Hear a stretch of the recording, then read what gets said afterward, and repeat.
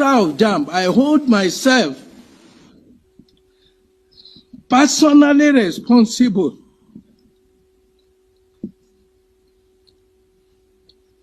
including for the negligence of the service provider and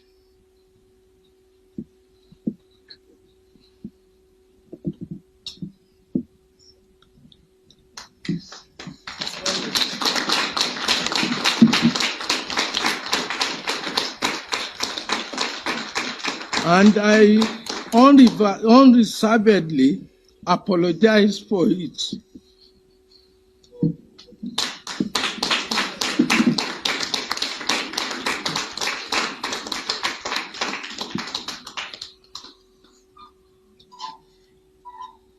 And the trauma it has affected Nigerians to, directly or indirectly.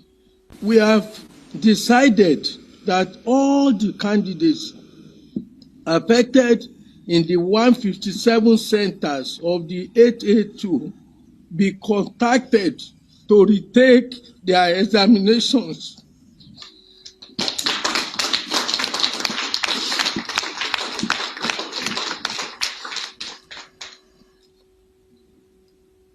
These candidates are to be contacted through text messages addressed to their registered phone number from tomorrow, their email addresses, their profiles, and phone calls by JAMB. They are directed to reprint their examination slips for the rescheduled examination dates. Confident. Only for them to now, for me to be hearing crap from other people, that kind of thing. Again, now, currently, I'm writing Wike. I've been having exams. And this morning, I even wrote an exam before coming here. I had to just plan myself right. And it's not like I wrote it somewhere close. I wrote at Ebonyi Stage. So from Ebonyi Stage, I had to come down, rush down to I'm even with my school uniform inside my school bag. From the school to this place. So from Ebonyi, you have to rush down to Enugu, yes. Every bank for your JAMB. After writing Wike this morning. Yeah, and they're not making it funny, but I don't know just one story like after this one, then they'll not tell us that another thing happened because it should be really painful and hot. But from what we heard from this, we heard that a lot of people have committed suicide all in the name of this JAMB. And like, but I'm happy that they rescheduled it. I'm actually happy because to make room for people to correct their errors and like make people happier, they could perform better in this room. While JAMB has reassured the public that the system. Mr. Moka, in clear conscience, if Asiwaju were to contest a midterm election today, and he doesn't have Professor Yakubu as the INEC chairman, can he win? He cannot. He cannot.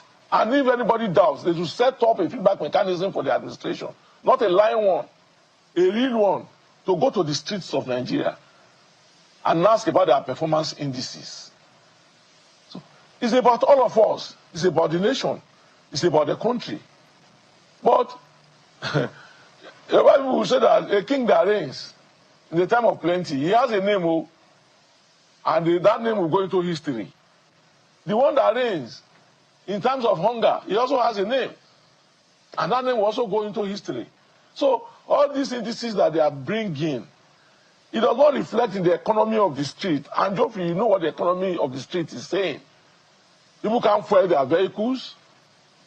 They can't do even two meals a day. On your phone now, if you open your phone for 2 or 3 hours, you know the number of messages you are going to get. People who are telling lies.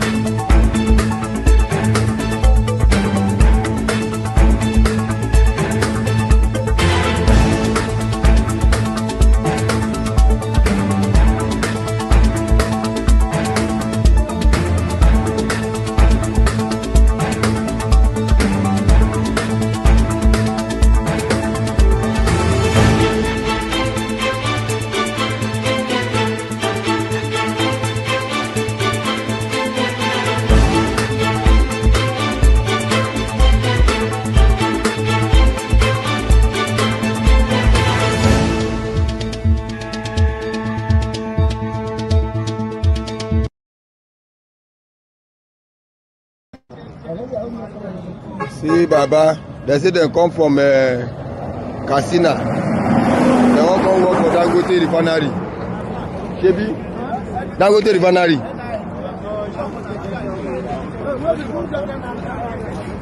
Say they won't come work for Dangote refinery. So we saw them this morning. They say they come from Casina. This is Ibejileki, front of Dano, legal free zone. Kano, Casina. Okay, you come now from Casina. You come. Are you in Nigeria? Yes. Where are NIN? Where ID card? Let me see your ID card.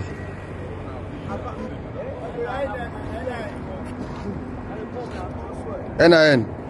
Make I see. Wait, make I see now. Okay, this is your NIN. Yes.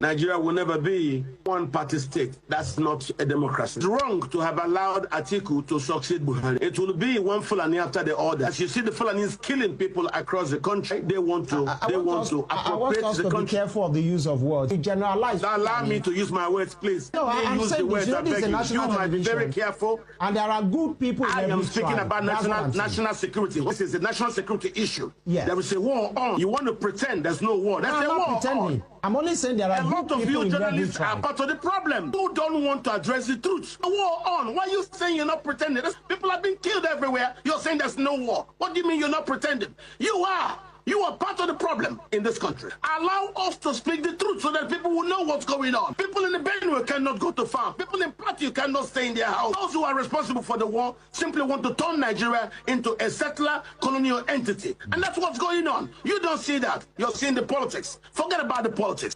There is a real problem in the country. People are not sleeping at night. Even in daytime, our farmers cannot go to farms. I have food security problems. Why? The Fulani war across West Africa has finally bettered in Nigeria. And you don't want me to talk about it. Who are you afraid of? Who will hear it and we will die? It's the problem the country has gone wrong. Because a lot of you keep quiet. I'm aware of this. Please, when we have a problem like this serious national security issue, we must speak to it. Pretend it doesn't exist. It does exist. God, no mercy. God. Boko Haram, they dislodge us. Oh God, my Lord. Oh God, my Lord. Boko Haram, they pack everything, go. They pack everything, go. It's normal. How do you, sir? Okay, normal, sir. Me, I no get load. I dey tell you, I dey go. They burn our MRAP. They pack everything. They pack everything, see our MRAP here. Oh God. This guy don't get equipment for Maritio. God.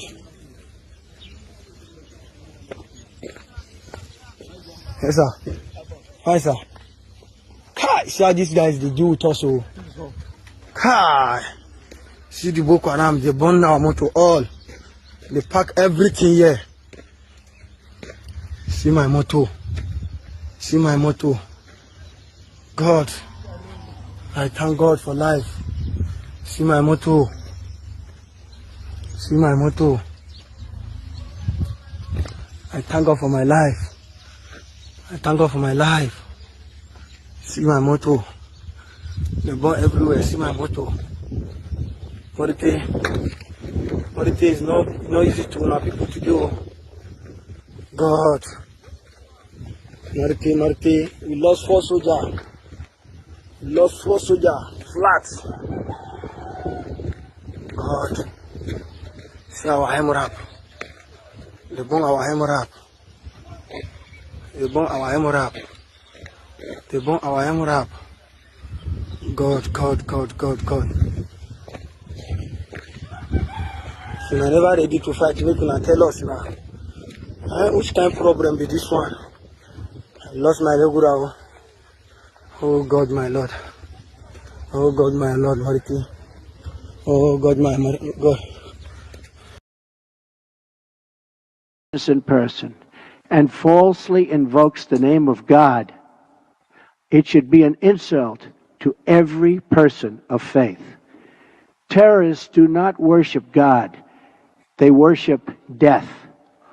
If we do not act against this organized terror, then we know what will happen and what will be the end result. Terrorism's devastation of life will continue to spread. Peaceful societies will become engulfed by violence, and the futures of many generations will be sadly squandered. If we do not stand in uniform condemnation of this killing, then not only will we be judged by our people, not only will we be judged by history, but we will be judged by God. This is not a battle between different faiths, different sects, or different civilizations. This is a battle between barbaric criminals who seek to obliterate human life and decent people, all in the name of religion. People that want to protect life and want to protect their religion. This is a battle between good and evil. When we see the scenes of destruction in the wake of terror, we see no signs that those murdered were Jewish or Christian, Shia or Sunni.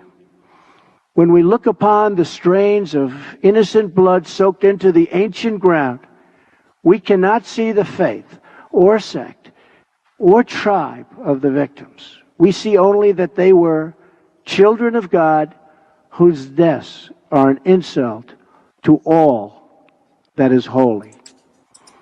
But we can only overcome this evil if the forces of good are united and strong, and if everyone in this room does their fair share and fulfills their part of the burden.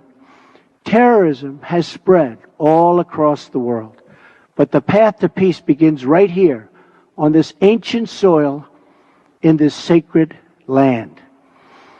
America is prepared to stand with you in pursuit of shared interests and common security. But the nations of the Middle East cannot wait for American power to crush this enemy for them. The nations of the Middle East will have to decide what kind of future they want for themselves, for their country, and frankly, for their families and for their children. It's a choice between two futures, and it is a choice America cannot make for you. A better future is only possible if your nations drive out the terrorists and drive out the extremists. Drive them out. Drive them out of your places of worship. Drive them out of your communities. Drive them out of your holy land. And drive them out of this earth.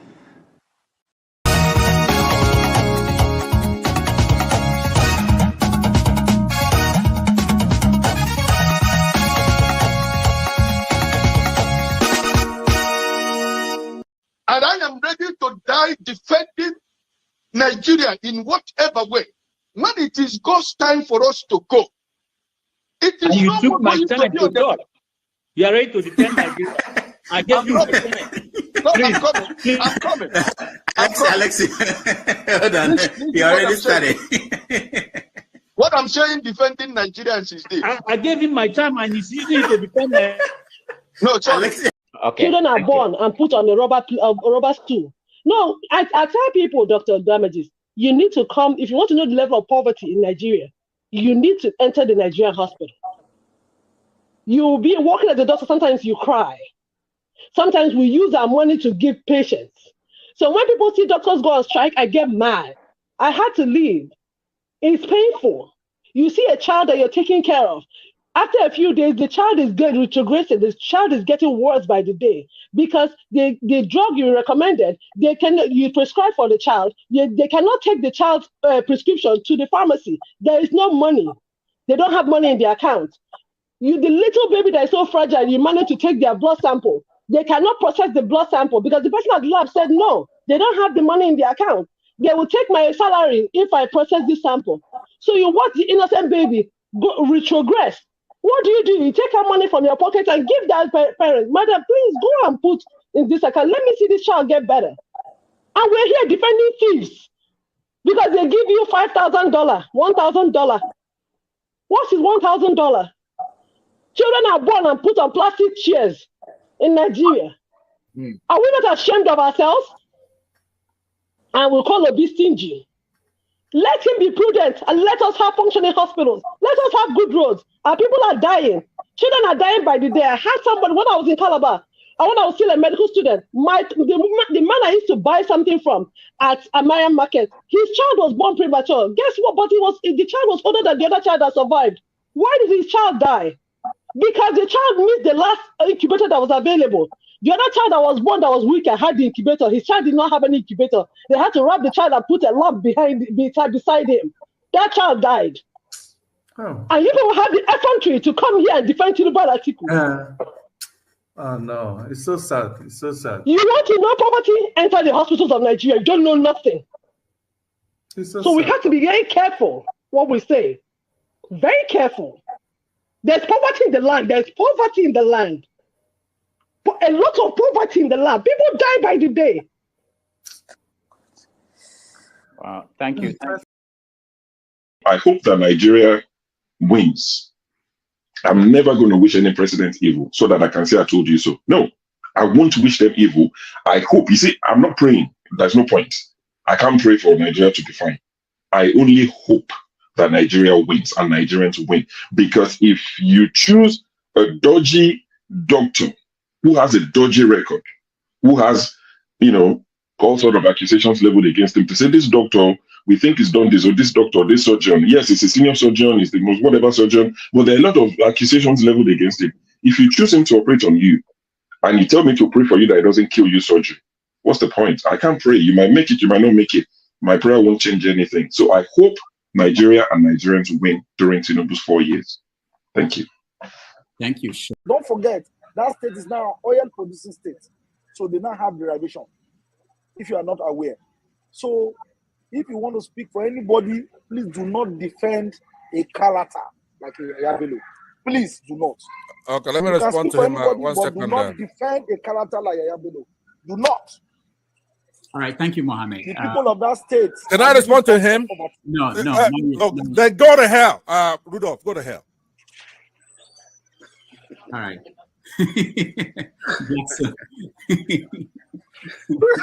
Rudolph, I've never seen this part of him before. My God. Tinubu is a criminal, yes, of course, a categorical grade 1 criminal. The only person more criminal than Tinubu in Nigeria is probably Babangida.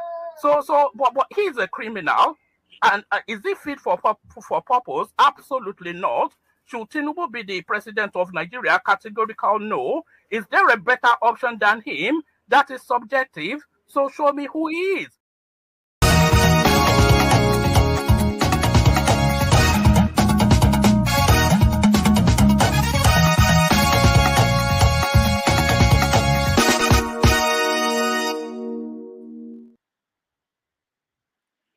All right. Thank you, everybody, for joining us. Welcome to the show. My name is Rudolph Okonkwo. Today is May the 17th, Saturday. It's a beautiful day here in New York City. I hope it's beautiful wherever you're joining us in the world. Thank you. It's Saturday, and as always, we have Your Say, which is a program where we allow you to have your say on stories making the news across Nigeria, Africa, and the world.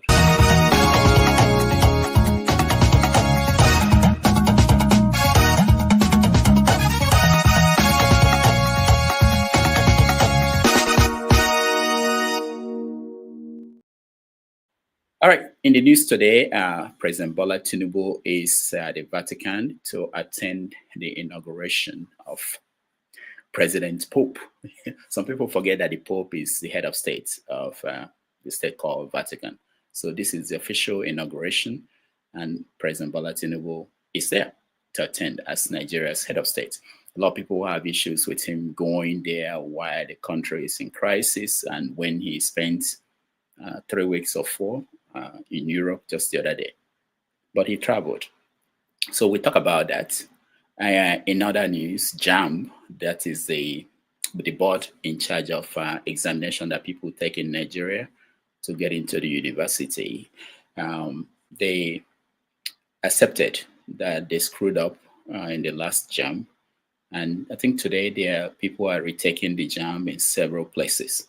It triggered a lot of issues. One of them is some people felt that the computer glitches happened in some particular places because it was a deliberate attempt to sabotage it. People have come out to say that that wasn't what happened. We will talk about that and get you a view on what it is you think is going on. Also, this National Assembly, they are pushing for a bill that will make it a crime for you not to vote in Nigeria. Yeah, something that is of interest to Nigerians. We'll talk about that. Meanwhile, Wike, who is the minister in charge of Abuja, and Umahi, the minister in charge of works, they are heading to London with some other people to go and showcase the achievement of Bola Tinubu in the last 2 years. So people are questioning why London, why are they spending money doing that? We get to hear your view on that. Other stories in the news, we have Simon Ekpa, the leader of the autopilot, the Biafra movement. Finally, in Finland, they charge him for inciting violence. So the case is coming up this month. Already the one from Nandu Kano is ongoing in Abuja. So we touched on that and what that means. Outside Nigeria, in the United States, there is a new law that is being pushed in Congress that will tax remittances, the money you send home to your people at home. They want to tax it 5% tax, and people around the world are they are worried about that. It's not just Nigerians. Everybody who sends money from America, they want to put 5% tax on it. What other thing that is important in Nigeria is that the minister in charge of power is saying that it will cost $10 billion every year for 20 years for us to get close to having power, electricity, 24 hours of electricity in Nigeria. So when you hear something like this, what do you think? $10 billion every year for 20 years. I think our budget is less than 30-something billion, but he wants 10 billion every year for 20 years before he can guarantee us power, 24 hours of power in Nigeria. What does that tell you? Does that tell you that it's something that is possible, or are they really telling us there is no hope? So these are some of the stories that we are going to touch. If you want to join us, I'm sharing the link so you can join us and we can have that conversation. Like I said, this is an opportunity for you. The program is for you to come in and air your view. We are as good as the people that come in every day. It's not about me, it's about you. If people are expressing opinion that you don't like, it's an opportunity for you to come and correct them. That's why we have this. And I can speak for you. You can speak for yourself. We will do a lot better moving forward to get the comments of people who are who may not want to come in, who may want to join us on the comment section. We can we try to get that. That's important. I've been told I don't do a good job in doing that. And also, so that's the program for you for today. I want to get you to get involved in the conversation and hear what you think. And if there are things I missed, of course, there will be a lot of things that are important to you. We want to hear it. So that's where we're going to start. If you're in the studio and you want to join us, please turn on your camera and I will bring you in. Again, thank you so much for joining us. It's a wonderful day here in New York City.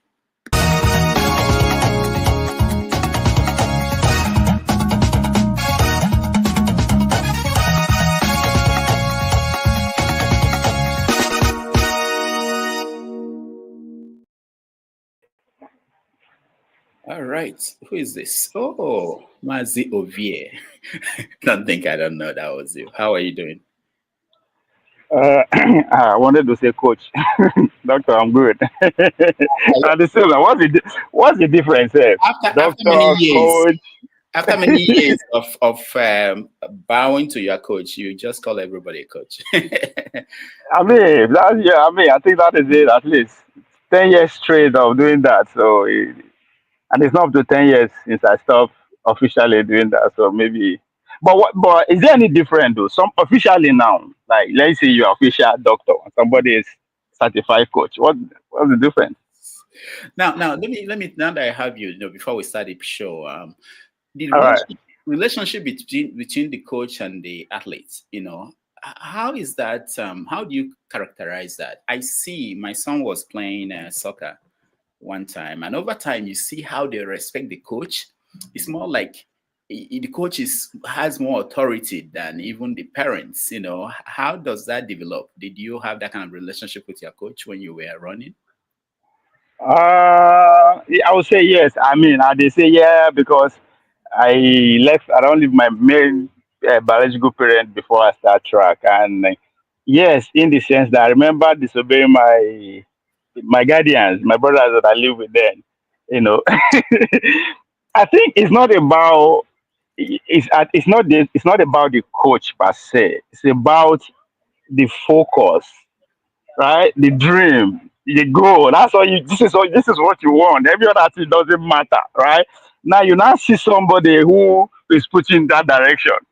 I mean, so it's more see it from that angle. It's not about the coach himself because don't be surprised. We'll come on one day say this coach I don't like him again. I want another one. So it's not necessarily about the coach. It's about what is driving. I mean, you should be happy as we're taken by what is in front of him. So he wants to learn everything that has to. If you are, if what you are telling him has no correlation between where you're inconsequential. For now, we'll come to you later.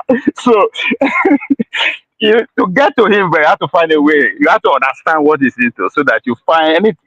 Because it's also good for you to understand the mood he's in. As an athlete, we have like 4 seasons, right? Building season where you'll be putting on low heavy work. I mean, you're a different person entirely. It's different and all that kind of stuff there. Preparation for competition season. Now that load that you put on yourself, you have to start reducing them so that you'll be quicker. It's a different mentality. Competition season comes with a different mentality. And again, it also comes to how close you are. You don't be surprised during the beginning of the season. Him is not that close with the coach. Even coach said no to the narrow his focus on him. We just give him a program or do this and leave, right? Because it's more volume. Do 10 days, do 20 days, right? But when competition season approaches, it's more technical, it's more focused. So you for house, papa, mama, if you give her a phone, you go say, I don't want this. So it's not necessary. It's not, so you would think that is the coach. Of course, you use the coach now as an excuse, right? Because you would expect anything the coach tells you, you agree. The coach say, oh, he's a nice guy, he's a good boy, he's doing the. I mean, you are comfortable with that, right? So he will not be using as an athlete, will not be using that as an excuse. Any small thing, my coach said this, my coach said do this, my coach don't do it, my coach. So it's not necessarily about the coach. It's about what is the task ahead, which is the sport that he's in love with. All right, thank you, Ovie. So see it from that angle, yeah. Okay, thank you. Tony, welcome to the show. Tony, can you hear me? All right. Tony, we can hear you. Just fix that. We can come back to you. Ovie, yeah. Okay. Go ahead. Good afternoon. Good afternoon, Dr. Damages. Good afternoon, Ovie. Greetings, everybody. Glad to be here. All right. Thank you so much, Tony, for joining us. Now, one of the things I didn't touch on was the arrival of South African refugees. that came to America. And Trump was, the policy was, of course, most of you who are here have been following the news. The idea was that South Africans were suffering under the rule of black government in South Africa. Their land was being taken away from them. And because of that, Trump granted them refugee status. That was fascinating, made it so easy for them to come here. And let me play you the reaction of Episcopal Church in America to that. The Episcopal Church was ordered by the government to help resettle the Afrikaners, but today the church took a stand, terminated its relationship with the federal government, citing a moral opposition to resettling the white Afrikaners. Joining us now is the presiding bishop of the Episcopal Church, Bishop Sean Rowe. Bishop, thank you so much for joining us tonight. This was a 4 decades old relationship across many administrations that ended today. Why did the classification of these immigrants as refugees cross a moral line? Well, the reality is we can't be ourselves in the Episcopal Church and take the step of resettling white Afrikaners from South Africa. Our church has a long commitment to racial justice and reconciliation, and we have historic ties with the Anglican Church of South Africa. Desmond Tutu is a part of, been a partner in this work for us. So we're just not able to take this step. It's not in line with anything that we're about. And it also saddens us to see that other refugees who are being denied entrance to the United States are people, brave people who've worked alongside of our military in Iraq and Afghanistan, now face danger, have been in camps for a long time and aren't being allowed in. And so this is just, the program no longer aligns with where we are as a church and what we're about. All right, so that was, there were other reactions from different other groups saying that they don't support what Trump is doing along this line. All right, Ovie, let me start with you. Is there anything I missed? Big issue that you are following across Africa, Nigeria, or the world, anywhere? I think, everything is revolve around the Trump administration, right? So I think the big news this week that overshadow everything is the tour of the Middle East. So I think no news like that is worth mentioning that is not over. Then the failed, should I say the failed peace talk between Ukraine and Russia in what's it be this country name again? Turkey. Yeah. Yeah, that one, because Trump did not show up. Putin did not show up, so definitely nothing. That's why I say fail, because even Marco Rubio at the end of it said that the fact still remains that these two big boys have to meet before anything meaningful can actually take place. So that's why I said it's a fail peace talk, if I have to put it that. I think that's anything close to it again, which is also tied to the Donald Trump's trip and all that. So not every other thing to me a distraction. Dr. Dameji. All right. So Forbes magazine is reporting that Trump, the outcome of the trip, he was able to get 3.4 trillion in promised investment in America. His plan was to get 6 trillion, but he ended up with 3.4 trillion. Tony, anything I'm missing? Any important topic that you think should be discussed? Yeah, I think you covered quite a lot. But just to add, in our country, Nigeria, the uptick in terrorism, soldiers being killed, territories being captured, equipment being seized by Boko Haram. What else? A few other issues, but I think you touched mostly on the issues that I think are germane, for discussion. I just remember one now, which is I just saw Kulata comment. But he said the Olympics, but the Nigeria could not participate at the World Relay that took place this week in China because of they don't give us visa. That was the official my federation, right? That was our excuse that China no give us visa, but it is more than just than say China no give us visa yet. For as far as I'm concerned, it is due to the incompetence of our administrators, right from the president, Tomoko Okowa, that I think that's his name from Delta State, who is running for election at this point. The same man under him, we know participate for Olympic 2020, 2024 it happened. The same this one again, but it's only for the election. Can you beat that? The same one same man that embarrassed us across the board. Like we made headline across the world for the wrong reason. But guess what? It won't come back. If not because they call off the election, it was supposed to take place at the end of this month. So yeah, so that was a big deal. That was a big news. Okay, why don't you go and run for that election? What? Yeah, So I just remember a few other things. Nah, I don't get money. Let me just put it that way. That's what because I remember asking my coach this question 2 years into training. I said, Coach, come, you can do this thing now. He said, you don't get money. I didn't get that. It still don't make sense for me until later. So I don't get money. Let me put it that way.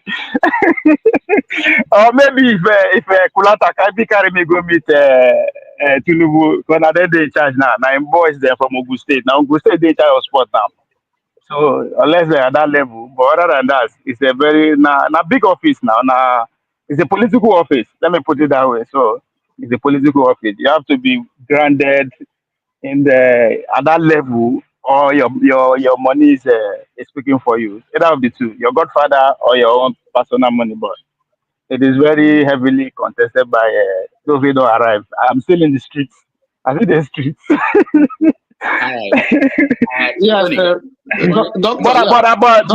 But I am one of those people who are pushing for autonomous, right? Let the federation go autonomous. When you go autonomous, then we can come in with competence and say, okay, other kind of your technical ability now, who can come to play. But as far as still under 100% under the control of government, you know what I mean.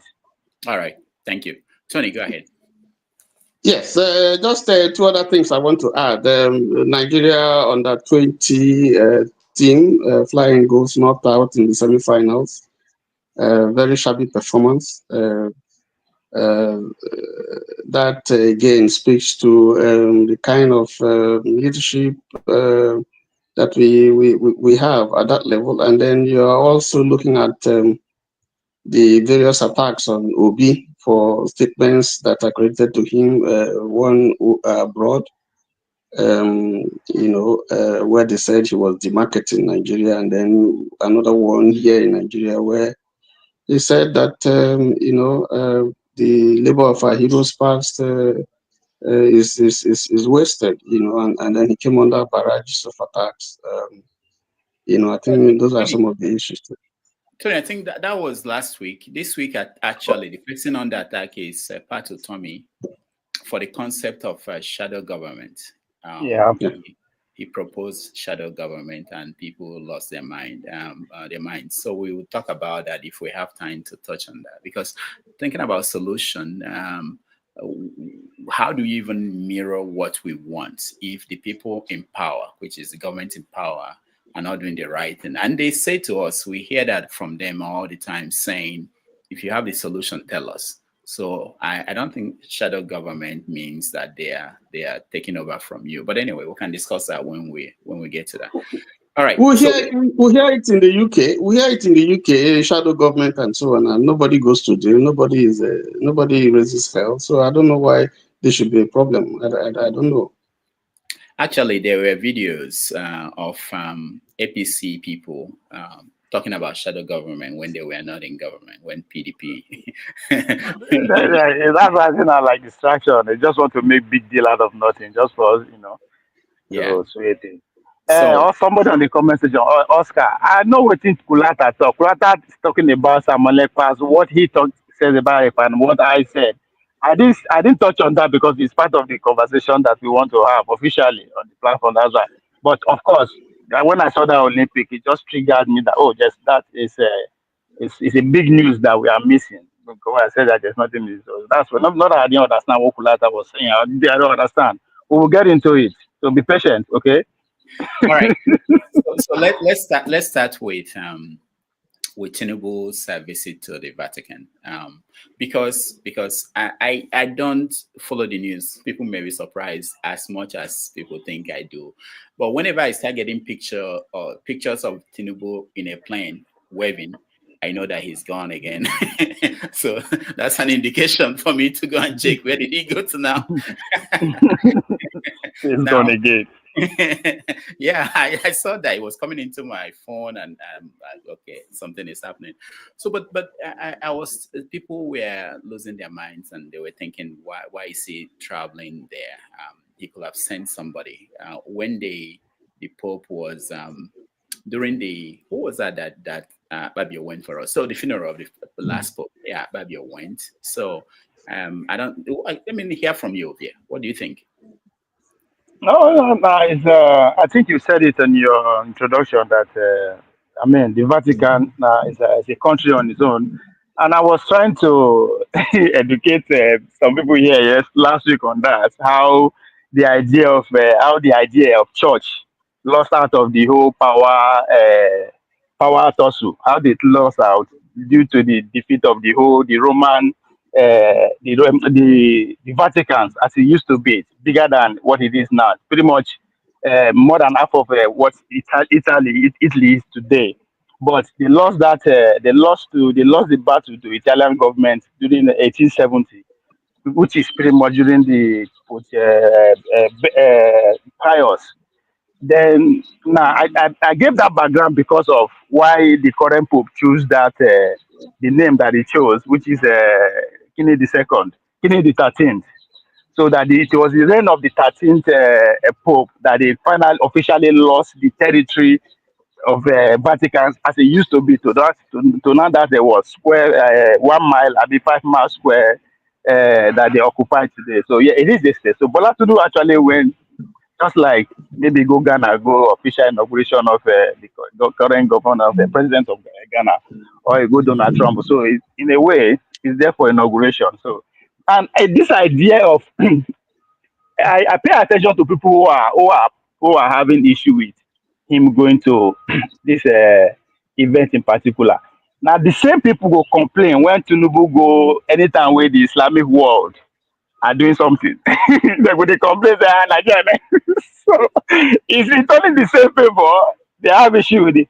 But most importantly, at this point, especially on this platform, I think majority of us who are consumer of information on this platform, we agree that our sovereignty is not up to par. That there's still pretty much, if not 70% influence coming from outside, economy wise and all that. All of us we pretty much agree here. I mean, the Mango campaign for the Chatham House in London. So it's not working for us. If the guy, this is part of the job, it's part of the agreement, it's part of the effort get into power. You have to fulfill. Now it's part of the whole you being the state now. Tomorrow go say if we agree say we get freedom. It's all part of the. So I seriously don't have any issue. I know they even pay attention. I just okay, what is he going to do? Oh, okay. It's responding to people who give him power pretty much, or people who he's presiding the territory on their behalf. So if the relationship is there, there's nothing I can do. You understand? If there is maybe we can do something, but at the same time, we not forget national agenda. So when somebody is going in and out of the country, why are we complaining? Okay. Because my question we should be asking: does he have a choice? He don't get choice. So you said so many things that we have to unpack, maybe if we have time. And maybe we can connect it to something else. Somebody just reminded me on the comment section about the allegation that I think it's Motown MT, about the allegation by, I think, David Hundein about Shore being sponsored by foreign government and things like that. So you are now putting out here that part of Tinubu's reason for going is that he's going to answer to the West. I think that's what you are referring to, the people who put him in power. He's going there to answer to them. Yeah, but both the show with both the Tinubu, all of them they work for the same agenda, the same. They're not working for us. All right. The three of them like that. We'll come back and find out from grandson to son to grandfather. Tinubu, Showore, Odeyi, all of them, now the same job that they do. We'll come back and find out who you're working for. Tony, what do you think about Yeah, I think it's great for the government. They have been frantically looking for legitimacy, from outside, sort of. And I mean, you just part of the preview that you played. We see Umahi and Wike going abroad to go and market the Tinubu government. I don't see where America or China or any country goes outside to market the achievements of their government. They have representatives in our country, so they know what is happening. So if you go there and tell lies, they know the facts. So I think, yes, it will be a welcome development because I'm not sure you've had any government since Tinubu was inaugurated invite Tinubu to come. I'm not sure. So the Pope is a political head and a religious leader, just like Ugi said. And so that invitation would be well appreciated by the government. But if you look at in terms of what we're likely to gain or what Nigeria is likely to gain, I don't know. Probably the Pope is probably going to talk to him about the plight of Christians in Nigeria. He's probably going to give him some lectures or tutorials on good governance. Other than that, I don't see anything concrete that this visit is going to bring. But like I said, it's a good thing for the government that there's another government that is recognizing, inviting them. It's not inviting the president to go. I thought that you had the video of the entourage that will go with him as usual, but we didn't see that. I'd like to see. I'd like to see whether it's another jamboree or because that's a way to get extra codes and to visit friends and take girlfriends along and so on and so forth and come back and tell us all kinds of stories and so on and so forth. So I'm not optimistic that will bring much benefit except to get Tinubu born again by any chance. I got messages. Dr. Ameji, another it's also good. I mean, I think especially the Southeast, not to be specific, but the Catholic enjoy a lot of patronage from the Nigerian space. So we contribute a lot to that country. So I think it's a good representation of that the Catholic faithfuls. That their president is at least being invited, painted as if the man at the post in that right invitation letter they give up. actually, I'm getting some messages that there is a personal relationship. I can confirm that people are sending me messages that yes, probably knew him personally. The secretary, Chicago guy. Before he became a Chicago. No. I did not from before he became a pope. No, but he's a native of Chicago. He don't finish from he was about 21 years before he left now. His family seated there, his brothers and all that kind of stuff. So before he became a pope, his secretary was a Nigerian. And of course, you know that we still have our cardinal over there, so there may be some connection to that. All right. No, Tinubu na global agent. Now, since they call her agent, he's global. Like Chicago connection, so that's good. Right, let's welcome to the show. John, welcome to the show. Hi, can you hear me? Yeah, we're getting echo. Do you have TV on? Can you turn it down?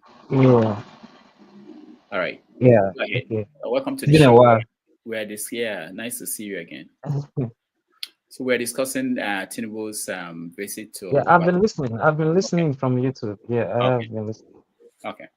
I think the more reason why I even try to, and I don't have anything to say about Tinubu because I'm still trying to um correlate the relationship between Nigeria and the Catholic Church when we know we are much divided. So I'm still trying to correct the relationship, but I still also have another opinion that probably it might be is going there also for networking, probably to get a collaboration of one or two things. So I don't know what the Catholic Church has to offer Nigeria because we are 50% Christian, 50% Muslims. So I'm just still wrapping my head, around it. But it might be, it can still decline if he doesn't want to go. He can still send the representative if he doesn't want to go because I don't know, but he feels like he wants to go. So I don't know. That's my own opinion because I can't wrap my head around, his visit towards that. But my own strong feeling is what about if it is networking? Because right now, probably you saw what Trump did, the networking and everything, the investment he brought. What if it's where he went and because other leaders will be there, not just him. Other leaders will be there too. They might talk closed doors. They might do one or two things. Who knows? I don't know. So I hope he brings something positive back from his trip to Vatican. That's what I'd say. All right. Thank you so much.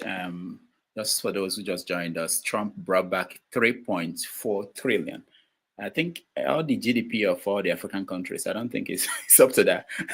But that's what Trump brought back. No, it should be more. Oh, Dr. Damage, God, they hear you. So, anyway, so maybe Tinubu will bring some things back to Nigeria. That there's another angle to this. Some people were saying that considering the issues we have in the country, insecurity and all that, it hasn't stopped. That this may not be a good time to do that. What do you guys think? Since he came back, has insecurity improved or since he came back from Europe the last time he went? Did we notice any improvement?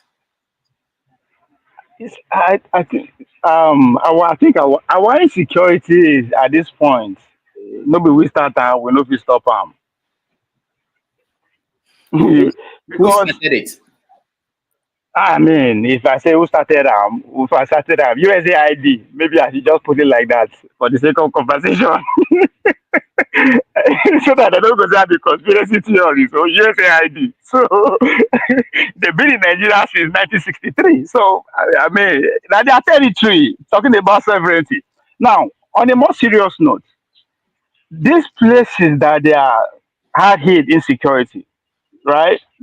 Case in point, Borno State as we speak. Dr. Dameji, if anybody should Google it or deep a deep research, you go see nothing less than 20 foreign international companies mining and farming that same land where all this insecurity they happen. So it's what I say. Nobody will start and nobody will go stop. I'm going there. That's what I mean. Like this is no longer. I mean, they are using people in Nigeria. They came out and covered. They are using drone. I don't know about people don't step up their game. I don't they don't step up their game. They do drone for Abba unless that. So just I mean, Tinubu going there every day. If you read some national newspaper every day, there is a record account of Catholic people being victim. I mean, everybody derive from his own interest, right? Talking about Tinubu going to Rome, where everything we do. So there's it's like documentation pretty much every day. 2 priests key here, 3 priests key there, Catholic people. So even J.D. Vance, the vice president, in one of his speeches in Europe, make reference to Nigeria in terms of persecution and all that kind of stuff. So if there's any group of interest that can stop it, it's from there, from that angle. You understand? So again, whether Tinubu going there or not going there, security to him, how do I get the elected come 2027? That's how the game works. Let's be real, politically speaking. Him going there is presenting at least maybe 30 million Catholic faithful. I mean, somebody should not take me on that number statistically, but close to that amount. You are having millions of people, specifically from the southeast, who are Catholic faithful. Somebody asked for Tinubu entourage. I'm curious now to see who will make the list. And I will not be surprised if I see some notable faces from the southeast who are capable, have the capacity to influence votes in that trip.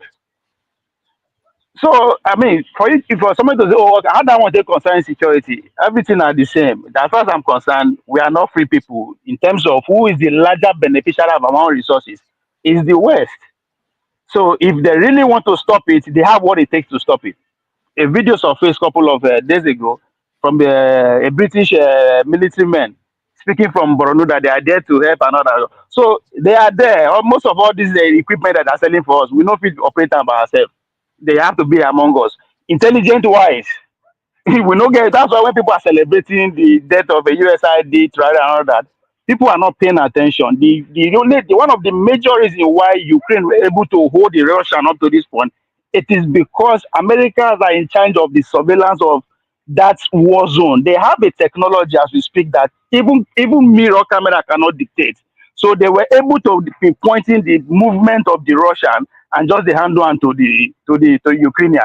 Why am I saying this? When it comes to surveillance, every inch of Nigeria, they can see am for Washington DC from Pentagon everywhere because their interest is there. And once their interest is safe, every other thing no matter. So that's why I say if anybody have actually the with the police, whatever to actually stop our insecurity the way it is now them fit do am. We fit stop the normal kidnapping, whatever, but in the real one that we are dealing with, and nothing genocide is going on, taking over people's lands, occupying and all that. We can, I mean, I'm from Ososo. I don't know about no, but it's part of their curriculum. Because it's not part of it's never part of our curriculum that if you go school they go teach you say come as they go pass to somebody. So this is not in a way. If I say it's not part of our experience, I will be right. But at the same time, they say I know if you go your village, go do anything unless you invited me. So it's a collaborative thing. So many people don't come to say, oh, we always blame in the West. No, I'm just dey tell you say, nah, those way they collaborate, they don't care about me and you. You know, and we and you are not ready to come together and actually go at it. So this is what is just going to continue happening. But again, now the time we there, I think we'll talk about that when we are talking about the Middle East is a trip of Donald Trump, which to me is not just about the money, but it's the part meaning to that. Thank you, Ovie. Let's go to CM. CM, welcome to the show. Unmute yourself, CM. CM, can you hear me? Okay. Yeah, go ahead. Okay. Then thank you, Rudolph. Good. What is the time? Good evening. Oh, 7. Good evening, everybody. Yeah. Well, actually, what I have to add, that might be an abstract, but it's worth it. I was watching FA Cup, the UK British FA Cup today. I'm so happy that history was made. For the first time, Crystal Palace of London won the FA Cup. The only goal and the winning goal of the match was scored by a Biafran, Eberechukwu. This was a chap, Samson Siasia. No, people are listening now. Samson Siasia recommended him to the national team. But you know Nigeria now. And the guy traveled all the way from London to come and play. But they said he did not bribe them. So he came back today. His name will enter the history book. That for the first time in the history of Crystal Palace, he gave them the FA Cup. Now he's well known. So I'm happy for him. Up. God bless Biafra. I swear, just go be historian. Go be historian because I just imagine you when you did your 80 or 90 years old, Miss Sticky, that hear you. You not gonna miss anything. So you see, I will call Siasia shortly. Maybe after the program or later, because I have his number. I will call Samson Siasia and say, look, you can see tomorrow because we discussed it. He told me this is the future, the next JJ culture, but Nigeria, they don't want to hear anything about Ndibo. if this Ebere Chukwueze is in Nigeria now, maybe he go the right JAMB. Yeah, yeah, maybe he go the right JAMB now, then go say, anyway, look, I don't wanna. I see it. I'm so happy today to be annoyed because of that goal. I'm happy for that chap. So to me, every other thing is secondary. CM, we were talking about Tinubu, the Vatican. I don't know if you're Catholic. Some people were thinking that it will appeal Dr. to. Dameji, what is the difference between the Vatican and Crystal Palace? You know, you never see the correlation. What are you talking about? What's the difference? So the thing is, wait.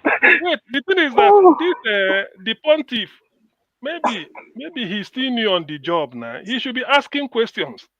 That is what I'm saying. He should be giving somebody should sit him down and give him some diplomatic. Inviting Tinubu for what now? What is it for what? Tinubu. Okay, maybe to tell Tinubu coronated his own bishops during the campaign.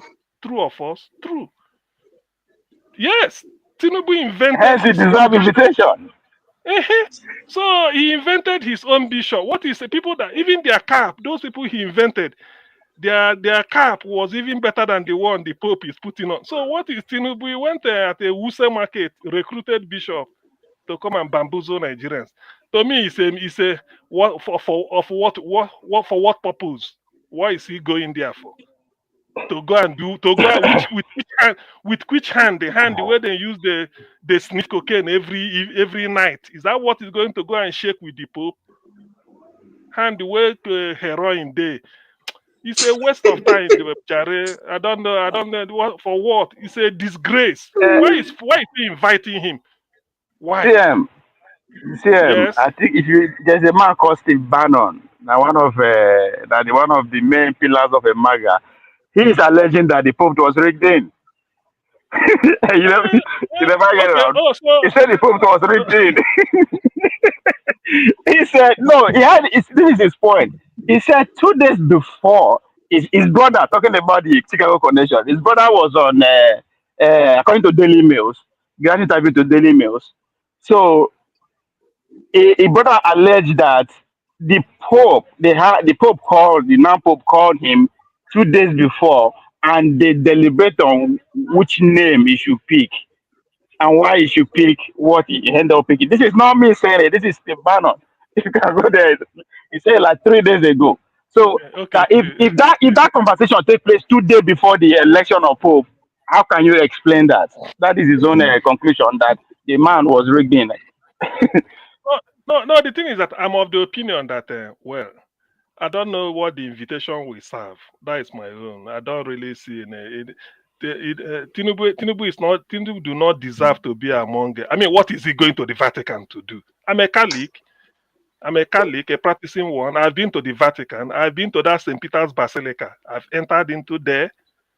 Even have some photos with Swiss guard, people that guard that was the time of Pope Benedict.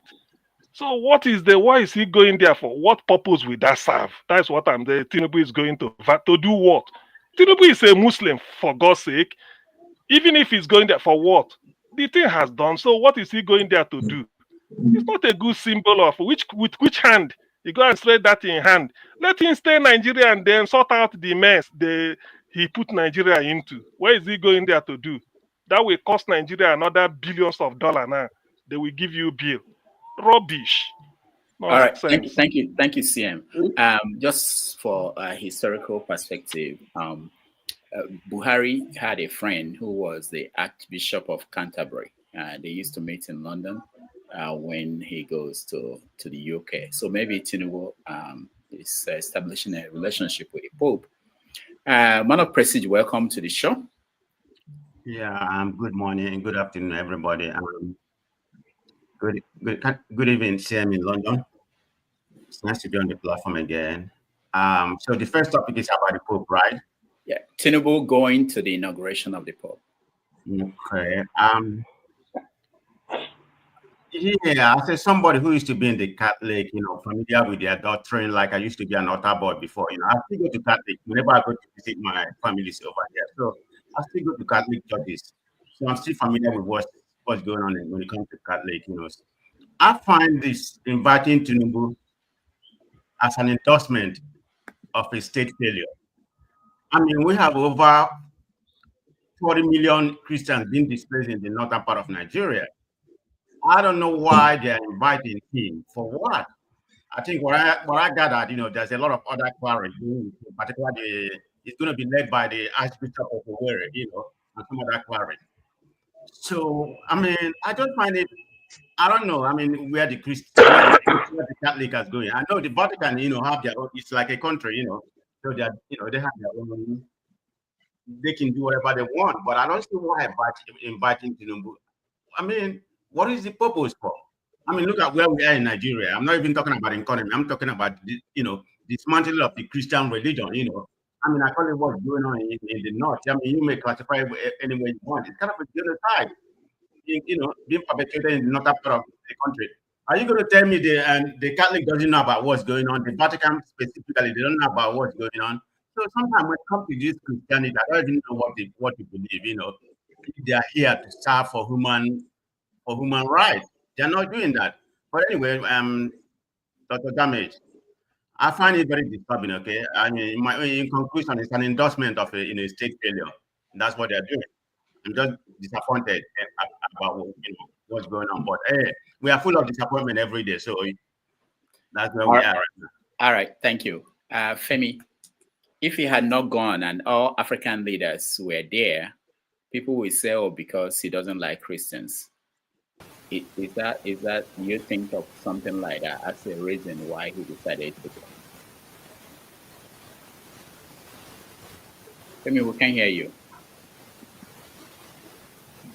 All right, so we have to leave Femi and he will come back.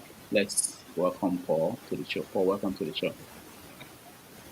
Thank you, Doctor. Good morning. Yeah. Go ahead. Yeah, welcome to the show, Paul.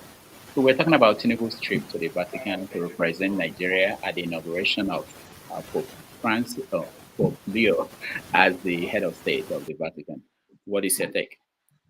I just think it's just a frivolous way of spending money, probably just to put these things in their archive. You understand? After many years when he must have been gone, just to show things that he did, the people that he met. I think these are his aspiration in life and everything. But if you talk about where the country is going today in terms of economic wise and everything, it don't mean anything. You understand?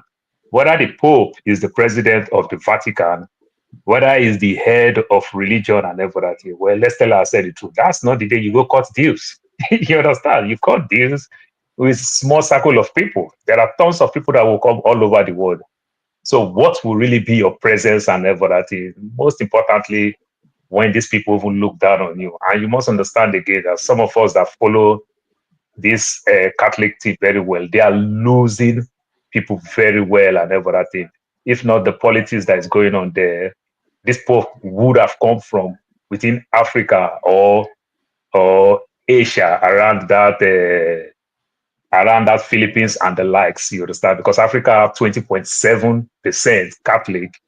You understand, in terms of the Catholic, the Middle East also have almost the same thing, I think 20.6 and everything. So they are really, really losing members tremendously.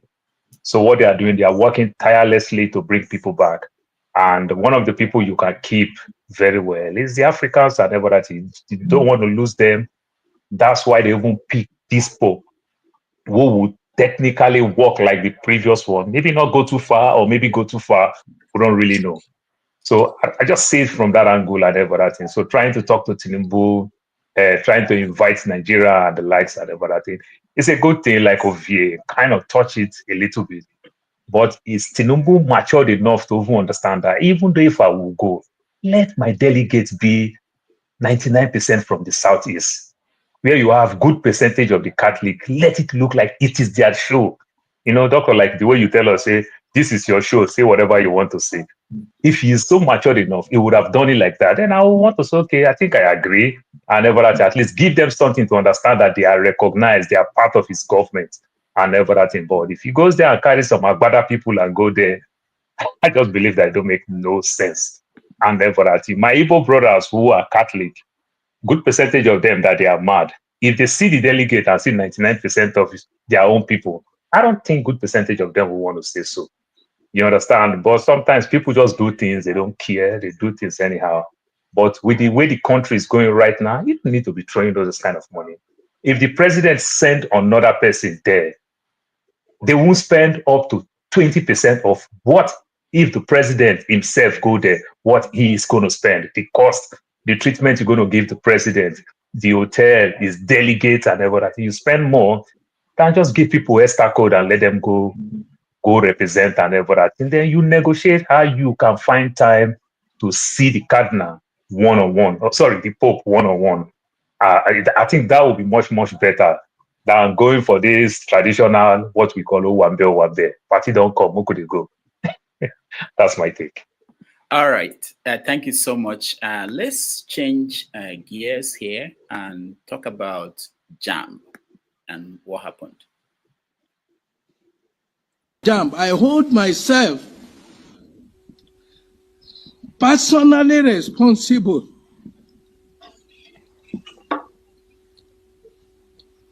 including for the negligence of the service provider and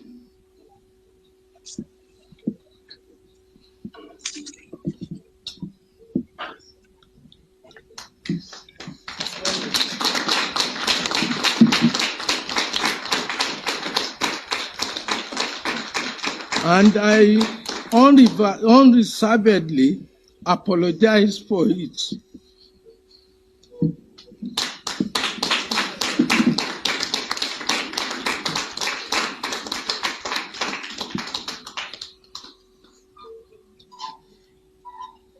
And the trauma it has affected Nigerians to, directly or indirectly. We have decided that all the candidates affected in the 157 centers of the 882 be contacted to retake their examinations.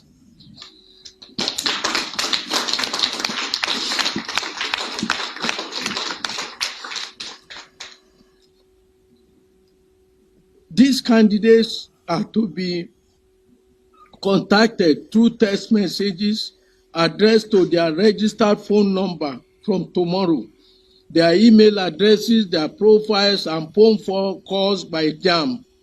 They are directed to reprint their examination slips for the rescheduled examination dates. That was JAMB's registrar, I think. That's his title.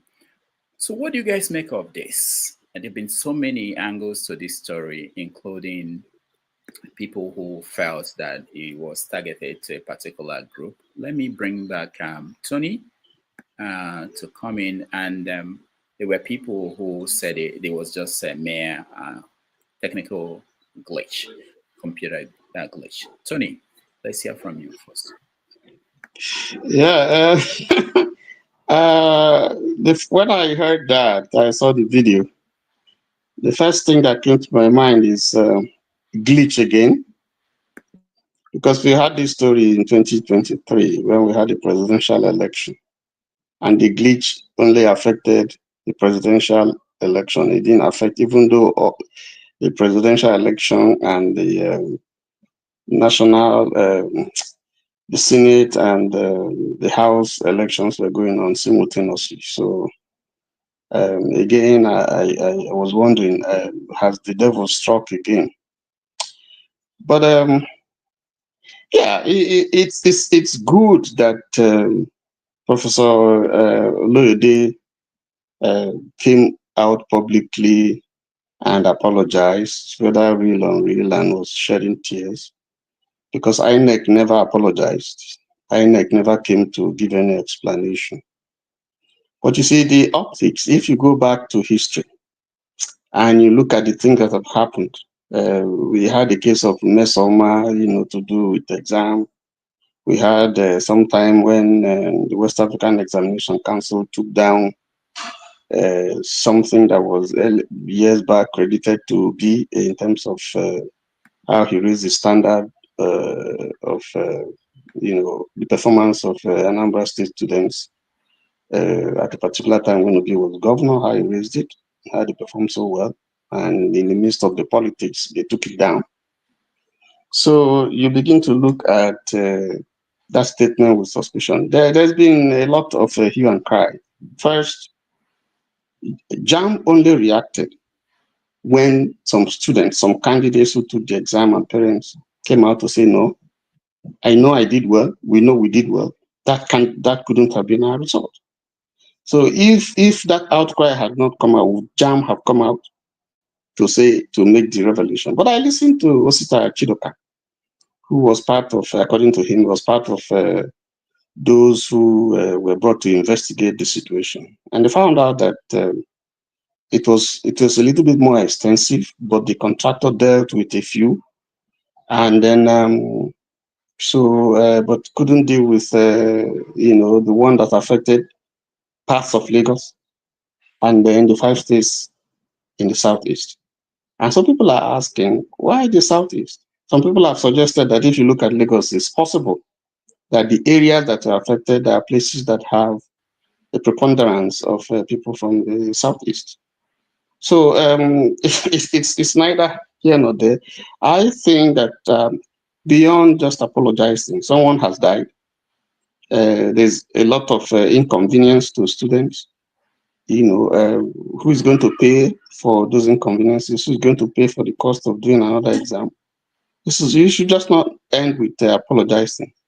You should also go forward to do the rightful thing to resign. I'm hoping that he resigns. And then, but I think on the whole,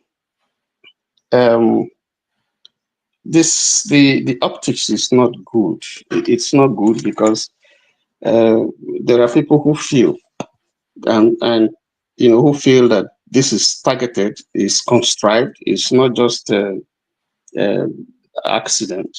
That this is probably targeted at a particular point.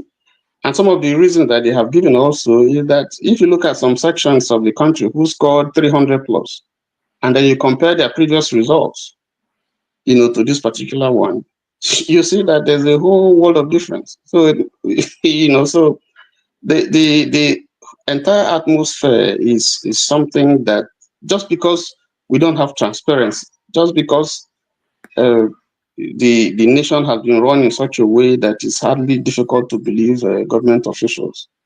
So this thing is lingering on, and I think this shouldn't be the end of this whole thing. That we should dig deep to find out, the entire issues, why there was a glitch, and why it affected those who affected and it didn't affect others. Let me just stop there.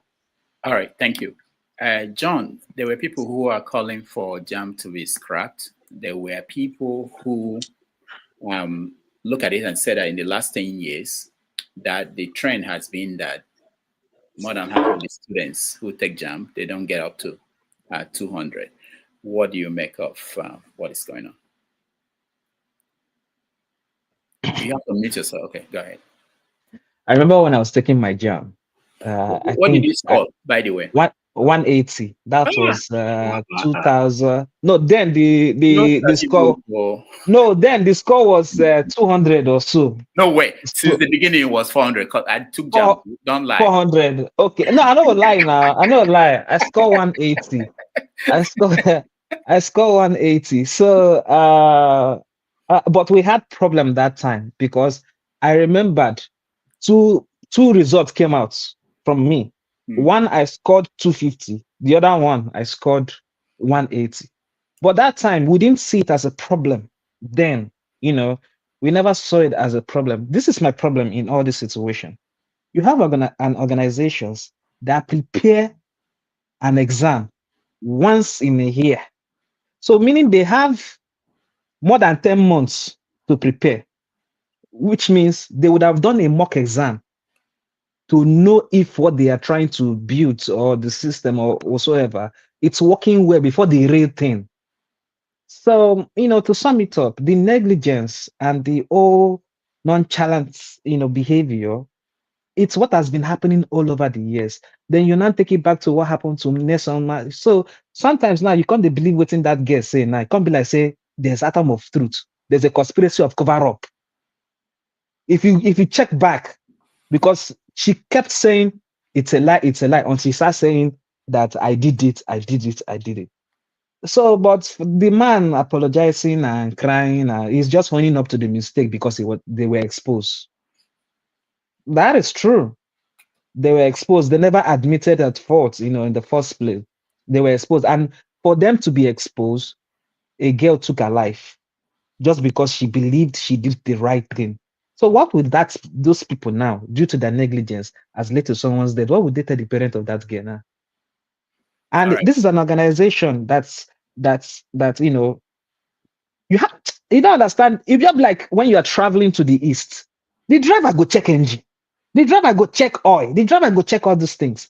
And you now go say the Viper or the carburetor is leaking. This is what JAMB is trying to tell us. And you'll see, because there will not be an action from the government for this one, because that is what Nigerian has accepted. There is no consequences. No consequences. This is the first time in my life I saw somebody coming out to say we made a mistake. Compare that with what happened now. Compare it with the INEC. Is it not? Are we not having the same similar situation? But was there any explanation given? No. So I rest my case. All right. Thank you. A lot of people attributed this explanation to parents complaining and some individuals in society complaining and pushing that something has to be done. Ovie, what is your take on what happened? But you have to start by telling us what you scored in JAMB. John, I no pass. John, no, just tell us the number. Yeah, we're doing. I no pass now. Dr. Dameji. Sampling. Even that test I pass, you go green. You know go argue. Anything you tell us. If I say I pass, you know go argue. You know, JAMB is going to upload those results now. Very soon we'll be able to check Ovie's results or JAMB results. If I can't remember, but I definitely know that I no pass. That means it's not good. If it's good, you remember. I know it's not good. I know who passed the there's other one at the Polytechnic. I didn't go pass that one too, I think. That's NECO. You're talking about NECO. No. There's to enter Polytechnic, they also have their own. I don't mean the cutoff mark for that one. Let me put it that way. I think that's it. Are you talking about Wike? Did you take Wike? In your school? No. Wike said I don't pass out the first time. No, I don't know book like that. GC.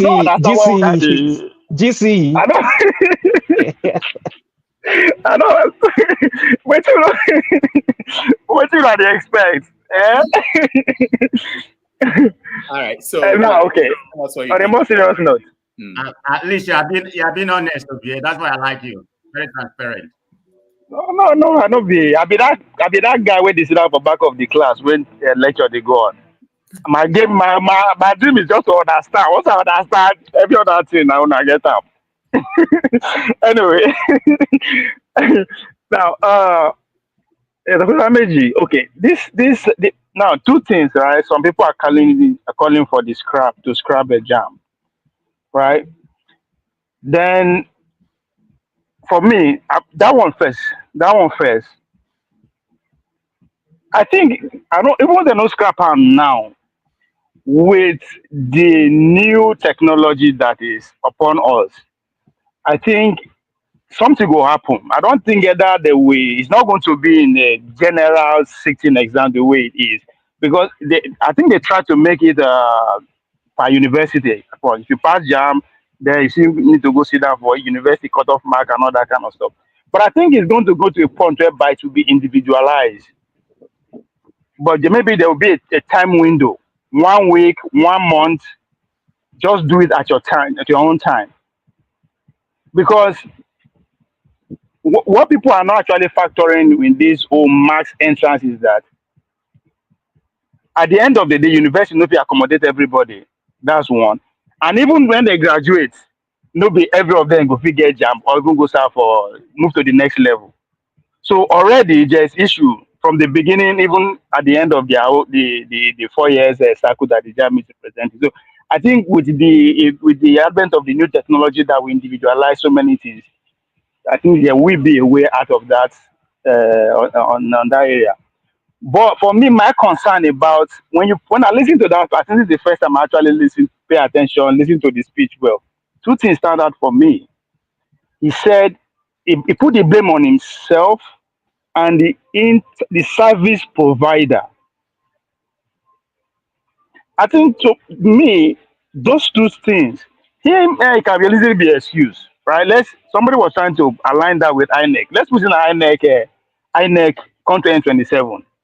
We are not going to see a whole region take out like that. It's not going to be like that because just like when the argument of using to translate the result live from polling unit 2023, when the arguments was going on at the National Assembly, it was between, yes, that's the next level.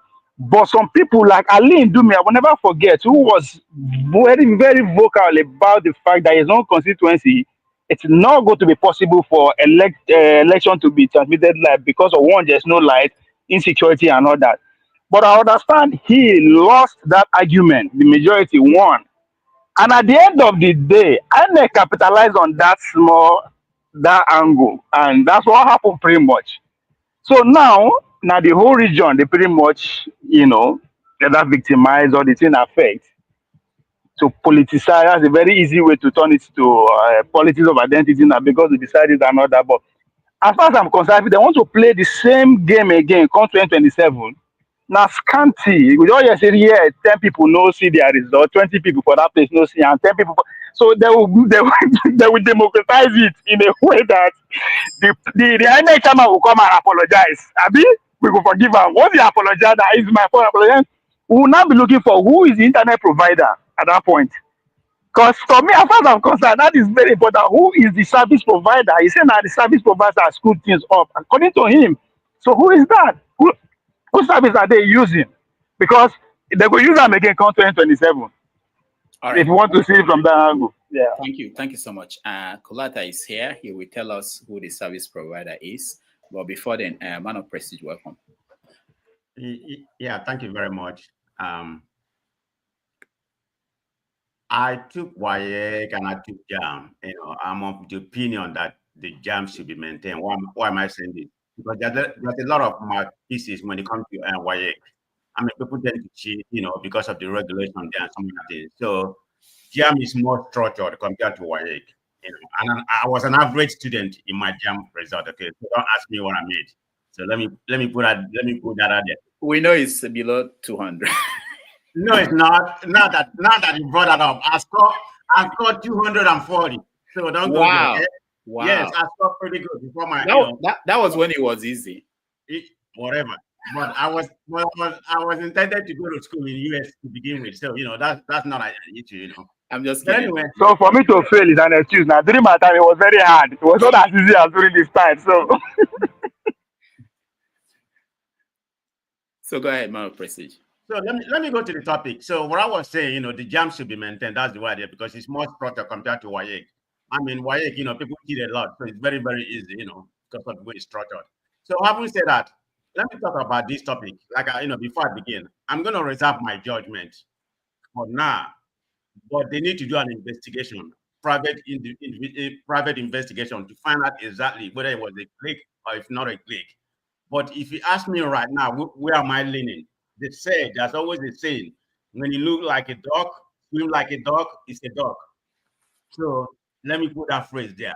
But I'm not going to make a categorical statement, that like they are trying to disenfranchise the Southeast. But if you're looking at the optic, the way it is right now, because my understanding from what I read, if I'm wrong, let somebody correct me, about 200 and something from Lagos, fell below that category. Then you have about 100, I think about 170 something in the Southeast. So the ones that fell in the Lagos is a little bit more than the ones in the Southeast by number. But according to what I heard, I don't have the data to prove that. They said the area that was affected was more of the Southeastern, like Face-like area, where we have predominant Southeast. That's what I heard. So I don't know if that's a conspiracy. Where did you hear that? Come on, I follow Nigerian news. What newspaper? Where? What newspaper? From different media. Get one and come back and share with us. I'm just telling what I had. I know. Yeah, just give me one. The area that was affected is in Lagos. We are talking about Lagos. Man of President, about 200,000 people. Right? Man of President, get the source and let's share it. Okay. Okay. Get the source. Okay. I'm looking for it. I'm not kidding. I'm looking for it. Okay, I'm gonna go get the source when I finish. Okay, this is what I had, but I'm not saying because I'm not making a category statement here that that's what happened. It depends on, I said what I had was in Lagos, which was about 200,000 people, compared to the Southeast, which was about 173. Lagos is a little bit more than what happened in the Southeast. But the predominant area, I don't know how that happened, whether it's true or not. But like I said, my first statement that I'm not going to make a categorical statement that it was a sabotage or they was trying to, disenfranchise the Southeast. So let's put it there. But let's come to this guy. The guy that was crying. I mean, I just find that to be a crocodile, Yeah, it's nothing. I don't care about and apologizing. What does apology has to do? I mean, these children are going to be traumatized and everything. Look at the guy, the lady that died, Timilaya. Are you going to bring her back? This Timilaya, according to what I heard, she took the JAMB before, and she scored about 200. I don't know whether 200 and something or whatever. But because she wants to go to medical school or whatever, that's why she came back at the age of 19. Then took the JAMB again.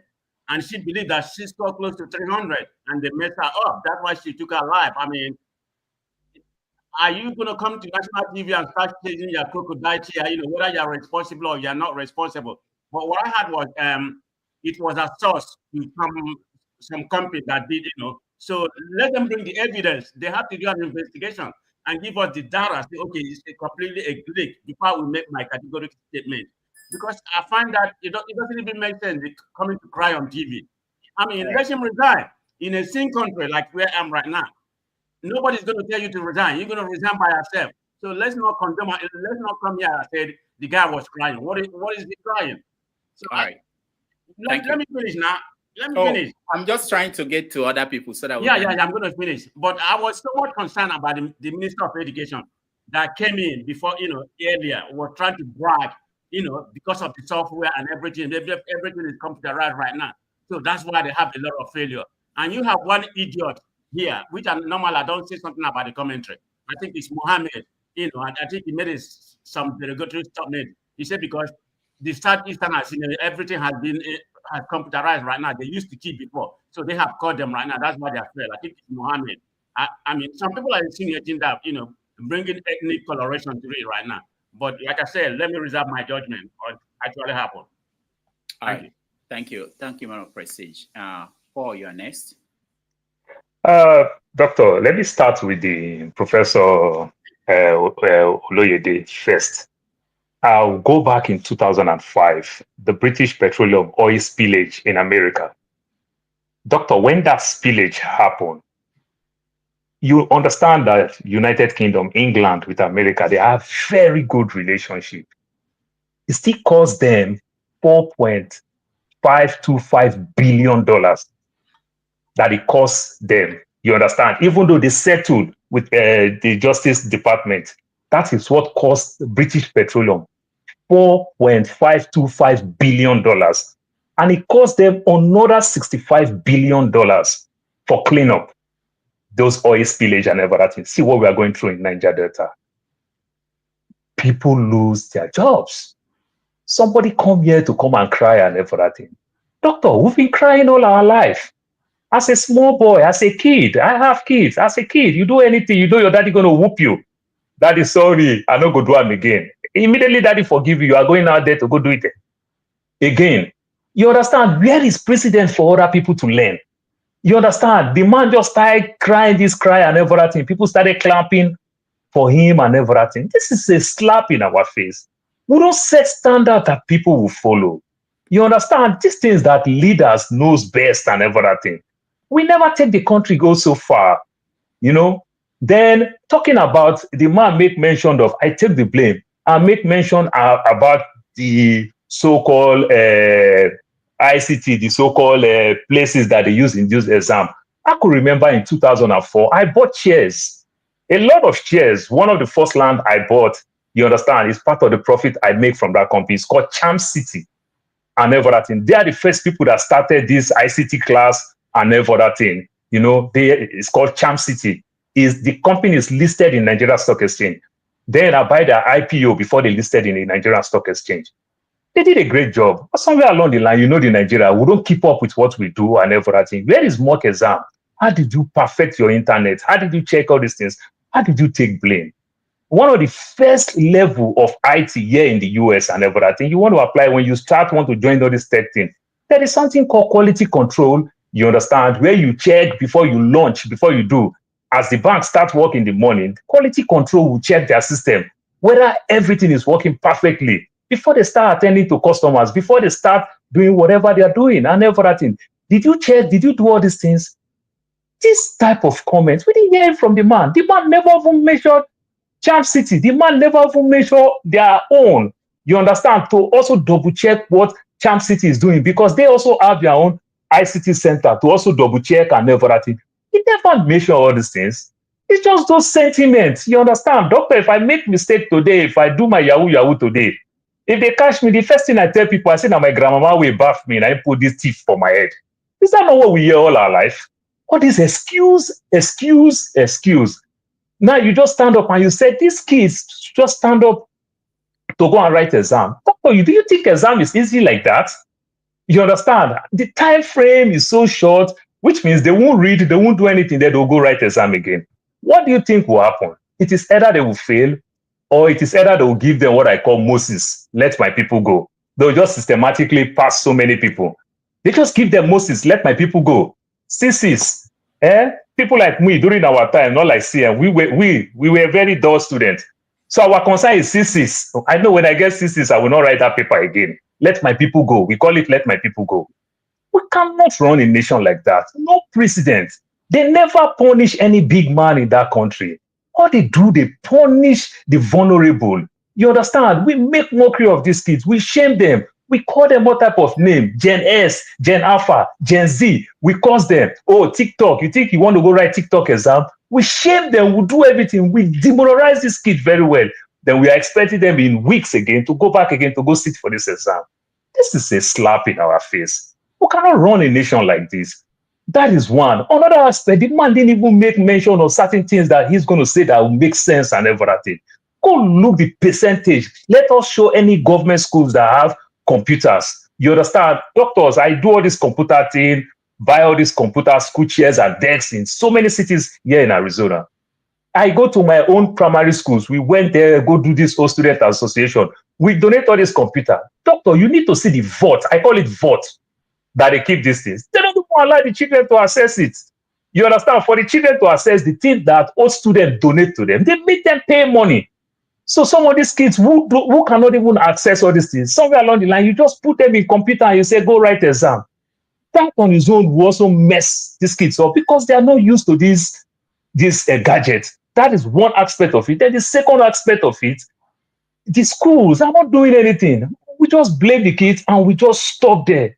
We cannot run a nation. When government do things wrong, we blame ourselves that, oh, now I vote for them. Oh, now I do this. Oh, now that. Create an enabling environment for anything we want to do to strive.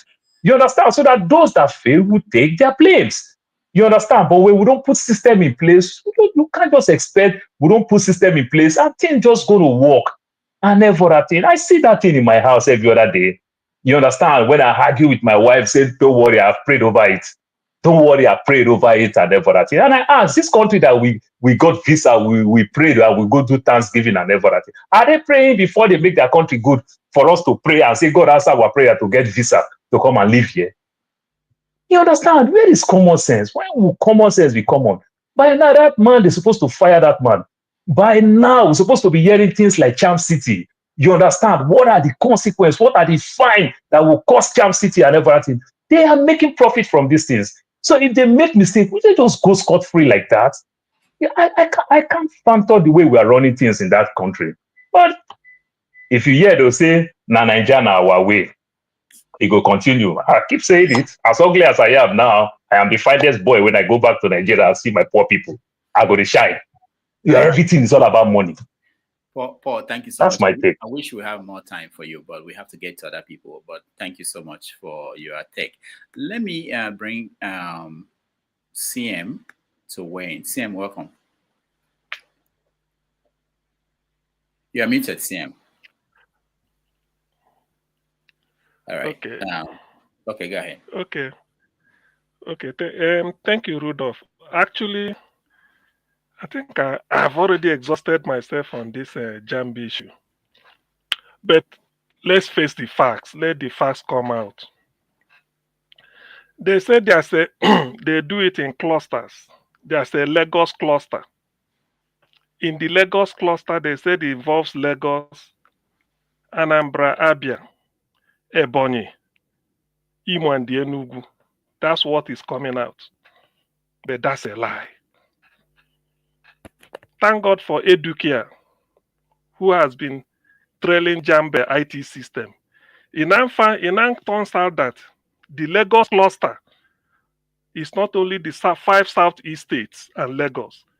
It contains Kano State, Katsina, Kogi, Jigawa, Niger State, and FCT. Now, the question you ask yourself, because some contradiction, I can never understand this. The Minister for Education saying that because of the new technology to check exam malpractice and cheating that they introduced, that's why they are having mass failure. And the JAMB registrar saying it's a computer glitch. It's not even talking of the new system they introduced. So that's a contradiction there. And these are people in charge of education in the country. Now, what they are telling us is that the glitch, when they say a cluster, avoided Kano, Katsina, Kogi, Jigawa, Niger, and FCT, and only dealt on the 5 southeast states. All of them. That is what they want us to believe. Some of us are not illiterate. IT system is like cybersecurity. People read it for fun now. So this is because of time. I know there are so many angles to this story. This is a deliberate dump down on the southeast. This thing started in 2023 because somebody has been following it. 2023. That was when this thing started. This is the high point. This is the high point. 36 states in the country, whatever the service provider is only in the southeast that they dumped it down. You may wish to know that there are some Igbo students residing in different states, Benue, maybe Ogun, Ondo, Ekiti, that wrote this JAMB and they passed very well the way they should pass. I have a case of a for local government in Ogun State in which the chairman want to sponsor the local people in his constituency. This Igbo chap was part of them with other kids, and he scored highest. So it is not a case of whatever. Just they felt that because of what was done to the southeast, they forgot that there are people that are not Igbos that are also in the southeast that took the same JAMB. For instance, in Enugu, there are people that are there working whose kids will also sit in Enugu to take a JAMB exam with the intention maybe to go to university somewhere in the north or in the east or in the west. And because of that, that Igbophobia, just to dump them down, they decide to do this type of nonsense. See, let's not make mistake about it. There is nothing, there is no explanation. As per the man, shedding crocodile is just a waste of time. What I would have what would have come close to his punishment was let him just get out of the place and then be prosecuted. This is deliberate. There's nothing like error, nothing glitchy, anything. Nothing. If it were glitch, it had been a massive something because it was a vendor that provided it. Why did he just single out only the southeast states? That is what people are asking. In a state where in a country you have 36 states. Even the man is from Kwara State. It avoided his own state, but he has to go and touch another person. Who are they really deceiving in Nigeria? What really do they think people are? And they're making noise. Some people are on top of this case. It will not going to end though. But this is the high point of all this nonsense. We go teach them lesson. We will deal with them. We will show them.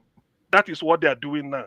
But then man propose, God will dispose. This thing is not going to go away. A lot of investigation is going on.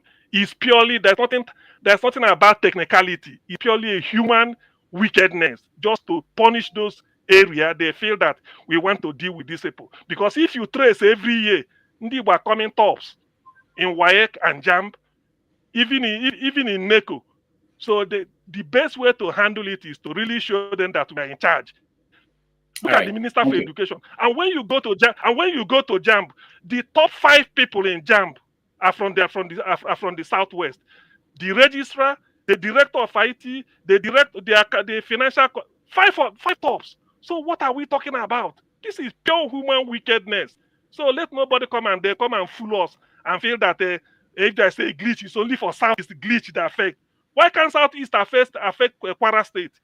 Why can't it affect Kogi State? Why can't it affect Ogun State? Why not Ekiti? Why not Ondo? Why not Oyo State? What Osun State Inco? It's pure nonsense. So nobody will take this shit. Thank you. All right, Sam, thank you so much. We have a lot of people, so that's why I'm trying to cut all the time so that we can give everybody a chance to speak. Kulata, welcome to the show. Hey, Rudolph, long time no talk officially outside of messaging. Yeah, thank you. So JAMB, I mean, this JAMB is very unfortunate. It's very, very unfortunate. I mean, I was just thinking when I wrote JAMB, if something like this happened to me, how I would have felt. I mean, I would have been very, very upset. So, I mean, I kind of like prayed for the girl that committed suicide. I mean, that's terrible. I mean, remember back then when we were in secondary school, JAMB was that cliff you had to pass. I mean, JAMB was not, I mean, it wasn't difficult for me, to be honest. I already passed JAMB by the year before I even got to my final year. I just had to skip the admission because I was too young for university. So now, let's get to the issue. So what we know, and we're going to stick with what we know. There was no glitch because the definition of a glitch is I apply a software patch and you get unexpected results, meaning you applied the patch. What happened was not a glitch. It was sloppy work, was human error. The company that was the company executing, I mean, maintaining this software for JAMB failed to update the latest patch on 157 centers. So what happened was not a glitch, because if it was a glitch, the places where they updated all worked well. The places they did not update was where the issue, I mean, where they got the issue. And Lagos State had 206,610 people involved. Owerri Zone had 173,387. So Lagos had 54.4%. Owerri Zone had 45.6%. But unfortunately, Owerri Zone encompasses the entire Southeast. Now, does it mean every single result in the Southeast? No, because by the time they patched it up, some kids wrote the exams. So some kids got their real result. Unfortunately, the people that wrote the result before they patched, the algorithm, I mean, the unupdated software marked them down. Basically, what happened was it did not receive all their responses back.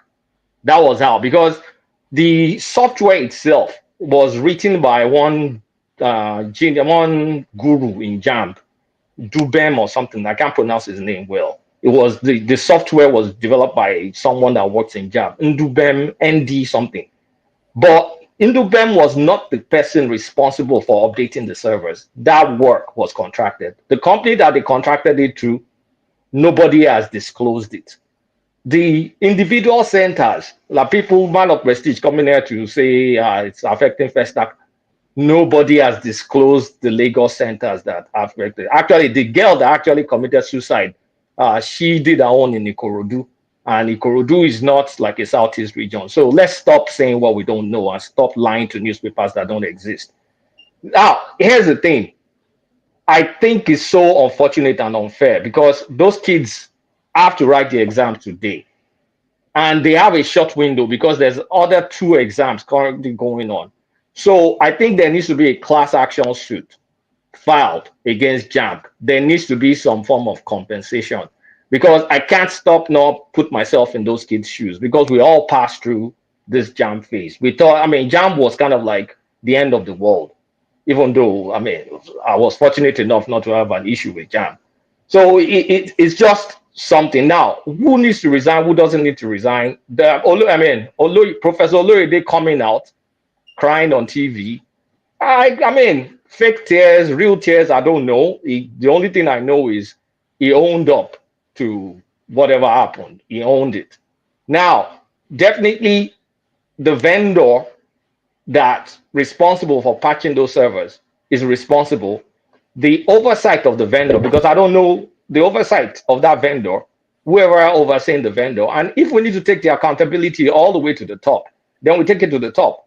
But it kind of like brings about some reforms that needs to happen. I personally don't think JAMB needs to be scrapped, because that's it's just like SAT. It's a standard way of measuring performance. And then the individual universities, you will now go and take your test, because you will overwhelm many schools if there's no JAMB to just kind of like level everything up. But what will now happen to the results of the kids writing it today? Like, if they don't perform, I mean, I don't think this is a good enough solution. I don't know why they can't take the old response and mark it manually. I don't know if data was lost. I mean, it just makes me think, where are they storing the data? Is it local storage or is it cloud storage? Because why can't you simply take the outputs of those kids and bounce it off the answering? I mean, if you have to mark it manually, mark it manually. But it's just unfair now that they have to rush and write the exams today. Then who knows how their results will come out. So there needs to be a class action suit. Whatever compensation that should be given to those kids needs to be given to those kids, because I think it's unfair. Whatever heads that needs to roll. But I think JAMB should stay. And this is not a software glitch. Now, speaking about standard exams, this is not uncommon. Even SAT had a glitch earlier this year. They had a glitch in 2022. The national exams in India is almost like an annual thing. So it's now, how do we bounce from here? And what do you do to those kids? How do you compensate those kids? Because I really, I mean, we were all there when we were all studying for JAMB. You know how it feels. It's touching. It's very, very touching, because you know now, I mean, wake up 8 a.m. writing. But back then it was paper, early 90s. And in my time, Rudolph, we didn't get 300 or something. The year that I entered university, the highest score was 299. Nobody got over 300. The previous year that I did it, before I got to my final year, I mean, this was early 90s, but there was over 300. So, and the kids, I've seen the result. There's one young lady from Kwara State, Olawope Gertrude or something like that, 373. 373. We didn't get those kind of scores in my time at all. These kids are brilliant. So there needs to be a class action suit. That's what I'm going to end it with. There needs to be a class action suit. Thank you, Kolada. Appreciate you. Mr. James, welcome to the show. I don't know if there was JAMB when you finished high school. Maybe JAMB was yet to be in place. Tell us your experience and what you think. Can you hear me, please? Yeah, we can hear you. Good. When I was in high school, during my junior days, they were writing what they call concessional exams. Each university, Ibadan, Lagos, there were 6 in number in the whole country. So you go and write the exams. If you pass, you go to the university. I think it was in Obasanjo's time they brought JAMB for reasons best known to them. The issue, as for me, I did not write JAMB. I went through A levels. In those days, when you finish your school set, you go to the 6th form. I went to Government College, Ughelli. I got my 3 papers at a sitting. Then I applied straight to University of Lagos through JAMB, direct entry, and I was offered admission to spend 3 years for a bachelor's degree. That's the route I passed through. Anyway,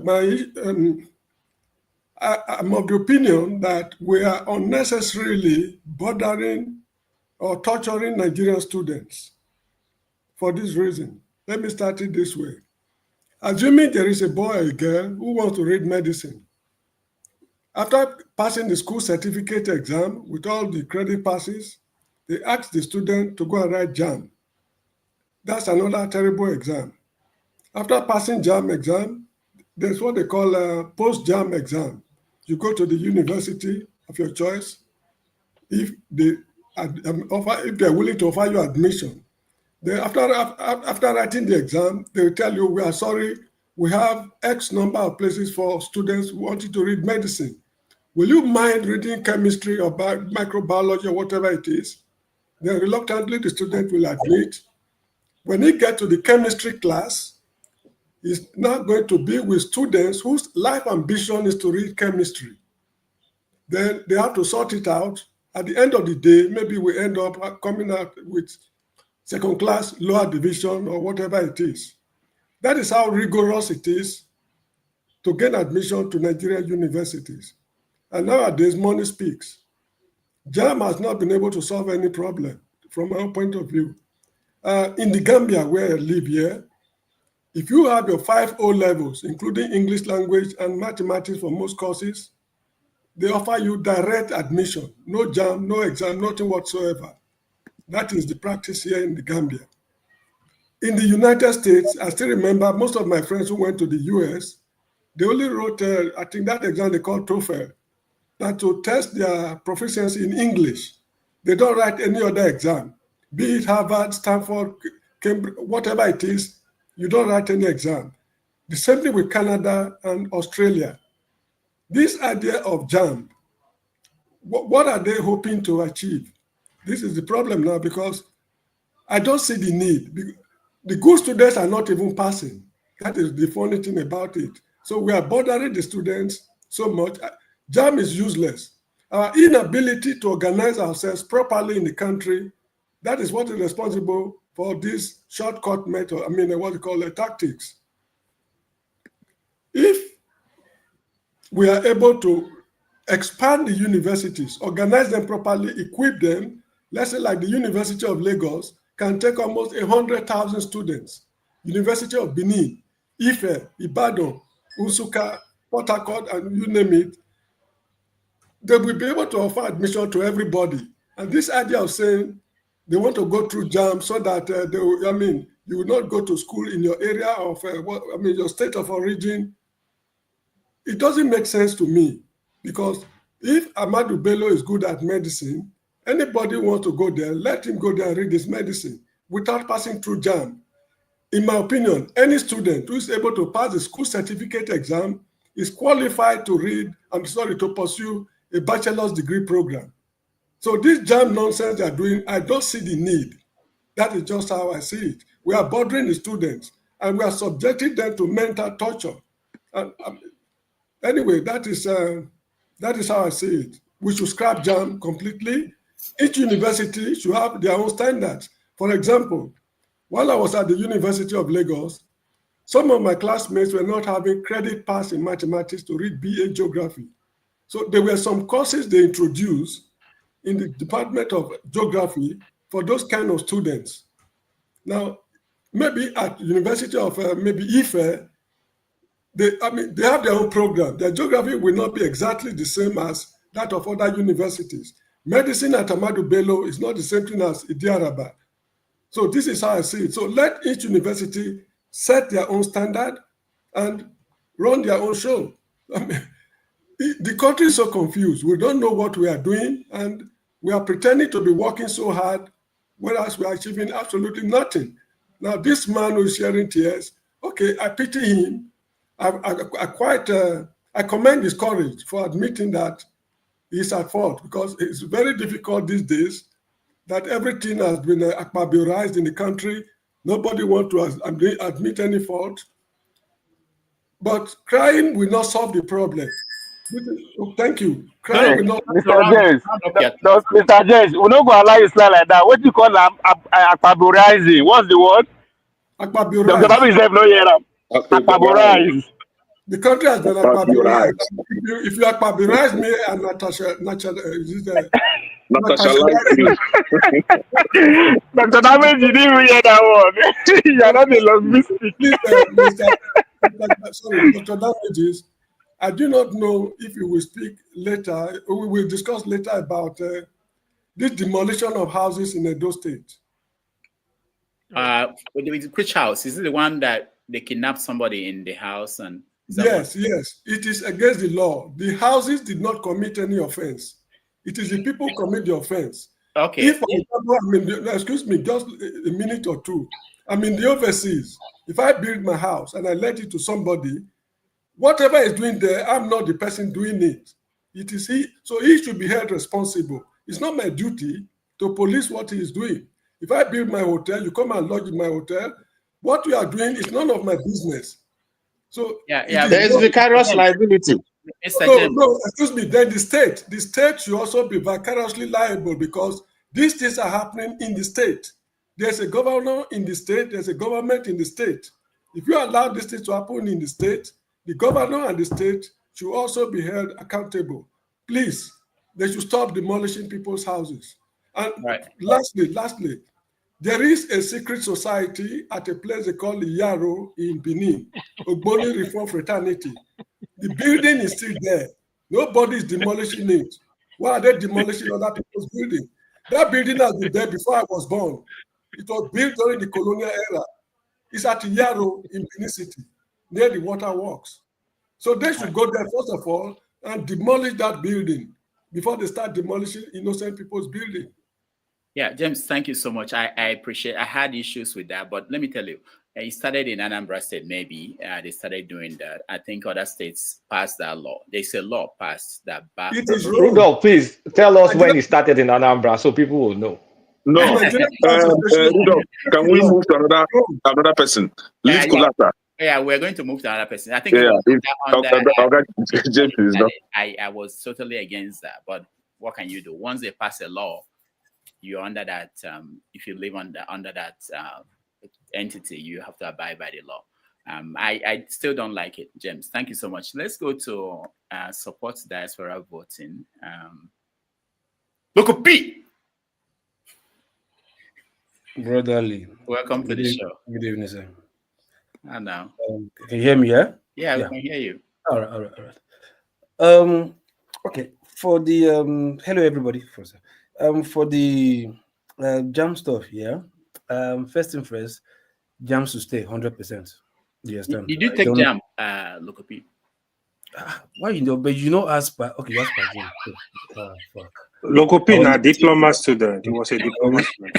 Lokopi, yes. Oh, yes. I was a diploma student. So no. You're not taking that. Everybody went to secondary school. Did you take JAMB? No. Some people went to. I think the one Ogese Ife to PC Polytechnic, whatever. So some people can come. No, to... you look like you took JAMB. No, I take JAMB. So how was it? It was good for me. I took it like I think I took. Is it 4 or 5? Yeah. 5 times? Yeah, I think 4. I think 4. Yeah. 4 You're supposed to be the registrar right now.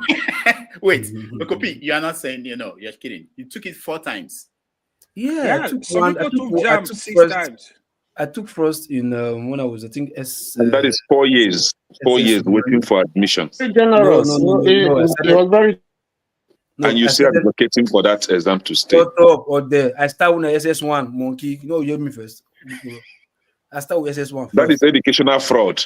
You know that, right? You're not supposed to do that when you're in SS1. No. Actually, I did the way my dad did it was like, okay, he wasn't expecting me to pass. Go there, try your hands, just get the experience, and not just to pass. Try your hands, just see how it is. Just like prepare you first. You understand? So that when it gets to your time or whatever, you already had the experience, maturity, prepared mentally for that stuff. So you're just planning ahead now. Come on, it's not be everybody parents black on your own. When you say go down, no. You prepare you first before you get it. Anyway, that aside, like I said, JAMB to stay. Yeah, it's not because you are feeling it all the time, or because there are some irresponsible people out there, and you're not pushing for them to be sacked or replaced. You want them just to like, okay, remove the exam. I mean, come on. The avenue for them to enter university. JAMB was so good to the extent that it was later porous by parents and individuals forming miracle centers to the extent that universities now have to like, because I remember my 100 level then, because I was still in, I think, Polytechnic, ND to when I got admission. into University of Benin. Then I was even pushing for direct entry. So that didn't work. I just had to go through JAMB since I was already in my ND2 in Polytechnic first.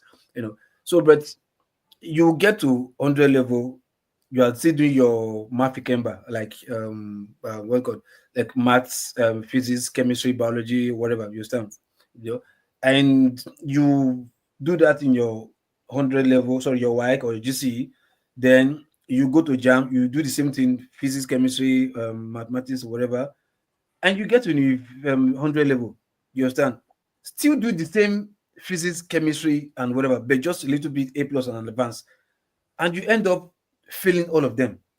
But you were just the one who just finished JAMB just now, just a year ago, or less than a year ago, and got about 3 something or 2 something.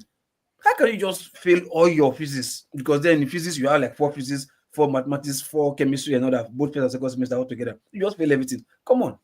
So like JAMB had to investors had to no, come up with this. This is too much.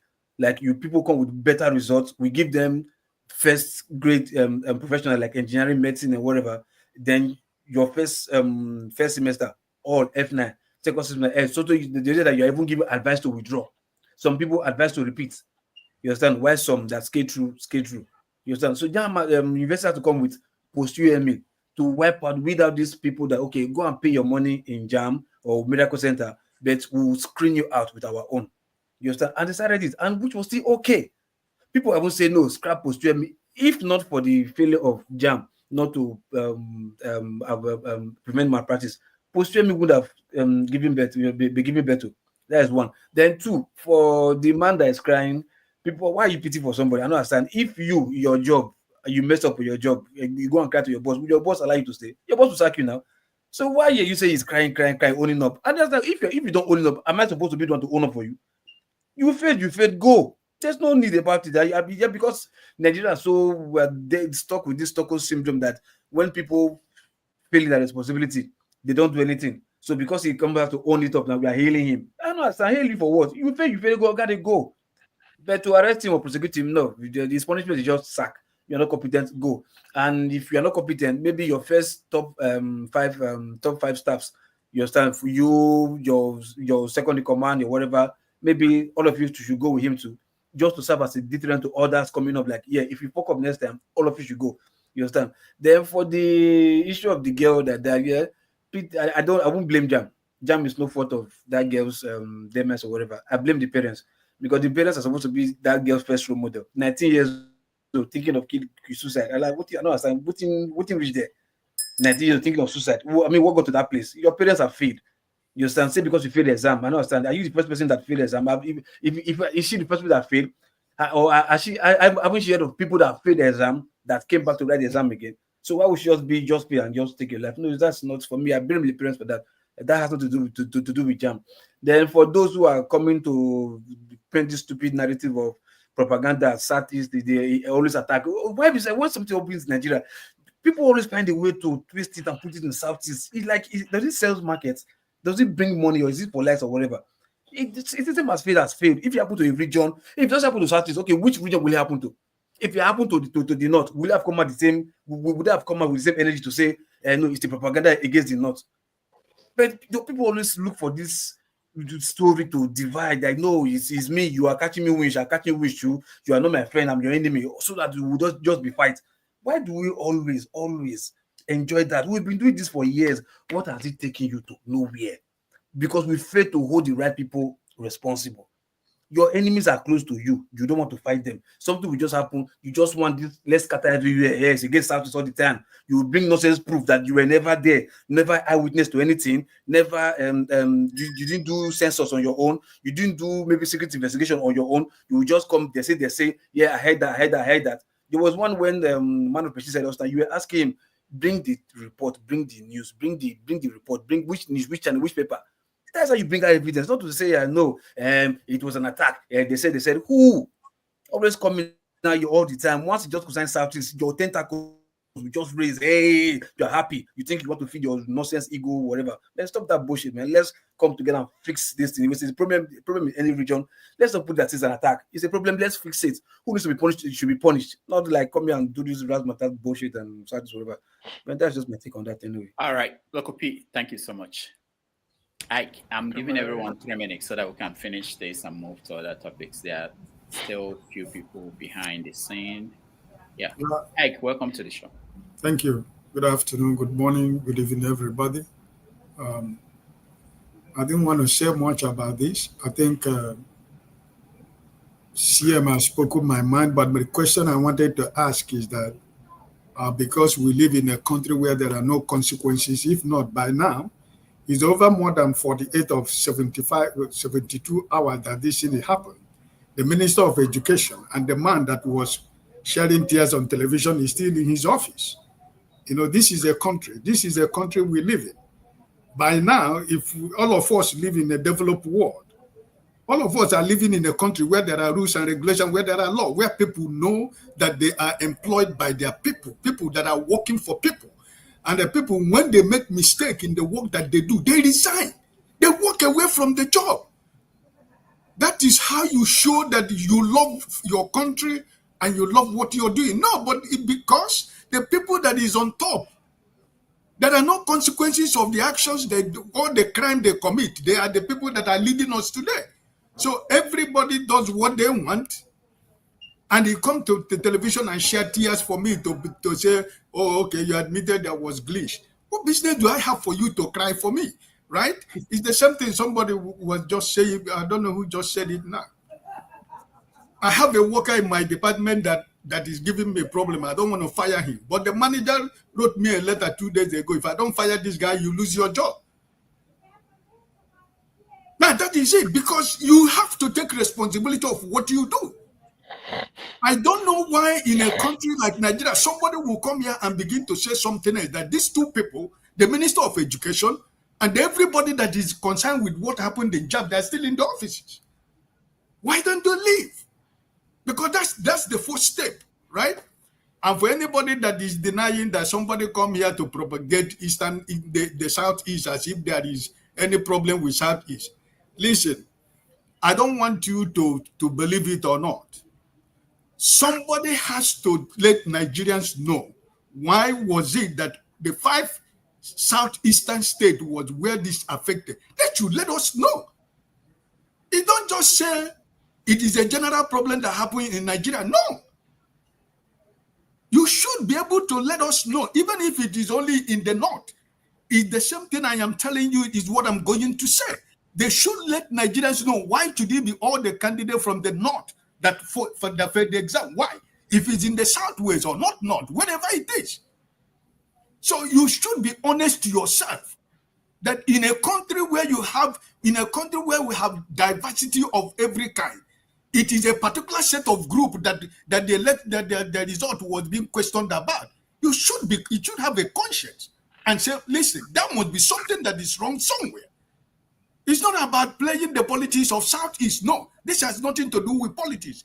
My nephew took the exam also in Lagos, right? So I'm just speaking from that. I have somebody who took the JAMB also. So I just believe that the problem that all of us, sometimes most of us, when we speak, you know that where you live, you walk and live by the rules. But when it comes to Nigeria, you throw the rules and regulations overboard because you want to satisfy your ego and your sentiment and your tribal bigot and your religious belief. But where you live, you try to keep whatever the law that is made by the government. You follow it to the letter, because if you don't follow it to the letter, you know the consequences of it. But when it comes to our country, everybody takes a side, right? He comes to the television to cry for me to say, okay, you accepted there was glitch. The man who didn't accept that there was glitch, that is still the chairman of INEC. That's why I tell you there is no consequences in Nigeria, because the people on top, they are supposed to be the first people that are supposed to be taking the consequences of everything that they have done against that country called Nigeria. But because who is going to ask him to take the consequences? Because the person who is supposed to tell him to fire him has his own bad fire. So he can fire who is also can fire you also. All right. Thank you so much. We're getting more people joining us, and we have to round up this topic somehow and move to other ones. Kenneth, you have 3 minutes. Okay, Dr. Damages, I don't think 3 minutes will be enough, but let me try. Good day, everyone. I'll summarize this, right? So Nigeria claimed to have copied a British educational system. And I want to ask whomever that is supporting or advocating for JAMB to stay, let that person come up here and tell us what national exam does UK citizens take before they gain admission into colleges or universities. Is there any national exam? You can't even find that in the US. So I don't know the kind of educational system that Nigeria claimed to be practicing. That is obviously not British. Sorry, Nigeria did not copy British system. 6334 is a copy of American system. Help yourself on the Google. I don't have time. Please. No, is 6334 is a copy of American system, not British. And SAT is similar to JAMB. 1 minute more, please. And because you made a flop. So hold on now. There's no such thing as a national exam in the UK before a student gain admission into because college. We're not copying the UK. Oh, please mute this boy now. We're not copying the UK. So rephrase your statement. We're copying the United States. Okay, United States, you are copying. Is there any national exam for students to gain admission into colleges in United States? National exam? Yes, it's called the SATs. SAT. Now, let me tell you, I gained admission into a college in United States. I did not take that exam, please. It's a Moi college. Okay, thank you. Now, so in United States, some schools you actually get admission into colleges without taking the exam. Is that what you're saying? Now, now this is it. We had a student from Anambra State called Mesoma, whose JAMB result was kind of she was hindered from getting admission into university because of the nonsense that JAMB has been doing for a very long time. She exposed them, and in Mesoma, I stated it here that she was threatened for her to kind of retracted her claims means that she was threatened, and that she's from Anambra State. We have ears on the ground. We know what happened, right? And today, somebody local came up here and was blaming a girl that by herself, instead of blaming the government officials that caused her death. See, in a country where you live, local, right? If you can demonstrate that the actions of an elected official or a government official cause your child to have committed suicide, there is a claim called wrongful death claim, which you can actually file a case against the government or against the responsible party for them to be accountable over what happened. So instead of blaming the government official, you are now blaming a dead girl. It just shows how strong-hearted our hearts are. How, see, again, you come here to tell us that every little thing we tribalize. We tribalize things, or the system is waging war against a certain group of people. In a national exam, 5 states of a region, the entire 5 states of a given region was affected. Then in Lagos State, where this same ethnic group are populated, their areas were heavily affected. And you don't see that as tribal move or tribalistic action against these people. And you are coming here to say that we are tribalizing things. If some people lack the ability to have critical thinking, to put things straight the way they are, it is not our fault that you are unable to see that the Igbos are being targeted on this very particular issue. Now, you set a national exam.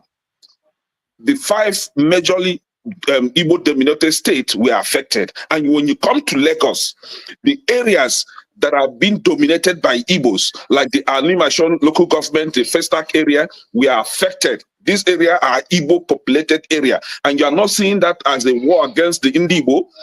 Now, this isn't something that started today. We had Awolowo that says, "Oh, starve them to death." It happened, right? Now we had the election, 2023 election. We all know what happened. And it's happening today. So nothing is a glitch. Nothing is human error. There's nothing close to human error. It is a deliberate act. And God has decided to expose them. And that old man came on national television and was shedding crocodile tears for who?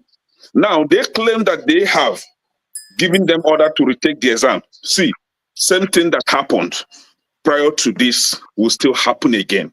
You are now telling us that JAMB is ready to correct what? Let's see the result after they have retaken this exam. It will still be the same thing. The war has been set. They've already programmed this war against Ndibo, right? Just the way they programmed the war against the businesses of Ndibo, the economic strength of Ndibo. Now they are now encroaching into the educational strength of Ndibo to crush it. It's the same war. Now,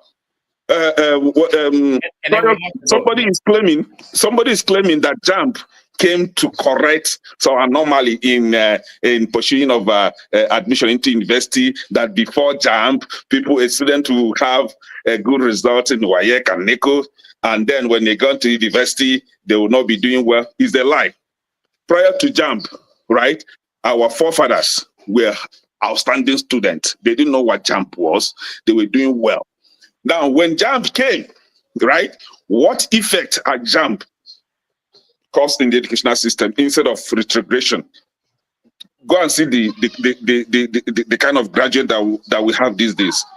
Some of these mushroom secondary schools in Yoruba land that you see a professor turning English upside down all the time. You wonder, did they even go through the JAMB, the same JAMB that you are advocating now? You are advocating for JAMB. What effect? If somebody in Southeast will have 240 points, that student will not be able to gain admission into engineering. But when you have 180 points in the North, you gain admission into the same engineering. So what is the effectiveness of the JAMB? What is it actually correcting? Can I thank you so much? We have to go. Education should be based on state regulation. States should manage their education, not national. The same way states should manage police system, not national. Can I thank you? You want to keep it national, you see all this nonsense that you're saying today. Dr. Damages. Yeah. Who's speaking? Sorry, hold on. Okay. I want AY first, and then you. Looking at the background, Dr. Damage. Okay. AY, go ahead. Good afternoon, Dr. Damage. Good afternoon, everyone. Yeah, the issue of we're having in Nigeria as regard to JAMB. It is actually a big disappointment, kind of. So when I enter university because the mama now staff for university staff, and I make it why enter, right JAMB. So it's actually when I saw this student complaining, I mean, if you've listened to me on this platform, I always have a lot of praises to the Nigeria youth.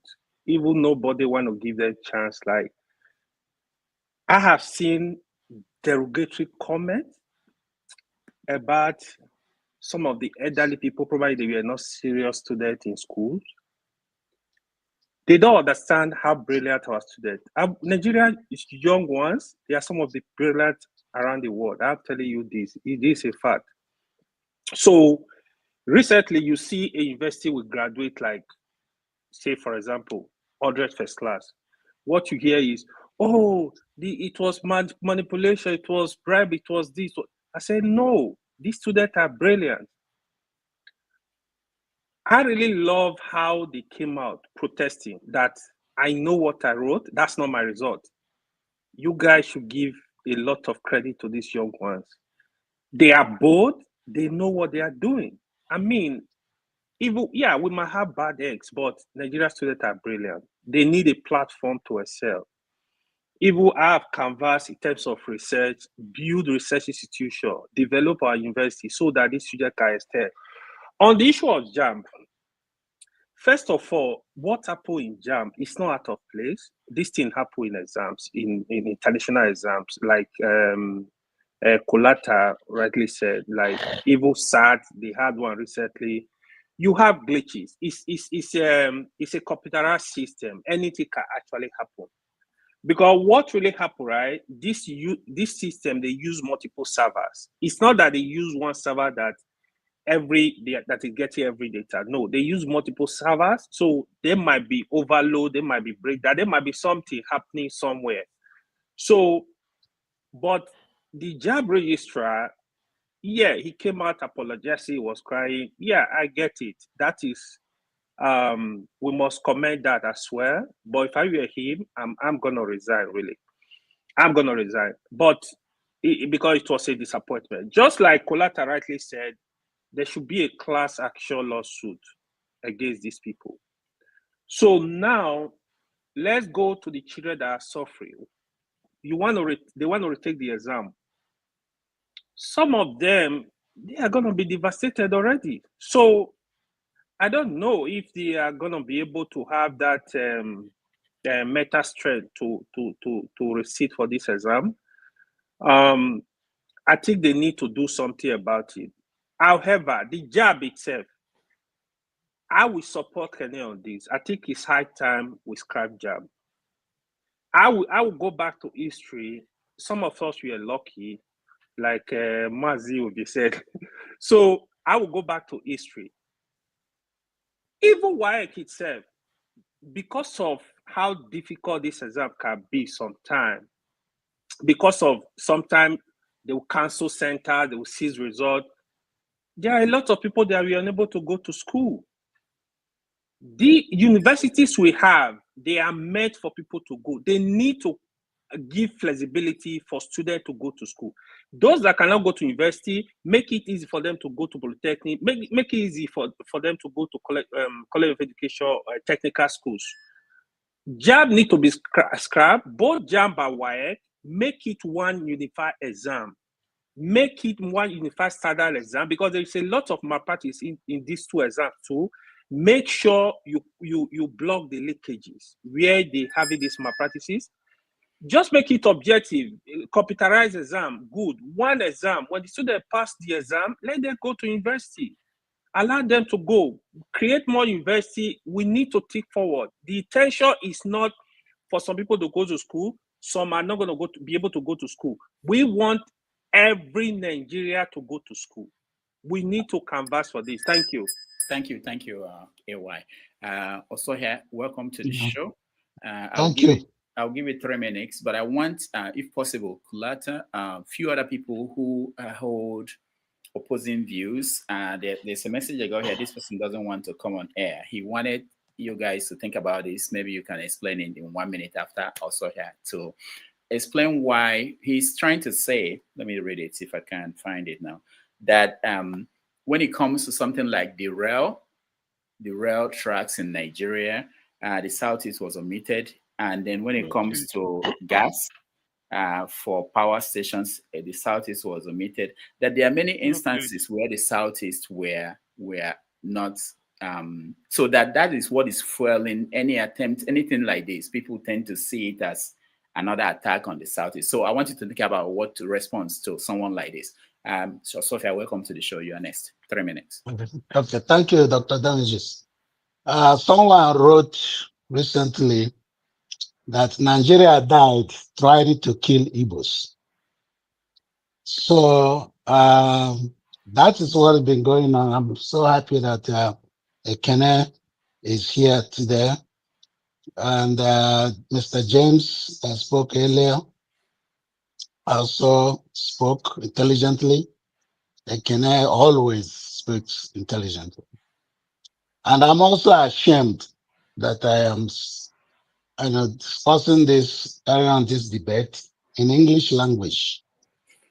That makes me inferior already to the British. And I'm ashamed. I'm ashamed that I finished primary school and secondary school in my village. I couldn't speak Yoruba. I couldn't speak Hausa. And Yoruba students finished 12 years of education.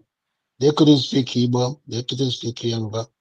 They couldn't speak Hausa. And they are forced to speak foreign languages. Also being forced, not just forced to speak English language, we are forced to learn French. Many schools were forced to also learn German. And nobody forced me to speak Hausa or Yoruba, which would have been more beneficial to me. As an Igbo person, it would have been more beneficial to me if I can speak Yoruba, if I can speak Hausa, not English. And when you are teaching children in a foreign language, they have to learn that language first before they learn the subject. So they have to learn how to speak English before they learn how to solve mathematics in English, set up in English, physics, biology. So we are already handicapped. Then we have Nigerian system that targeted particular, somebody was saying, oh, this is a private issue. Nigeria doesn't hide their hatred of Igbo people. It's not hidden. They don't hide it. So we don't need to pretend that, everything is, you just gave an example, railroad, money they loaned they borrowed from China was shared among the rest. And then it's coming to JAMB. JAMB is totally useless. Wike is useless. And JAMB is not doing anything for Nigerian people. It's there for corrupt politicians using, just like youth service is totally useless. There's nothing they gain from going to youth service. It's a waste of time.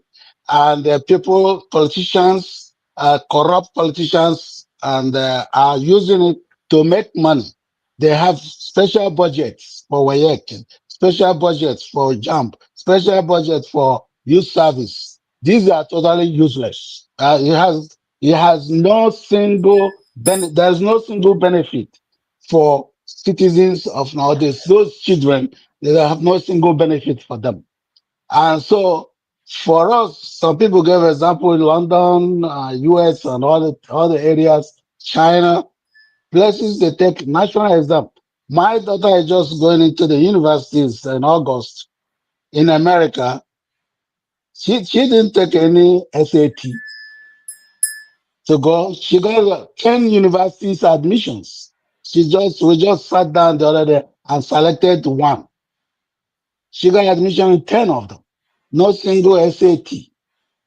No national exam. Colata, are you there? So, yeah. No, I'm talking to Colata. So our people, Nigeria, is just suffocating children from moving forward. So like I said, Nigeria is a place ideas and knowledge go to die. And Nigeria has Department of Eradication of Innovation. They have a department, federal government department, eradication of innovation.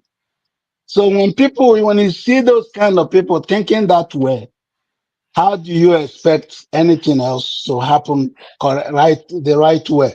So people sitting here advocating for JAMB, advocating for WAEC, advocating for NYC are just people that really, really embedded in the system that they don't really understand what else is happening in the rest of the world. When I sit here, I saw what is going. China just was 1979 it started. What you see in China today, this is the revolution that happening in China, economic revolution, technological revolution, everything happening in China today. It was started in 1979. So our people wasting our children's time, teaching them things in foreign languages. You can't show me any country from Albania to Zimbabwe that teaches their children in foreign alien languages in classrooms that is a first word that is developed. None of them. So we are just wasting our time. We have to go back teaching children in their own native languages and making sure that Igbo children learn Yoruba and the Hausa in schools. By the time they graduate, they're able to speak Yoruba and they can able to speak Hausa. That's how we can cooperate easily than teaching us, forcing us to speak English language, which is really making us inferior to the British. So I just want to bring this, like I said, someone wrote recently that Nigeria died trying to kill Igbos. Thank you so much, Sohe. We can't possibly stop everybody and cross-examine or fact-check all the things they say. I'm hoping that as we go along, people can address some of those issues, but there are some issues with some of the things I'm hearing. But WC, you have the final word. Then I'll bring in two people, maybe Kulata and maybe somebody on the other side. Can I Anovier, I get it. Thank you, Doctor. Come on, can you go and sit down? Yeah, just to put it all together. Right, WC, go ahead. Okay, I greet everybody on the platform. Doctor, well done. You've been handling all of us, all our guys, stubborn all of us. You've been handling us like a teacher that you are. So JAMB, I don't know, JAMB they've been going down in recent years. And introducing these computer-based exams to introduce kids to technology and make it easier to forestall malpractices, make it efficient. But what we've been saying is total chaos. It's like they want to make things better, but it's turning things, it's making things getting worse by the day. So I don't know. I have a friend in Lagos. The daughter too was equally. She was not happy with her results. She was affected by this thing. But today, Saturday, they run exam. When I called this afternoon, they just came back from the exam venue. Incidentally, the venue she did this exam was where she was supposed to do her mock exam, the JAMB mock exam. On that day of the mock, many of them didn't do, including my friend's daughter, because the system was not working properly. They will ask them to sit down, set the computer for them, everything will be ready. But later they will ask all of them to leave the hall. That they are still trying to check some things. Maybe it's maybe network problem or so. So I don't know this problem that affected parts of the country, particularly Southeast and Lagos. I don't know how JAMB get this the people they use to write this, the people they use their centers for these exams. Did they do adequate checks? Do they do the network system check to be sure that everything will go smoothly before the exams? Or is it all the arrangements, all the necessary arrangement JAMB usually does that causes it? Nobody knows. So these are things that they should put in place. They should prepare very well before they do it. Make proper checks. Just like somebody said earlier in the show that they have enough months. They have at least 10 months or more to prepare for these things. So that there will be no excuse. Our people from the South is feeling cheated and having that same feeling like you want to discuss now about when this thing happen, why does it affect the Southeast? People from other parts of the country should understand us. The worries are genuine. People don't just come out to accuse people wrongly. We've been seeing the patterns sometimes. So, and if it keeps happening, so they want us to just keep quiet like other people. They know that we are not the people that anybody can shut down. If we see something that is going wrong, we'll talk, we'll complain. It's left for the people in charge to correct it. So all these things that happen sometimes, it gives cause for concern. JAMB should find a proper way of doing this thing. You don't stop paper exam and introduce computer. All of us, we did paper exam when we did our own. We don't fear of this kind of glitches much. But now, these things are happening. And it's unfortunate. So they should not be giving this kind of excuses. In as much as personally, I would not say that the man should resign because he came out, though people say suiciditis and all that, but at least he owned up. Let him now correct this in the next exam. Kids are coming up. We can't continue to kill dreams. These kids, some of them are going through a lot of traumas, eating in the morning, going to school and all that. So when they have this chance of going into universities and you destroy these chances in this way, many of them will just give up. It's not good. We shouldn't carry the trauma we put on adults, on teenagers who are coming up. People who can bring something of high quality to the country tomorrow. We shouldn't be killing dreams. Our country should not be a country that kills dreams and innovation like the previous speaker mentioned. These excuses are too much. We are too big for these things. The rest of Africa, including those in West Africa, our neighbors, they are laughing at us. And all these things became worse since this APC came to power in 2015. And it has not gotten better. It keeps going down. It's terrible. So I urge JAMB to remove all kinds of biases that they may be doing, if they are doing any, and do things properly so that children will have confidence that if they prepare for exams, they go in, they give in their best. What they put in, will be what they will receive as their results. We know that some don't read, but we still know that majority of our kids are willing to study hard and go further. All right. In life. Thank you. Okay, so I have Ovie representing the center. I will bring in Kulata to represent the right, and then I will bring in either Kene or Doctor, Kene or CM to represent the left. So, Doctor, which one will I represent then? I want to represent the middle. Huh? I want to represent the middle. I want to ask you. I want to ask you, Doctor, if you can. I want to ask you if you can. There is a video by Dr. Osita Chiluka, who was part of the people who investigated this JAMB thing. If you can find the video, please. It's important that you play it, please. I've watched it. It's long. It's about 15 minutes. I don't know if it's more important. I think most people can find it. I think you guys have watched it. Most people, you can, because we don't have time. We want to go to other topics. Let me hear from Ovie. 2 minutes. Just summarize for the center. I know you are within the center of this conversation. Oh, no. I'm practicing my Halloween costume here already. Kulata will be on the right, and then either Kene or CM. No, Dr. Dameji, don't act like Nigeria. Don't allocate. Don't allocate BGP. Don't allocate state to me. I'm representing Afema Igoromigo State. Okay, Afema Igoromigo the state. Yeah, your time is going. You are speaking. All right, is it Mr. Also here? I'm sorry if I destroy your name. Who speak before the last speaker said something that caused glitch in my brain, but not good glitching. He said somebody said Nigeria died trying to kill Igbo. Man, that shit fucked me up. Excuse my French. Now, I think 2 weeks ago I said it here. Say, whatever the Igbo man is going through today, it is because they lost war. When you lose war, anything when you see take out. My father don't they get grandchildren before Nigeria get independence. So, and I was made to understand that Nigeria was better early independence, which is early 60s. And since the Civil War happened, the Nigeria of today that we see was bettered, which is he said that there's a ministry of what against innovation.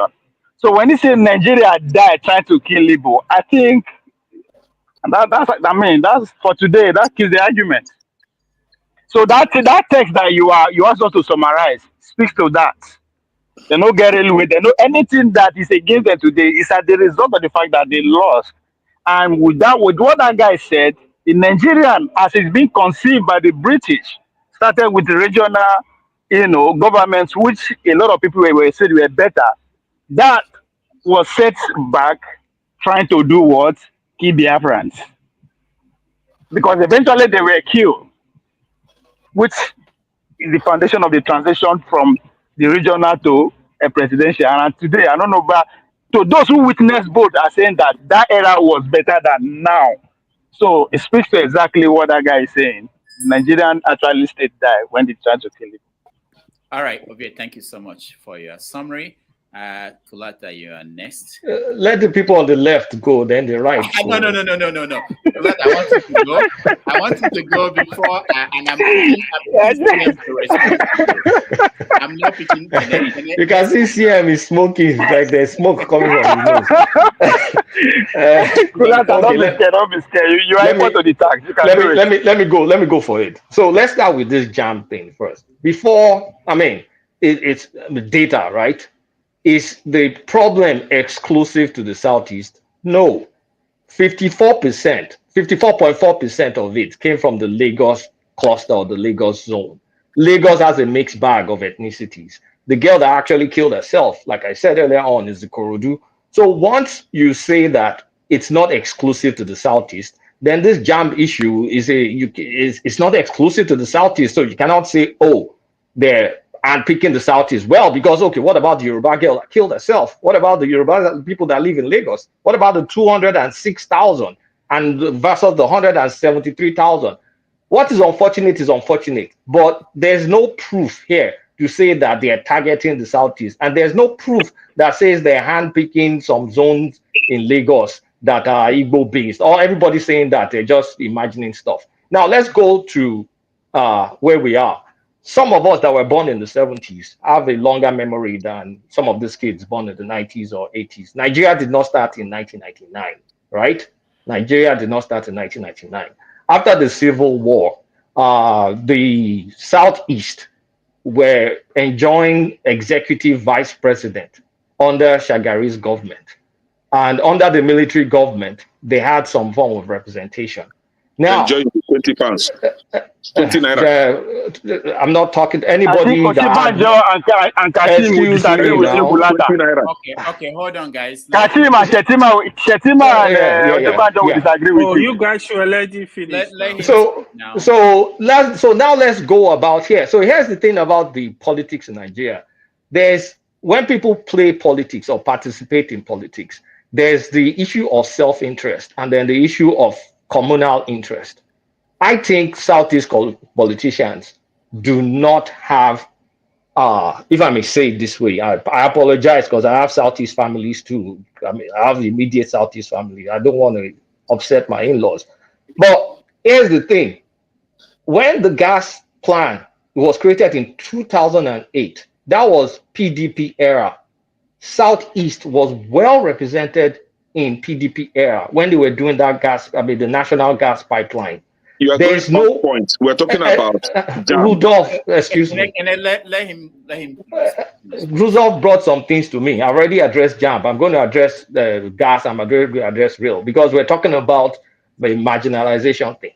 So address international airport too. Yeah. So the gas, what's it called, was under PDP. There were everybody here that's old enough cannot deny Southeast was strong under PDP. Why the F did you allow that to happen? And it's not a Southeast only thing. They exempted the Eastern Bloc. Northeast exempted, Southeast exempted. Now, Northeast now has a plan to use the Northeast Development Commission to, that's real. I'm already jumping ahead. Northeast is not going to be served by gas. Southeast currently too is not going to be served by gas, even though Imo State has one of the largest gas reserves. I blame the Southeast leadership because it was your PDP that you paid all loyalty to since 1999 that also did not give you ticket in 2023 that marginalized you. Your people were there. Now, going to the real thing, if we say, are we even going to say Igbo or Southeast? Because there's a lot of Igbo in South-South. As far as I'm concerned, there's a lot of Igbos in the South-South. So not all Igbos are marginalized if we're going to take account for the South-South. Now, if we're going to say the Southeast one is also politics. The person that was responsible for making sure a standard gauge rail line went to the Southeast is Rotimi Amechi. Amechi is an Igbo name as far as I'm concerned. Amechi said due to financial issues and also prioritization, he cannot afford to build. Is Amechi an Igbo man? Amechi, are you deaf? I said Amechi, as far as I'm concerned, is an Igbo name. So Amechi said due to financial consideration and strategic consideration, I'm not fool. When I hear things like that, it means as far as he's concerned, he doesn't see Southeast influential enough in the APC politics that was responsible for setting the priorities for the rail. So Amechi, excuse my French, screwed the Southeast. He was personally responsible. So what do I call that? How do I explain that? Now, airports too, it's a matter, airport, you cannot force traffic. There's some semblance of international airports. What's it called? Pardon my pronunciation. Akanu Biam or something like that. Akanu Biam. It's supposed to be an international airport. And as far as I understand, Ethiopian Airlines flies like a flight or two to that. I don't think a lot of what we call international airport across the country deserves that because there's simply no traffic and you cannot force the traffic. The two viable international airports in Nigeria is only Abuja and Lagos. The rest are just wasted. The rest are just kind of like daydreaming because airlines, depending on ticket sales and the interest, will divert their plane where the money is. If there's no money there, there's no money there. So all that stuff is politics. The real marginalization, as far as I'm concerned, is the fact that Southeast, represented by Igbo people, ended up with 5 states. That one is the clear marginalization, and I think that was what the military engineered, because for you to get enough voice, 5 is less than 6. I can't say more than that. 7 is greater than 5. Everybody knows what. Why you they contradict yourself? You say they excuse me. You spoke. PDP. I did not. They dominate PDP. They couldn't do anything. Can you, but you are saying they are marginal. Ovie, keep quiet. Thank you.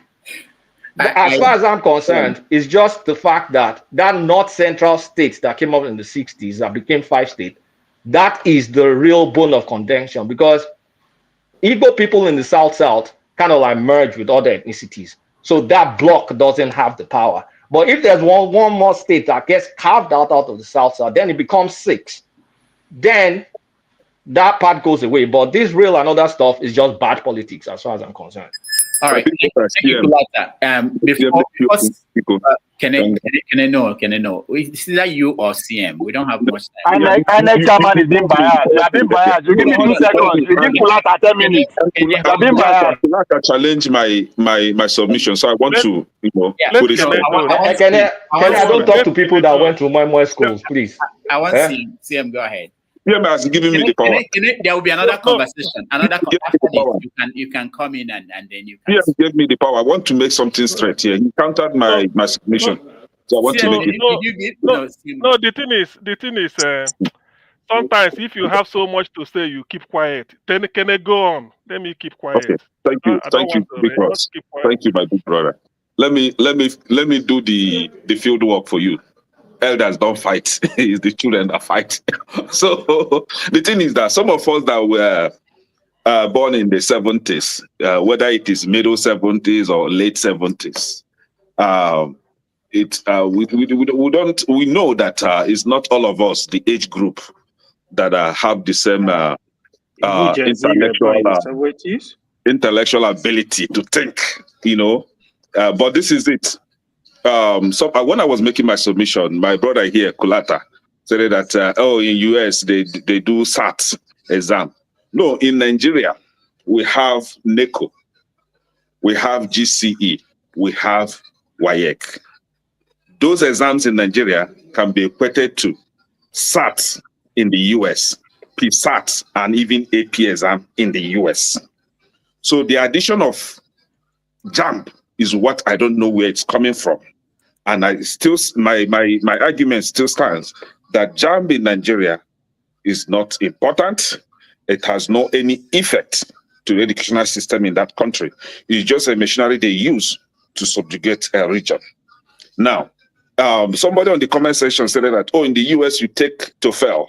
No, TOEFL is just an English proficiency exam that is meant for those that did not study in the US, or those that did not study in a country where English is the primary language. For example, if students from UK are searching for admission in the US, they will not take TOEFL or IELTS or PTE.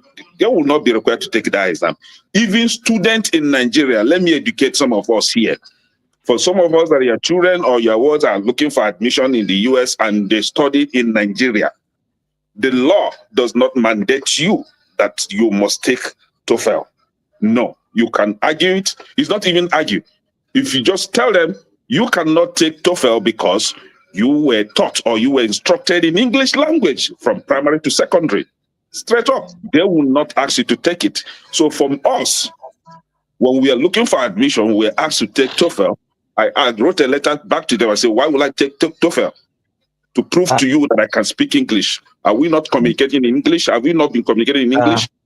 I was instructed in English. Hold on, before you correct, my brother, I'm telling you what I know and what I've been helping people do. Hold on. I'm telling you what I've been helping people do.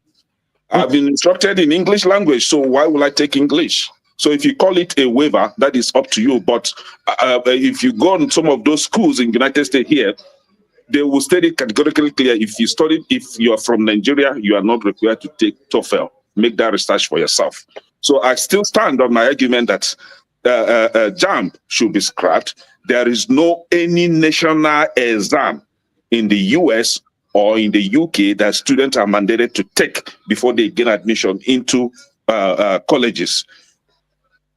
Other than the SAT, which we already have its equivalent in Nigeria, which is GCE, Wike, and NECO, and even NAPTEP. But some of us here will not even know what NAPTEP is because of the kind of mushroom schools that we went to. Now, we have NAPTEP as one of those exams that we take in Nigeria before you even get admission into technical schools or polytechnics. So now, when it comes to the subjugation claim now, Kulata, you went around, you still come back to agree with me that Igbos are being subjugated, Igbos are being marginalized. And I will have to thank you for this. At least for once, you are agreeing on this show that the Igbos are being marginalized in that country.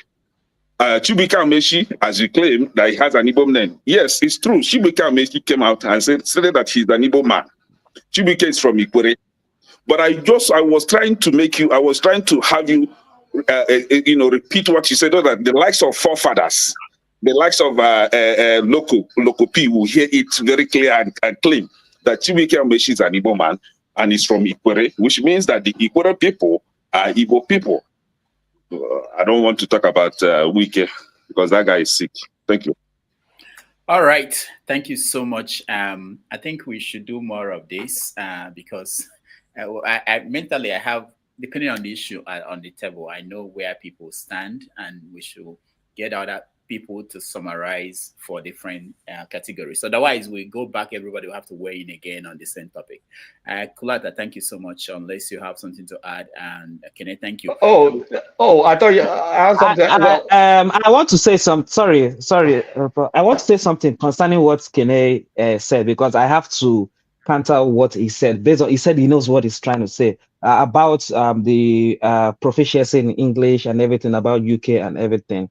I, for a fact, know 10 people that are coming to Nigeria. The UK universities demand that they take either IELTS or TOEFL before they could get admission into the university. It's not a matter of law, it's a matter of what the university wants. If you want to go to Australia, you have to write PTE to get into that institution. So now you're talking about law, we're talking about university. The university requires you to write either PTE, whether they know you have proficiency in English or not, or you're being taught in English or not, but they just want to know because, according to them, they don't believe that we speak English, but they just need to prove that you could speak the English itself. John, we are saying the same thing. University policy. No.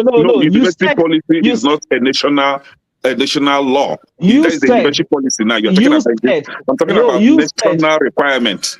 You said that it's not a requirement that you must write it, that it is free of charge, that you can just tell them and they will allow you. Exactly. That is why you have other choices. You have other schools that you must not be required to provide that. All right. Hey, Rudolph, please let me correct Dr. Damaji, sorry. AY, just hold on, I beg. No, this Dr. Damaji, let me tell you where Kulata was wrong. He's trying to be clever by half here. Because that's where he started from. He started from the ending, finished from the where he's supposed to start from. If you agree that giving Southeast 5 states already is what marginalization, then that defies every argument you want to make. Because in a party democracy, in a party system, it's all about delegates. When you have a region, have 7 states, one get 5 states, it doesn't matter how influential you are in that party. The majority will always have the final say. That's where the Southwest, even though they dominate PDP, they could not even get a presidential ticket, even though they're open competition for over how many years, right? It's because they don't have the delegates. They already shot from. That's why I said when that guy said Nigeria died trying to kill Igbo, that guy make a perfect sense. Because now since that when you are trying to phrase it as the military bring and come, what is the difference? Right? Because I said the same presidential system was still practicing the same party system. It doesn't change. So it doesn't matter to the APC. If South is dominate APC, they still don't have the final say. So you defeat yourself trying to argue from top to bottom. Let me know when you're done. Let me know when you're done. All right. No, I'm done. Okay, thank you. Can I give a quick rebuttal? Agree. You agree that 5 states is marginalization. Everything starts from there. Everything is based on that point. let me just give a quick rebuttal. So there's a difference between Igbo marginalization and Southeast marginalization. If you agree Igbos are in South-South, that means there are Igbo people there, right? They count. When they're voting or doing whatever, what are you they talking about? excuse. What are you talking about? Can you see? Look at the animals that you have on this planet. Look at the kind of people you have here. Look at this kind of people. So what are you talking about? So you see this when you can't. Is either you decide to be Igbo or Igbo are part of the South, or Igbo are part. Excuse me. Can you guys respect yourselves for once? Is either you decide that Igbos are part of the South, or the people in the South that you consider Igbo are not Igbo, because you can't say it's an Igbo marginalization where the head counts in the South. If you are saying a Southeast marginalization, just those 5 enclaves, then we have something to talk about. But the other South people now, when we talk about the gas, whatever, this was not something put up for a vote, right? The gas plan, it wasn't put up for a vote. This was something in PDP's inner circle that was well represented. Excuse me now, can I talk? That was well represented with people of Igbo ethnicity or Southeast ethnicity, because you guys have to make up your mind whether you want to be Southeast or you want to be Igbo. So there's that. The other one, the real one, come on, is saying, excuse me, Ovie, can you said your stuff. Everybody heard you. Everybody heard you. So the other one, Rotimi, Chibuike, let's not even not call him Rotimi because that's kind of like an honorary name. Chibuike made a call. Is Igbo from the South. So he had the point. If he looks like my kilt and king, an extension of my ethnicity, if he considers himself that, he had the power to give you guys the rail. That's what I'm saying. If you want to expand and say, okay, all Igbos in Nigeria form one enclave, that is whatever you want to call it, Biafra, Southeast, whatever, then do that. But in terms of just those 5 states, which is not encompassing of all the Igbos, that is where the issue is. So you need to make up your mind. Do you want to be Igbo or you want to be Southeast? All right. Kulaka, did you say that I can't believe this, the man. minister? Did you say that the minister has the power to approve rail for the Southeast? Did you say that? The minister, Rotimi Amechi, has the power. It's a very simple question, Kulaka. Very simple question. Yes, he did have the power. He did, yes. We For can't that get reason, he did. All right, He guys. did. Let me go to KJ to round up for us before we move to another topic. We've done. Okay, thank you so much, Dr. Damages. Sorry guys, I'm coming in because I didn't want to come in. I'm somewhere, but Kulata have said so many things, and when the issue of Igbo comes, that's where Nigeria is united. Once Igbo is on the table, everybody in the other side gets something to say. And I want to appreciate Ovie. He has constantly been able to put, the cards on the table. And the man who spoke earlier has just done it for me also. He said, and I quote him, the Nigerian state died in trying to kill the Igbo. And that is what it is. Go take that statement, analyze it, and see what that man had just put by that simple statement. Look, as long as we keep trying to kill the Igbos, we'll continuously to remain where we are. And the Igbos will constantly continue to progress. That's the truth.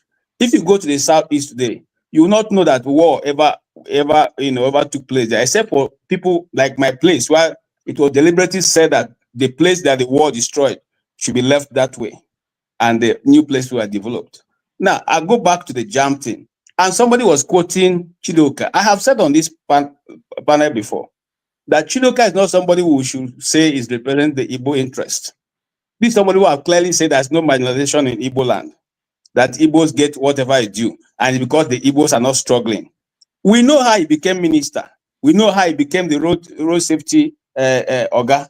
Don't we know that? You want me to put it on a line? But these are the charlatans, I dare to say, that they pick to represent Igbo land to speak when injustice is done. They pick the list of us and bring them to national stage to discuss how that thing is done. Is he more intelligent than those other people who are in the panel, who eventually were the first people who took up the case before he joined the group to go and do that investigation? Why is his own submission different from the other people's own? Now, I want to say this, and this is my opinion. JAMB was established to constantly be the thorn in the flesh of the Southeast, and only God just helped them to expose themselves at this hour. Look at what the Minister of Education's statement. That this just goes to show how they put in check. They put in check exam malpractice. In other words, he's saying that the reason why the Southeast have been succeeding is because there have been exam malpractice in the Southeast. Is that not what the statement means? And Kulata, you keep quoting Lagos. Go and look at the population density of the places that they think affected. Are there no more Igbos there? Are there no more Igbos there? That data doesn't exist.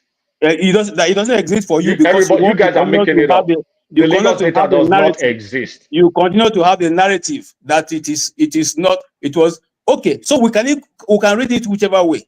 We can equally read it that it's as a result of the fact that the Lagos state was lost to APC. That now that's a form of punishment, just like JAMB was been established as a form of punishment. Theory. Hold on, sir. You spoke. We listen to you. We listen to you. Allow us also to speak. Now, let us go, one-on-one. Even if you look at the scores of the so-called JAMB and all those people who get admission into this, some states score 9, some states score 6, some states score 6. But if you are coming from the Southeast, you have to score 120 and above for you to be able to get a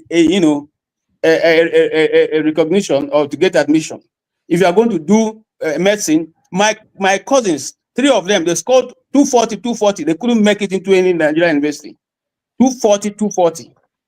They couldn't make it. I am paying now for them to be in a private university. So when we talk here, some people think we're just saying it. It's because the Igbo man doesn't know what to do any longer.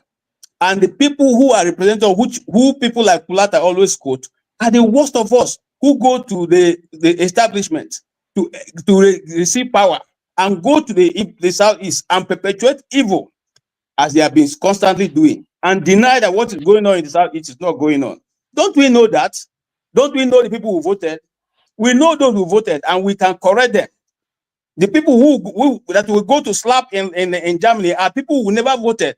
They put themselves there. Okay?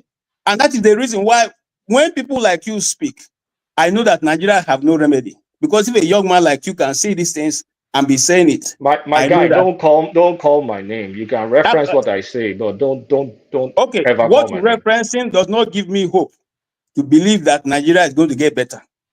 And I've said that many times. That my face be this. What you reference is not showing me, because once we see injustice being done and we're not able to condemn it, irrespective of what tribe we are, it becomes a problem to that nation.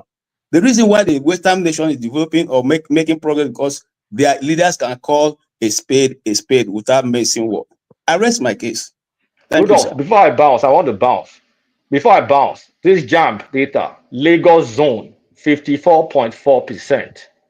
Owerri zone, 45.6%. Facts are facts. Facts are stubborn.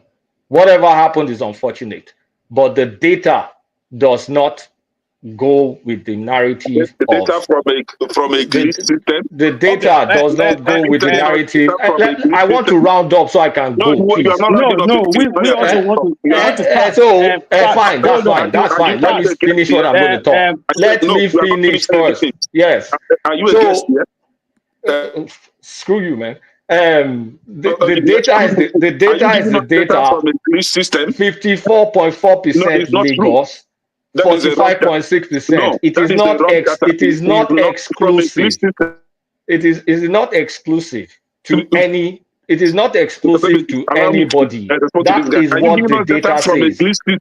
Whether you like it or not, a system that was not working. There are people in the Southwest and the Southeast today writing the same exams of different ethnicities. It's just unfortunate that it happened.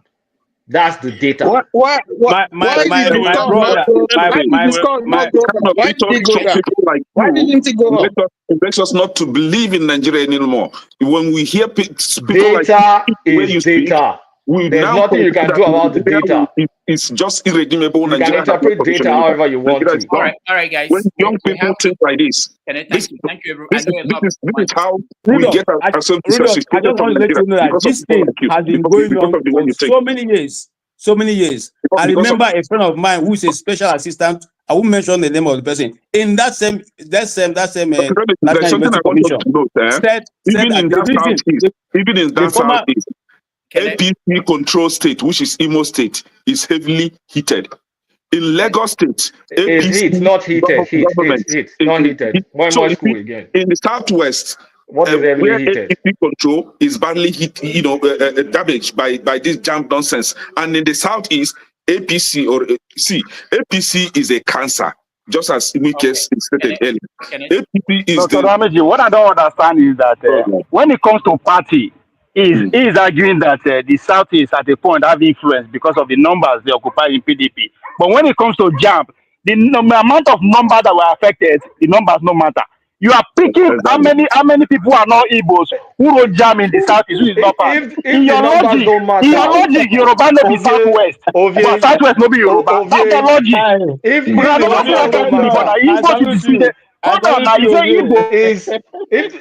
If you understand numbers, is 45% greater than 54%?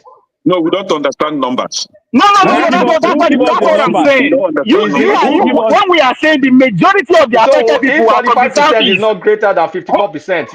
You're saying nonsense. No, that's not what I'm saying. No, that's what I'm saying. That's what you are saying. You are saying that what people are saying is that the majority of people who are affected are from the Southeast. But you are now saying there's a difference between Southeast and Igbo. That is JAMB. When it comes to political party, PDP should be able to do something because they are the majority. Hold on now. Make up your mind. Do you want to be Igbo or you want to be Southeast? Thank you. I'm using your logic. Let me understand this, please. I'm trying to use your logic. I'm trying to use your logic. You don't understand my logic. So people to be having submission on this platform. I want you to make me understand, right? Just listen to me so that.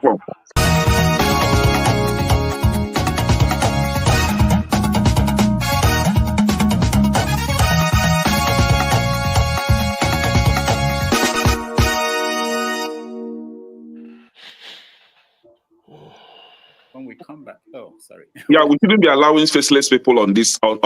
Shut up, if you're not proud of your opinion. Hold on. We're going to take a break. When we come back, we're going to talk about other issues in the news. One of them is what Trump is going through in America here. The Supreme Court ruled against him in the case of deportation of people using an 1884 law. We're also going to talk about the issue with South African refugees who are coming into America and the reaction by people here, amongst other things. So let's take a break. We'll be right back. Thank you, everybody, and we'll be right back in 4 minutes.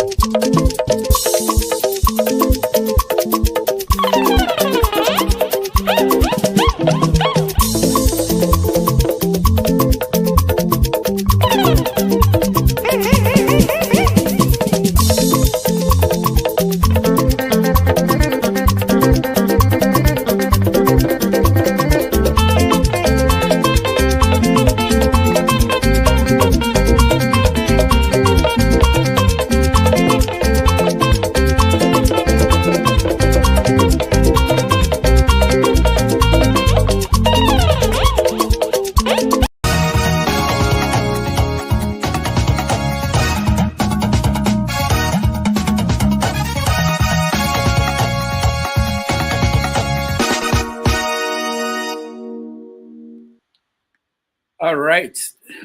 What happened? Where is everybody? Thank you so much for staying. I appreciate all of you, and I want to say that forefathers will not be able to join us today, at least at this point, maybe later in the day, and he may be able to tell us something when he comes. But thank you so much. You have to stay with me and hang out with me for another few hours, unless I get someone else who can take over from me. But let's move on the conversation a little bit further to something I don't know if you guys are following. I think Trump made the greatest speech of his presidency in Saudi Arabia. Now, let me play a little bit of that speech. It's very important. It has connection to what's happening to us in Nigeria. What he said, I don't believe I will ever say something like that, but it's true. When he reads from the script, there are smart people in America who write these speeches, and what he read, listen to it, and then we'll come back, because it's connected to what we're dealing with in Nigeria. An innocent person and falsely invokes the name of God, it should be an insult to every person of faith. Terrorists do not worship God. They worship death. If we do not act against this organized terror, then we know what will happen and what will be the end result. Terrorism's devastation of life will continue to spread. Peaceful societies will become engulfed by violence, and the futures of many generations will be sadly squandered. If we do not stand in uniform condemnation of this killing, then not only will we be judged by our people, not only will we be judged by history, but we will be judged by God. This is not a battle between different faiths, different sects, or different civilizations. This is a battle between barbaric criminals who seek to obliterate human life and decent people, all in the name of religion. People that want to protect life and want to protect their religion. This is a battle between good and evil. When we see the scenes of destruction in the wake of terror, we see no signs that those murdered were Jewish or Christian, Shia or Sunni.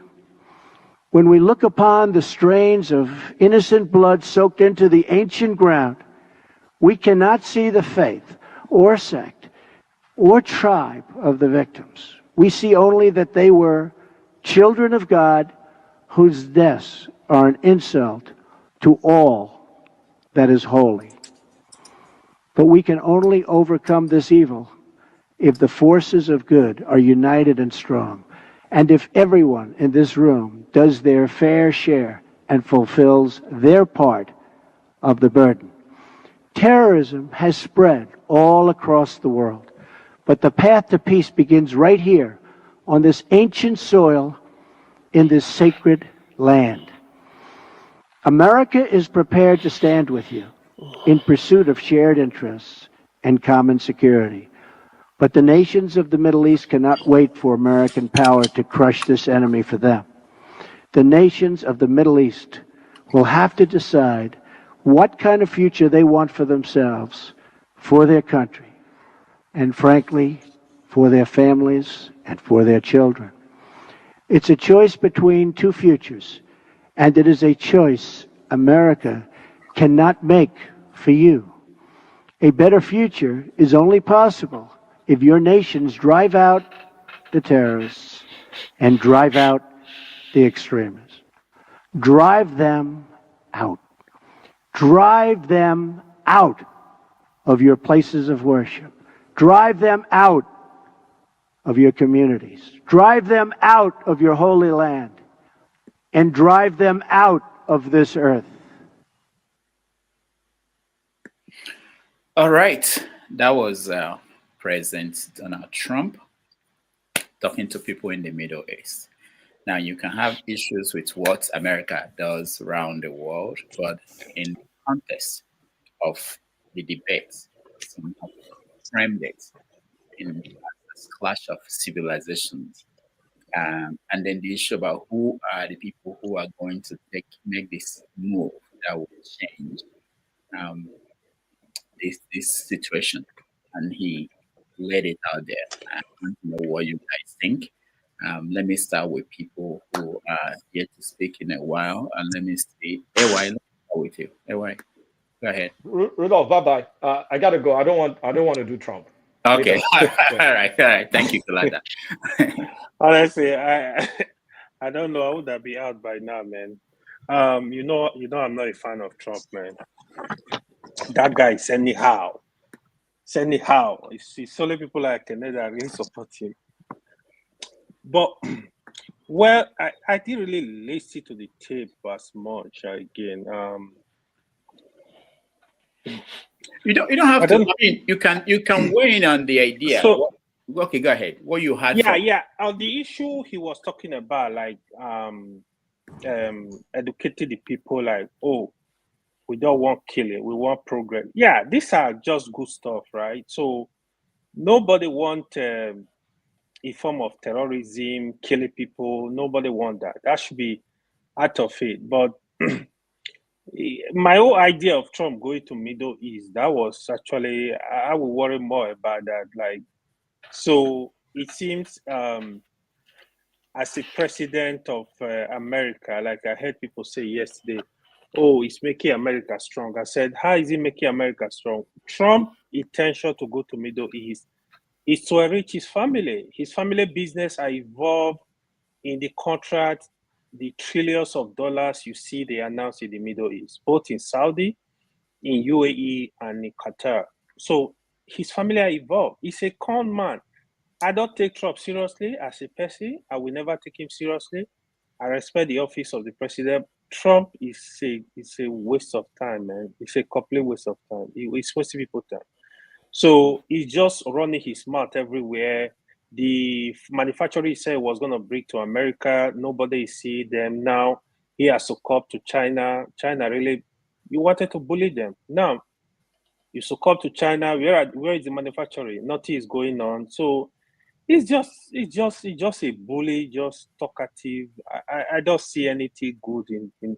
Okay, look at even the case of Syria, right? The man they call terrorist. The man, when we tell them they are the people sponsoring these people, some people will say deny it. The man they call terrorist, he was there, stamping picture with him. Oh, all their sin are forgiven. Now he's a good man. He call him a tough guy. You see, this guy, they just play with the dummies. I don't know what is going on in the world. If he attack Houthis for a couple of weeks, now he's praising Houthi rebels. Oh, Houthi, they are tough. They are tough. I decided to stop attacking them. So to be honest, it's a disappointment. The issue in Russia, Ukraine, he make noise. If I get to office, they want, I'm gonna stop it. The war is still going on because you want to bully people to submission. You need to learn to discuss issue. Come to the table, have discussion. Don't treat countries as if they are your babies. They are not. You bully Ukraine president. You are telling Putin to stop the war. No, war are not stopped that way. They have to have a serious negotiation. Okay, what can you give up? Okay, Putin. Okay, this. That's how to negotiate. Not telling people, telling a sovereign nation, hey, you got to stop. No, you don't talk to people like that. Now it's on Gaza. Oh, I'm hearing information now. You want to move 1 million to Libya. These are all nonsense. Well, this guy, I don't want to continue wasting my time. Thank you. All right. Thank you, AY. CM. Okay. What I heard Trump say in that short video clip you played was talking about fighting terrorism, if I get it very well. Just like Bush was saying in those days, you just have to smoke them out. Some people are perversing the great religion of Islam, maybe coming with a different intention. That's okay. I support anybody fighting terrorism anywhere. Now, what I will say here is that it's like when America is fighting terrorism, they don't look in the direction of Nigeria. Why? That is the thing. Is it because of the crude oil and gas? I don't know. Is it because of the Zamfara gold? I don't know. Because if you're fighting terrorism, you should fight terrorism everywhere. You should support it. You should condemn it. Since 2015, Nigeria has been terrorized. I listened to one clip where somebody, I've forgotten the name, said they brought in security to Nigeria because of their greedy for power. They removed Jonathan. So something like this, it is true that a country is sovereign. But if it warrants the intervention of America to root out terrorism in Nigeria, we support that 100%. Look at Plateau is gone. Look at Benue State and everything we are having. So it is not enough for Trump to go to Qatar or wherever. Well, I commend that.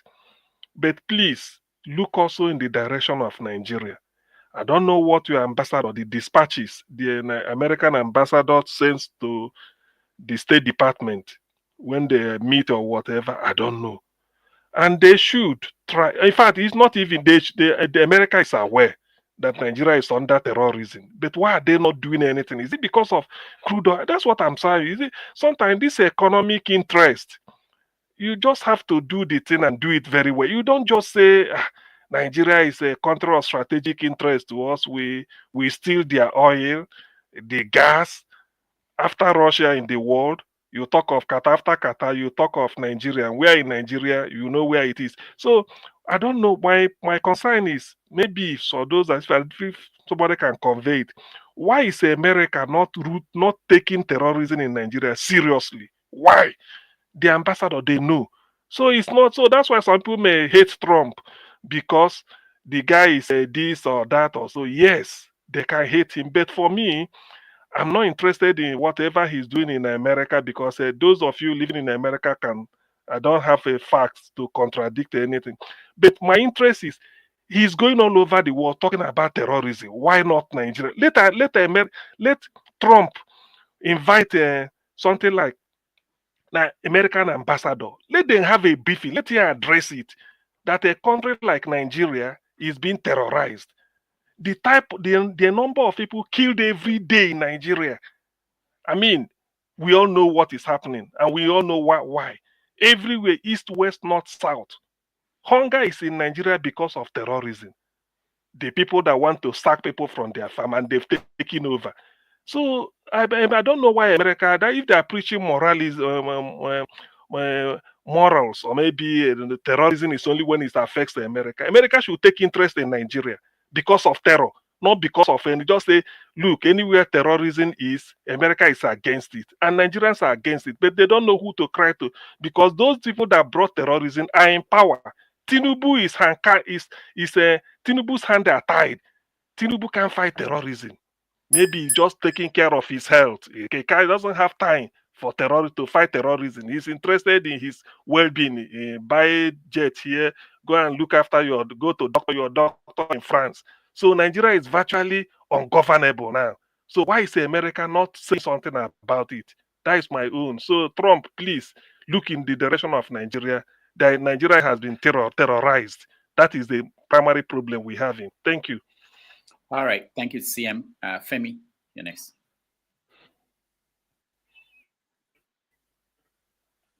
Femi, we can't hear you. What was your problem today? I think it's a glitch. I like that. It's a glitch. Femi has a glitch today. All right. Let's go to Tony Ernest. Okay. Am I speaking? Yeah. Okay. I listened to that video even before you played it. You played it a second time again. I think that this is, for me, this is the greatest speech that I've had Trump make. And for me, it was spot on, and it was in the right place. Because those who he's addressing are known to be part of the sponsors of some of those purveyors of terrorism in various parts of the world, whether it's Saudi Arabia, whether it's Turkey, Iran, and so on. So the message was well delivered. He was not politicking as he used to do. He was straight to the point. And whoever wrote that speech, I commend. I think that we must properly situate this issue in context. With respect to Nigeria, when Jonathan was president, at the peak of the fight against terrorism, and at the time when it was difficult to fully arm, get the Tokana, jet and all those equipment for the military. I know that Jonathan the army recruited some mercenaries to help fight, to join the fight against terrorism. And they were making good progress because they employ technology and they will pinpoint and locate where the terrorists were. They will pinpoint when they are training and moving, and then they would, attack them. And so they were making progress. But what happened was that some big people in government opposed that move, and they decided to persuade Jonathan to stop it. And I want to believe that those were the sponsors because their interests were now being defeated, and so they opposed it.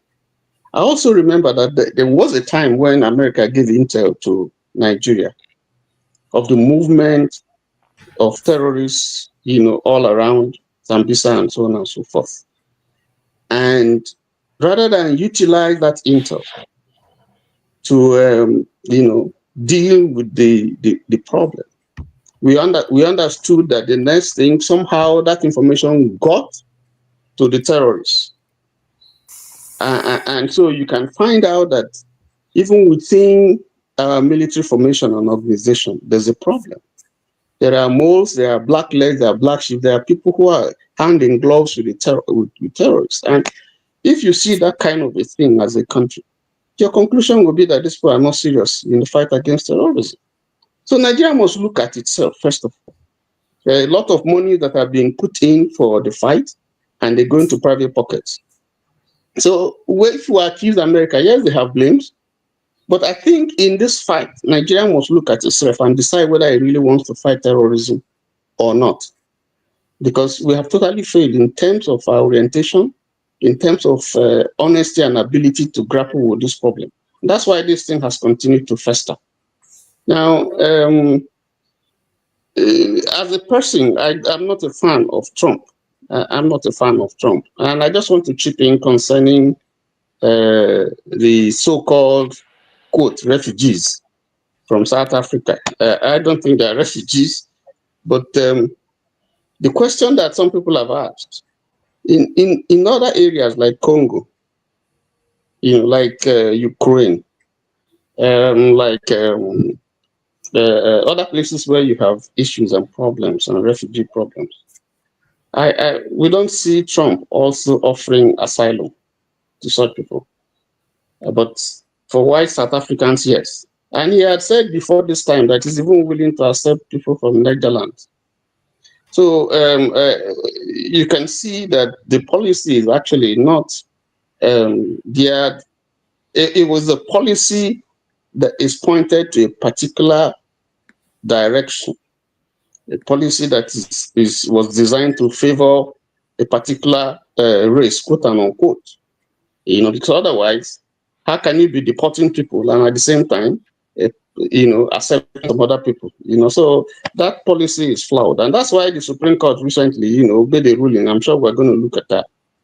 Blocking his, his appeal. Refusing to lift the temporary ban on the April 19 majority decision of the Supreme Court, where Trump's Alien Enemies Act of 1799 where he's using that to deport so-called Venezuelans who he described as what is it? Those who are terrorizing part of in detention in Texas, who are terrorizing part of America. So all in all, I think first of all, I think the issue Trump's speech was good for me, and then I think that if we all, both outside interest and inside interest in Nigeria, if we put hands together, we should be able to deal with this thing, in a way that it will reduce drastically. But if we continue this the way we are going, I don't think that will make headway. All right, thank you, Tony. Dr. Amijes, can you hear me now? Okay. Can you hear me now? Good, Okay. good. Okay. I'll come after Mr. James or wherever you put me after. I just want to be sure. Okay, yeah, we can hear you. Very good. Mr. James, go ahead. Yeah, I'm sure you can hear me. Yes. Yes. What is the definition of terrorism? This is what we should also take into account. When the Americans invaded Iraq under the pretext of looking for weapons of mass destruction and they found none, nobody declared America a terrorist state. When September 11 happened, they all pointed fingers at Osama bin Laden, a country that believes in the rule of law. Osama bin Laden was never tried in any court of law before they accused him of bombing the World Trade Center. Immediately that happened, their own investigation, which was not corroborated with any other investigation in another part of the world, indicted Afghanistan. They rained hell on. Go ahead, we can hear you. Yeah, they rained hell on Afghanistan till they got tired and they pulled out of Afghanistan. They reduced it to rubble. I think it was in South America during the days of Allende, was it 1973? The CIA sponsored the coup that removed the guy from office. That is not act of terrorism. Kwame Nkrumah of Ghana was removed from office with the help of the CIA. That is not terrorism. There are so many examples all over the world. Libya, Egypt. Congo DR. Whenever men of their choice commit atrocities in their favor, it is no act of terrorism. Even recently in the US Congress, a congressman said that USAID has been assisting Boko Haram in Nigeria. To them, that is not act of terrorism. Nothing has been done to address such problems. These guys are just out to protect their interests, nothing more, nothing less. So we should open our eyes. And if you expect the US to come and fight your war for you, of course they will do it on their own terms. If you are ready to give them crude oil from now to 50 years' time free of charge, they will wipe out terrorism. It's business. So that is how I see it. What he's telling those people is just telling them what he feels that they would like to hear, not what they are doing. They have the power to stop wars all over the world. They know they are losing ground. If you compare them with China, for the past 50 or since I was born, I've never heard China going to war with any country. I stand to be corrected. But Yeah, America, you're right. they fought wars all over the world, wasted their resources, and at the end of the day, they are looking for countries to plunder in order to keep themselves afloat financially. So this is how I see it. What he's saying in Saudi Arabia is nothing but unadulterated nonsense. It means nothing to him. When they go back to the US, they know what they are doing. In fact, they're supposed to come to the rescue of Ukraine in their war against Russia because they lured this boy into the war. And at the end of the day, they are trying to milk him to death to stop a war which they lured him into. So you see the hypocrisy. It's every man to himself and God for us all. Thank you. All right. Thank you, James. Let's hear Femi. Welcome. Okay. Sorry, I was trying to be too techy. I was trying to use a Unix machine that I prepared yesterday. I'm sorry, anyway. please, can you permit me to sign out? It's already bedtime in the Gambia. All I was gonna beg you not to go, Mr. James, but it's okay.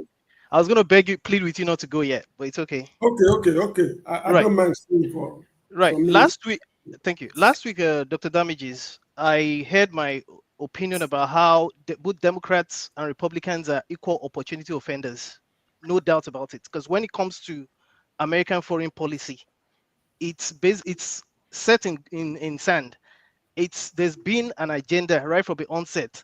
It just depends on what flavoring whoever is in charge and their acolytes, namely the neocons, decide to go with. Now, I also listed the fact that having lived in New York, we know, and Dr. Abe, you would know this as well. We know Mr. Trump is just unveiling America the way we've never seen it before. This thing has always been there. It just comes in different forms depending on who is there. It's just that he is such a loud man, he can't control himself as a man-child and what have you. Now, that said, when you see things like that jet, which I'm only beginning to realize as of this morning, I think it was Richard Wolff I was listening to among other people. That jet that is being given, I don't know if you're aware that it's a jet that the Saudis have been trying to sell since 2020. They've not found a buyer. Now, that's on one hand. You see, again, Is it Saudi or Qatar? UAE, not Saudi. UAE, not Saudi. UAE, yeah, The jet from UAE. yeah, UAE. But in any case, Who made the plane? Who built the plane? I don't know if it's Boeing or the other Airbus or It's something. I do not know. It's Boeing. It's Boeing. Yeah, I do not know. Yeah, It's Boeing.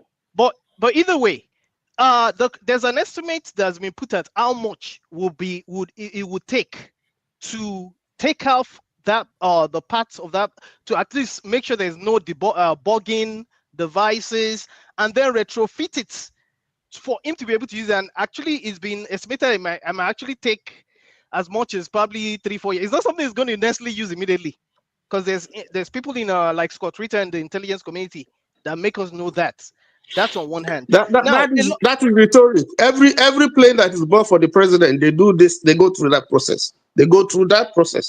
So what they were saying is just it makes sense, but it's rhetoric. But Mr. Tony, this time around, it's not like the one that Boeing that's still in production right now. Now, this is not coming from me. It's coming from people that are better informed than myself. So when Boeing builds planes like the ones that's been in production since its first time, it takes a while. They build it from the ground up, and they do not have to go through. I mean, yes, the CIA is involved and what have you, from what I've gathered over time. But this time around, they're going to redo everything from the beginning. First of all, it's even wrong in all shades and form to be collecting that kind of a thing. Yes, presidents in the past. So it's not even about whether anyway. So did you watch the interview when they asked him why he's collecting the planes? That guy. He's a con man. The guy. That's why I weep for those that think you cannot defend this guy. We know him already in New York, so let's not even go there now. Furthermore, I don't know if you're aware, or a lot of us, I'm sure as many of us are aware of the kind of transactions that have been going on between all of his kids and the Arabians, and there's a reason behind this. First of all, we were told that part of the reason why he's going there was also for him to meet with Putin in Turkey. Of course, we know that how that has turned out now. You know, Putin is playing him. You know, Putin, he has a lot. He gets things well. Now that's on one hand, and then you saw those kind of deals and those kind of mago that they're doing. A lot of it is going to his pocket as well. Because the Saudis have recognized, the Arabs have recognized that for them, they understand this guy. Keep in mind, these are kleptocrats.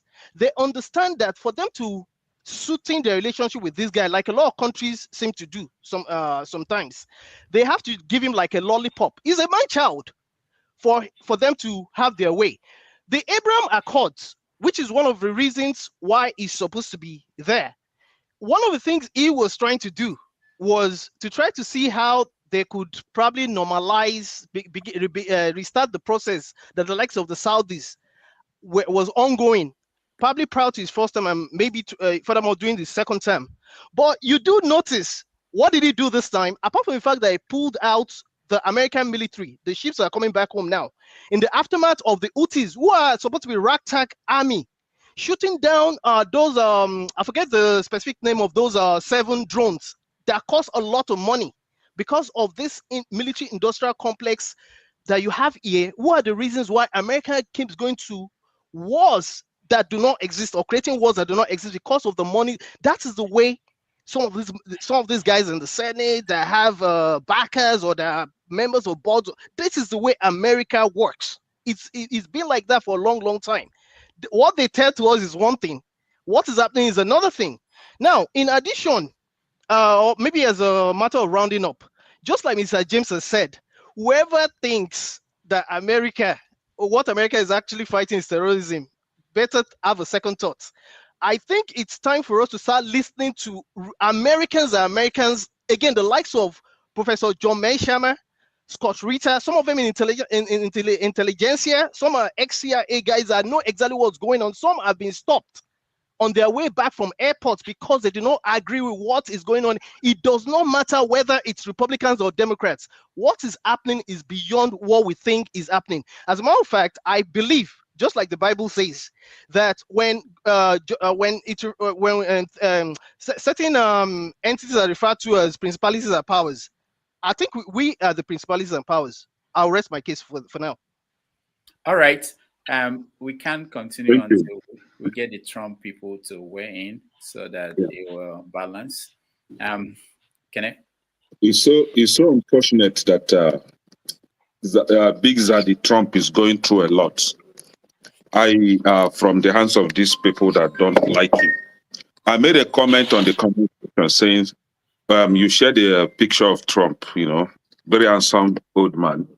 And I was like, oh, see how handsome our Trump looks. And somebody, Oscar Blackbone or Backbone, see, shit. Hey, very handsome man, see. So the guy was like, he hates Trump. But Trump is better than one chimpanzee in Nigeria. I don't know why he would address somebody as chimpanzee. But the thing is, you see what is going on in Burkina Faso today. Any day that Trump wage war against the president of Burkina Faso, the military guy, Trump will be a chimpanzee to me. On this platform, everybody will say it. Now, the thing is that, AY, you made a wrong submission. You said that Trump succumbed to China. No, that is not true. During Biden, in September 2024, Biden increased tariff on Chinese imported electrical vehicles. Go ahead, Kenny. Biden increased the tariff on electric imported vehicles from China to 100%. Listen, fact check me. And he increased tariff on solar cells to 50% and 25% increase on electrical vehicle batteries. This was what Biden did.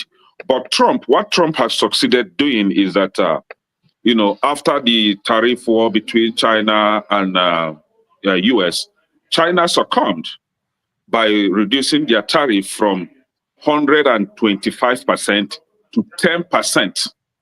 While Trump decreased his from 145% that he initially placed it on to 30%. So, AY, have that corrected. Now, about the Air Force One compared to the gift that Trump received from Qatar. I don't know if any of us here has ever turned down gifts or never gifted anybody something in his or her life. I don't see the reason why Trump wouldn't accept a gift from Qatar, bearing in mind that the Air Force One first entered service in 1990. Air Force One cost $325 million. Then he received a gift of aircraft that is more modernized, that is equipped with more modern technology, made in 2012 compared to the Air Force One 1990. And then has more passenger capacity. Hold on, has more passenger capacity, and looks more, modernized. So that's American policy. American policy. Now, America does not hold allow the on. Don't president tell to me take about that kind American of. politics. Hold on. It's my turn now. We're talking about Trump giving asylum to white people. The same Trump has given asylum to Africans. Are we talking about this South Sudanese? Are we talking about the Congolese people? Are we talking about even in America? No, not during Trump's era, right? Nigerians, the Ogonis, were given asylum to come to United States, true or false? Now, why is it that the only time that white people were given asylum, then it become a problem? Last time on this platform, why would Trump advocate for the white people in South Africa? Why would Trump do this? Now, you don't want white people in South Africa to retain their land, though first, the land that they got, from healed process. I don't support the process with which they got the land in the first place. But you said they don't want the land should be revoked. Now the land has been revoked. Somebody called one Malema is calling for extermination of white people. You want to kill them? Is it not the same thing that happened in apartheid regime that you want to do to white people right now? What they did to your people is what you want to do to them right now. And then Trump opened door for them and give them asylum. You say, why will he give them asylum? Please stay one place. Why will you be here today? You are here tomorrow. What do you actually want? Now, for some of you that are calling for Trump protecting terrorism in Africa, especially in Nigeria, you are not wrong, right? If what the terrorists are doing against white people could be considered as a terrorist act. What the Fulanis and the herdsmen and even the white people are doing in Africa, and I will queue with what Mr. James stated, that he trying to define what terrorism is. Terrorism could come in any form or shape. When you go to African country to exploit their mineral resources, to exploit their human resources, that is terrorism. When you go to African country to cause war between two brother states or countries so that you come in and steal their mineral resources, that is terrorism. When you go to African country to impose leaders on them, leaders that have stayed 20 years, 30 years, that is terrorism. When you go to Africa to dictate for them how to run their country, that is terrorism. And hold on. You understand? In that case, will you say that America is a terrorist state? Now, if we want to go with that context now, he that owns gun and begin to kill is a terrorist, right? Now, he that cause or impose something that now cause another to kill another is a terrorist too. Do you understand?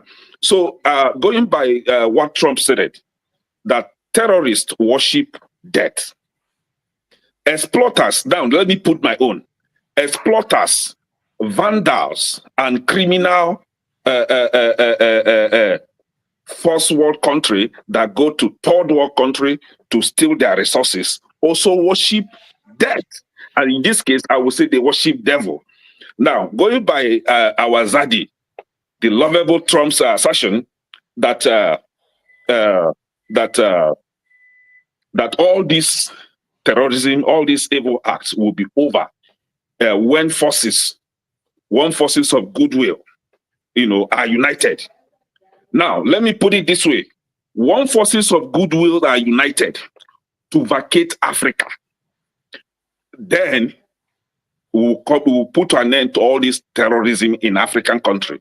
When France leaves Africa, Portugal, Britain, US, when you all leave Africa, then we'll put to an end to all this exploitation in Africa. Like I said it here, our loving, caring, handsome Daddy Trump, we are solidly behind you. Forget about all these black Africans, all these things that they are saying against you. These people They don't know where they stay. They are very confused. They are here today. They are here tomorrow.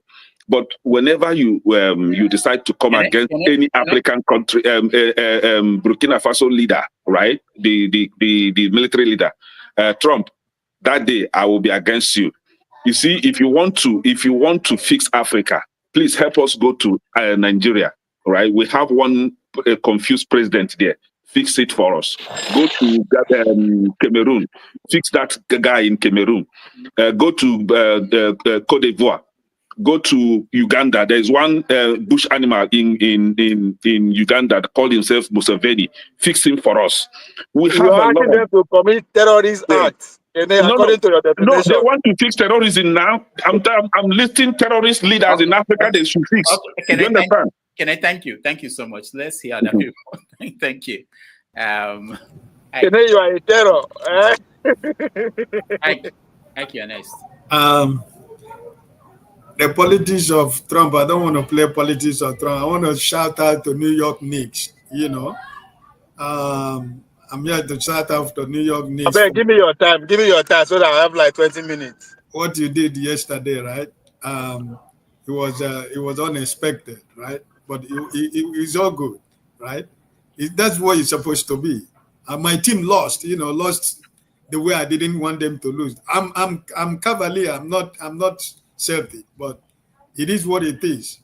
It's good. I mean, new champions we're gonna get for this. Oga Hike. Why you remove Femi now? Why did you shout out Femi? Oh, I don't even know what happened. Go ahead. I'll find him.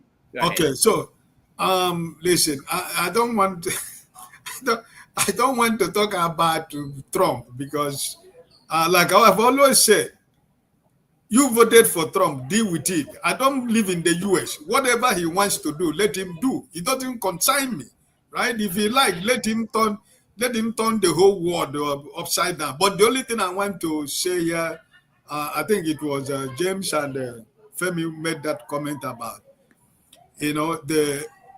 I believe that the only thing Trump is doing that I really do not like is the way he's trying to treat the president of Ukraine. He wants to bring him outside and leave him on the road. I don't know why he's treating that case like that, right? I don't think he's being fair to Ukraine because, like somebody said here, somebody's wife is cooking. Who is the wife? Somebody's wife is in the kitchen. So I think they wouldn't have, I don't think America is doing the right thing by bringing him out to the public to go to this war and try to leave him on the middle of the road. I think the American government has to rethink about their decision about, Ukraine because it's good for everybody, right? So for me, the Trump politics is like Femi rightly said, is a New Yorker. He's a scum man. He's a 419 man. So he's, we just, I don't want to talk about it. Somebody else can say something. When we bring another topic, I can join it. But I just want to shout out for New York because it was great yesterday. I watched it. It was fun. Okay, Ike, Dr. Damage doesn't want me to reveal something. He's a Brooklyn Nets supporter. Don't listen to him.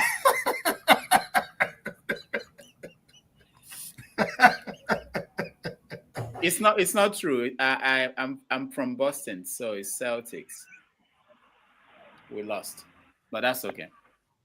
All right, thank you so much, Ike. Let's go to, I think, Ovia, are you next? Yeah, go ahead, Ovia. Yes, I caught a glitch when I hear an Nubi man say that I'm from Boston. So I don't know. So where are we, Doctor? Oh, we're talking about Trump. You can take it from any angle. I want to know. Oh, Trump. Okay, two things. If you live in America, I recommend you go read The Project by David Graham. It's a summary of Project 2025. It's compulsory, I would say. Go read that book. Another one. If you live on this planet Earth,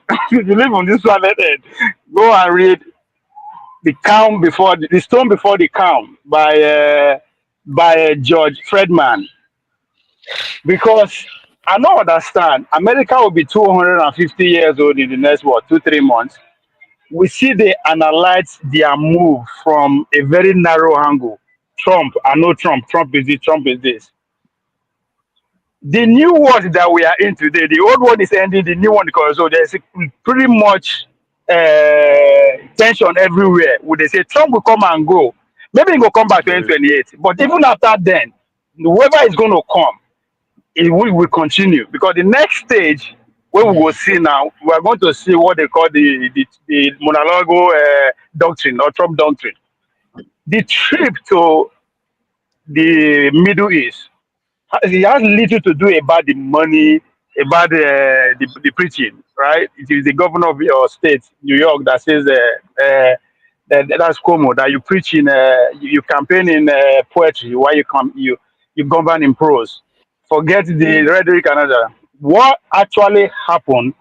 It's about energy. If Dr. Damage, if you remember when during the inauguration, I said that there was another event taking place in Europe by World Economic Forum that people should go and listen to those speeches. It's the section they have on AI. I know AI. That's what this chip is all about. The technology that will power the world that we live in today. It will take times 10 of the amount of energy where America they consume now to even start off.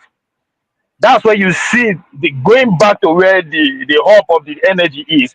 And of course, where you will say the Arab world actually prepare for these days, if you look at individual focus, the Saudi want to replicate what Silicon Valley is to America in that region. That's their focus, how to transfer semiconductor, everything that will power the same thing that you see in Silicon Valley. The UAE, their goal is to not just be at the forefront of AI revolution, but to be dominant by the year 2030.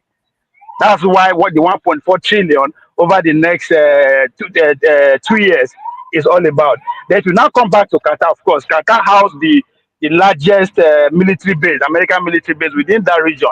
So what you are seeing is an exchange of that's the power of within the next 100 years. The nation that will have influence, just like the European nation, the likes of Germany, British, will have influence for the last 80 years. That's what we are going to see within those three Arab worlds. Watch out for those three nations, and again Turkey on the other end. So you are seeing the dynamics and the power relation of the world they change. But with the decision at Trump, so it has nothing to do with Trump. The policy that is being implemented today has been decades in the making. People who are working with Trump today, the recruitment and the teaching of how things should go was started in 2022.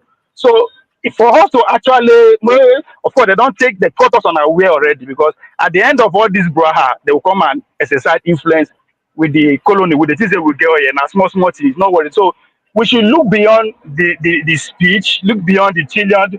See, I don't know why should they celebrate whether they get trillion or not. When push comes to shove, then print the money. COVID-19 is a good example. Over 6 trillion was printed. So money not be the money, but the power dynamic that is going to that is shifting toward the Middle East, as the marriage between the Arab world and the United States of America is what we are going to see that pretty much dominates the whole, even going all to our own continent. But 2 weeks ago, I do a show about how this same Arab world are actually influencing our media. That most of things that we talk about, it is because of their influence, the influence they're trying to occupy the vacancy that the Chinese are living within the African continent.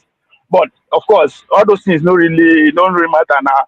Since where they go viral, VDM, and everything. So I'm saying all this to say that there's more going on than Trump this. I love Trump, I hate Trump.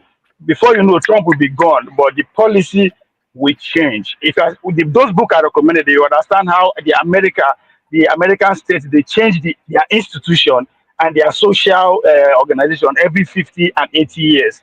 It just happened that the two are actually coming together within this decade. So the what we are seeing today is just the tip of an iceberg. The next 100 years, that's why I say those that live in America, the next 100 days people should pay, especially with the immigrants. You're talking about how they want tax us 5% for our remittance. That's not the relationship between the Trump administration and the IRS in order to flush out illegal immigrants, undocumented, to push them out. So that is in line with that one too. All right. Thank you, Doctor. Thank you, Obi.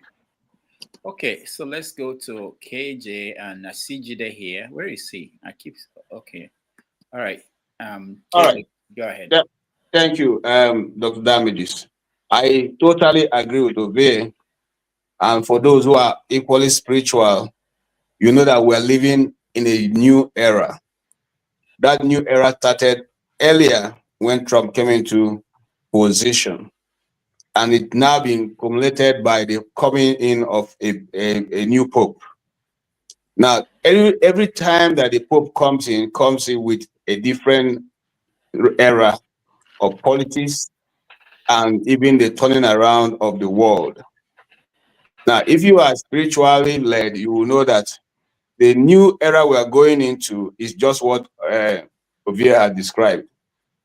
Africa will play a big part, but whether we are in a position to make that change is left to our leaders. Unfortunately, those who have the gold will make the rules. So far, Nigeria don't seem to have any gold. We'll probably not be able in a position to make any rules. And if you want to break it down, I will go to say we don't have a leader who can stand in when it comes to men sitting at the round table and having a discussion that can bring about the good of their nation. We don't have such leader. And as long as we don't have such leader, the next world, the next era we are going into, will probably not have any part to play. We will still be errand boys, being tossed here and there. Now, coming back to what you put on the table, I think Trump have made some of the best speeches an American president would have done outside of America in the last two speeches he made. The first one was the one he made in Saudi Arabia, wherein he said to the crown prince and the rest of them, America is not interested in trading missiles or rockets. America is interested in making business, exchanging business. And so the era that America is coming into, they're not interested in controlling your political narrative, controlling your whatever lifestyle you choose to live in your country. They are saying now, we come specially to do business. And if you are one of those who want to have a broad mindset, instead of allowing yourself to be, boxed into a corner of what Trump is saying or not saying, you find out that business trip was led by businessmen. And the people who made gains or whose companies were who were at the forefront of making that discussion are all out there for anybody to see. The Googles of this world, I don't know if Trump owns a share in Google, and all the people who sat on the table to make that negotiation for which that $600 billion will be coming to America. I don't see any of Trump's children's business company there. However, Hausa people get one proverb, and I want to put it here. Person when they pack honey, they lick in hand. So if we come here and we are coming from a country where the government write policies to favor them, their family and their friends, and we come to this platform and some people defend it. In fact, they will even insult you for trying to say things are not moving in Nigeria. And they come to talk about Trump, a man who took a trip and is coming back to his nation with over $1 trillion of business coming in, and we want to condemn that person. I don't think we're being serious. Okay, and then coming also to what you said. Yes, the truth is, I don't expect America to fight for Africa. And what he said is true. He was talking to the people, and that is what most of the African leaders lack. You see, when I analyze him, one of the things I agree with him most, not because of what he says or what he doesn't say, it's because of the ability that Rudolph, he will sit one-on-one with you and he look at you in the face and say, this is what America wants. And he will hold on to that view until you will come to an agreement. That is what a leader is. Not somebody who will go and when they ask you something, where you play, you do like what we have been seeing. You simply just give away yourself, you know. You give away, I mean, you don't even put any point forward. Instead, you tell us you are going for a walking visit. The walking visit, nobody sees you. Sorry, I was a bit distracted. Now, so what I'm going to say is this. If we know how to read the signs, let us go back to our governments and our people and say, look, the world is changing. Let's put our best foot forward. Get the technocrats. Stop playing this regional thing. In fact, stop fighting the people of Nigeria vis-a-vis the people of the Southeast. Face what is facing you, because the world is turning and nobody's going to wait for Nigeria. That's the truth. Nobody is going to wait for Nigeria. The world is turning. We must put our best foot forward. And so far, we're not doing that. Thank you. All right. I see. Stay humble. Rudolph, I have a question for you. Oh, for me? Yes. Okay. Okay, go ahead. You followed 2023 general election in the US, right? 23 was the election. When did you people do the election, your presidential election? It was last year. It was last year, okay. Yeah. The question Ovie said about Project 2025. Yeah. If you follow the campaign, do you remember that the Republican Party and the Trump political organization denied about Project 2025? Mm-hmm. They said they have nothing to do with Project 2025. Yeah. Okay, thank you. You want me to respond to that? Hold on. No, this is not good. Hold on, Rudolph. Let me answer you.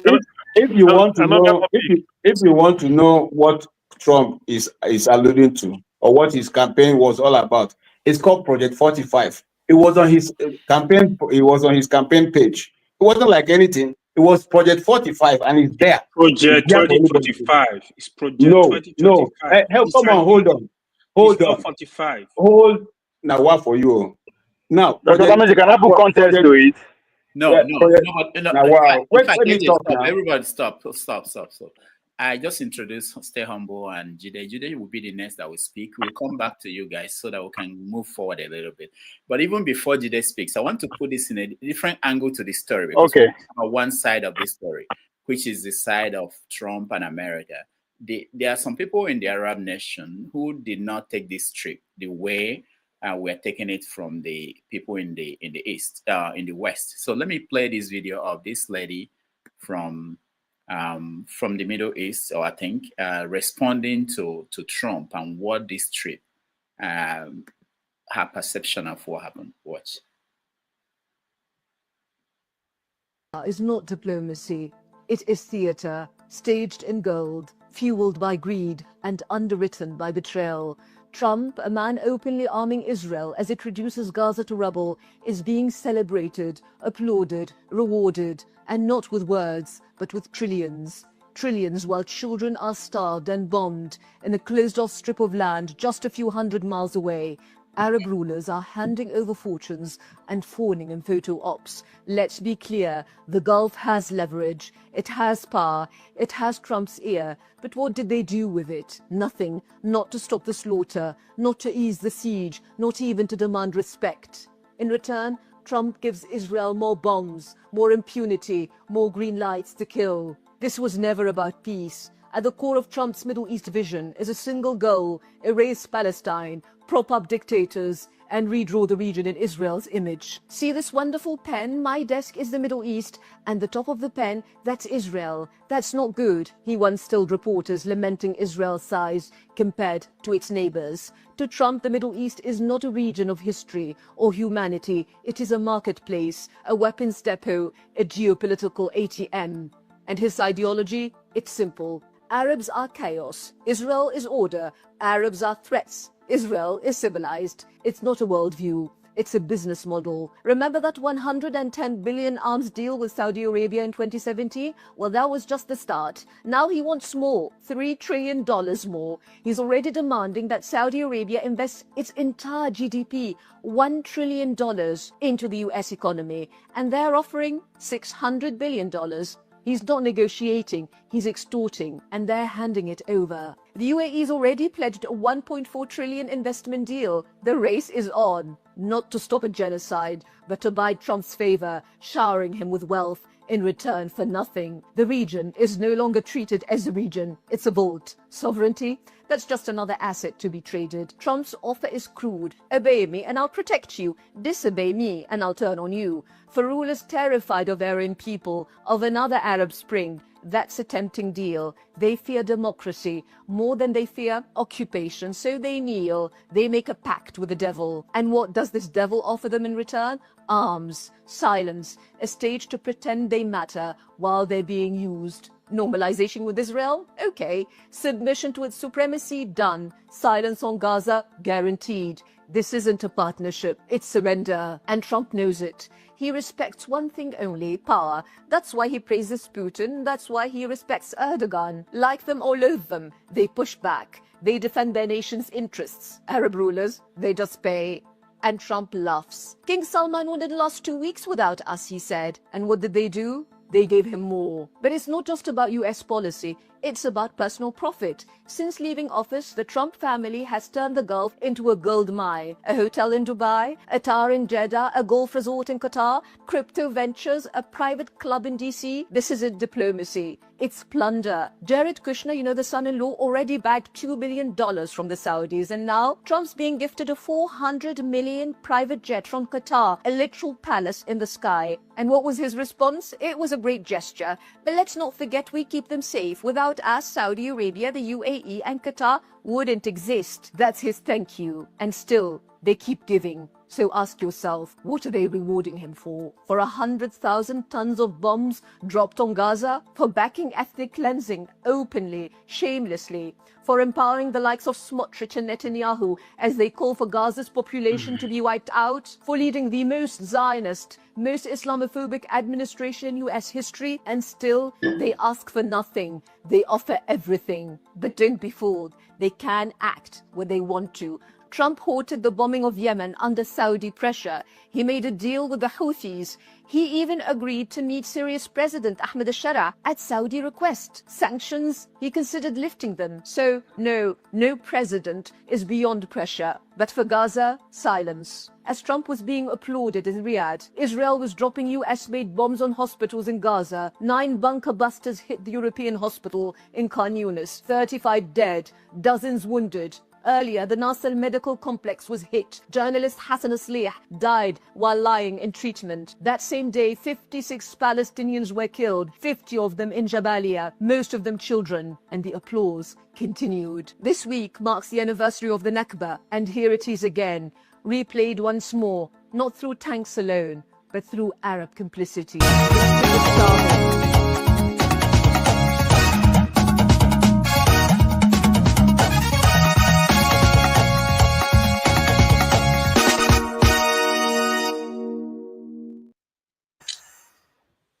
Hi, Rudolph, thank you for that video.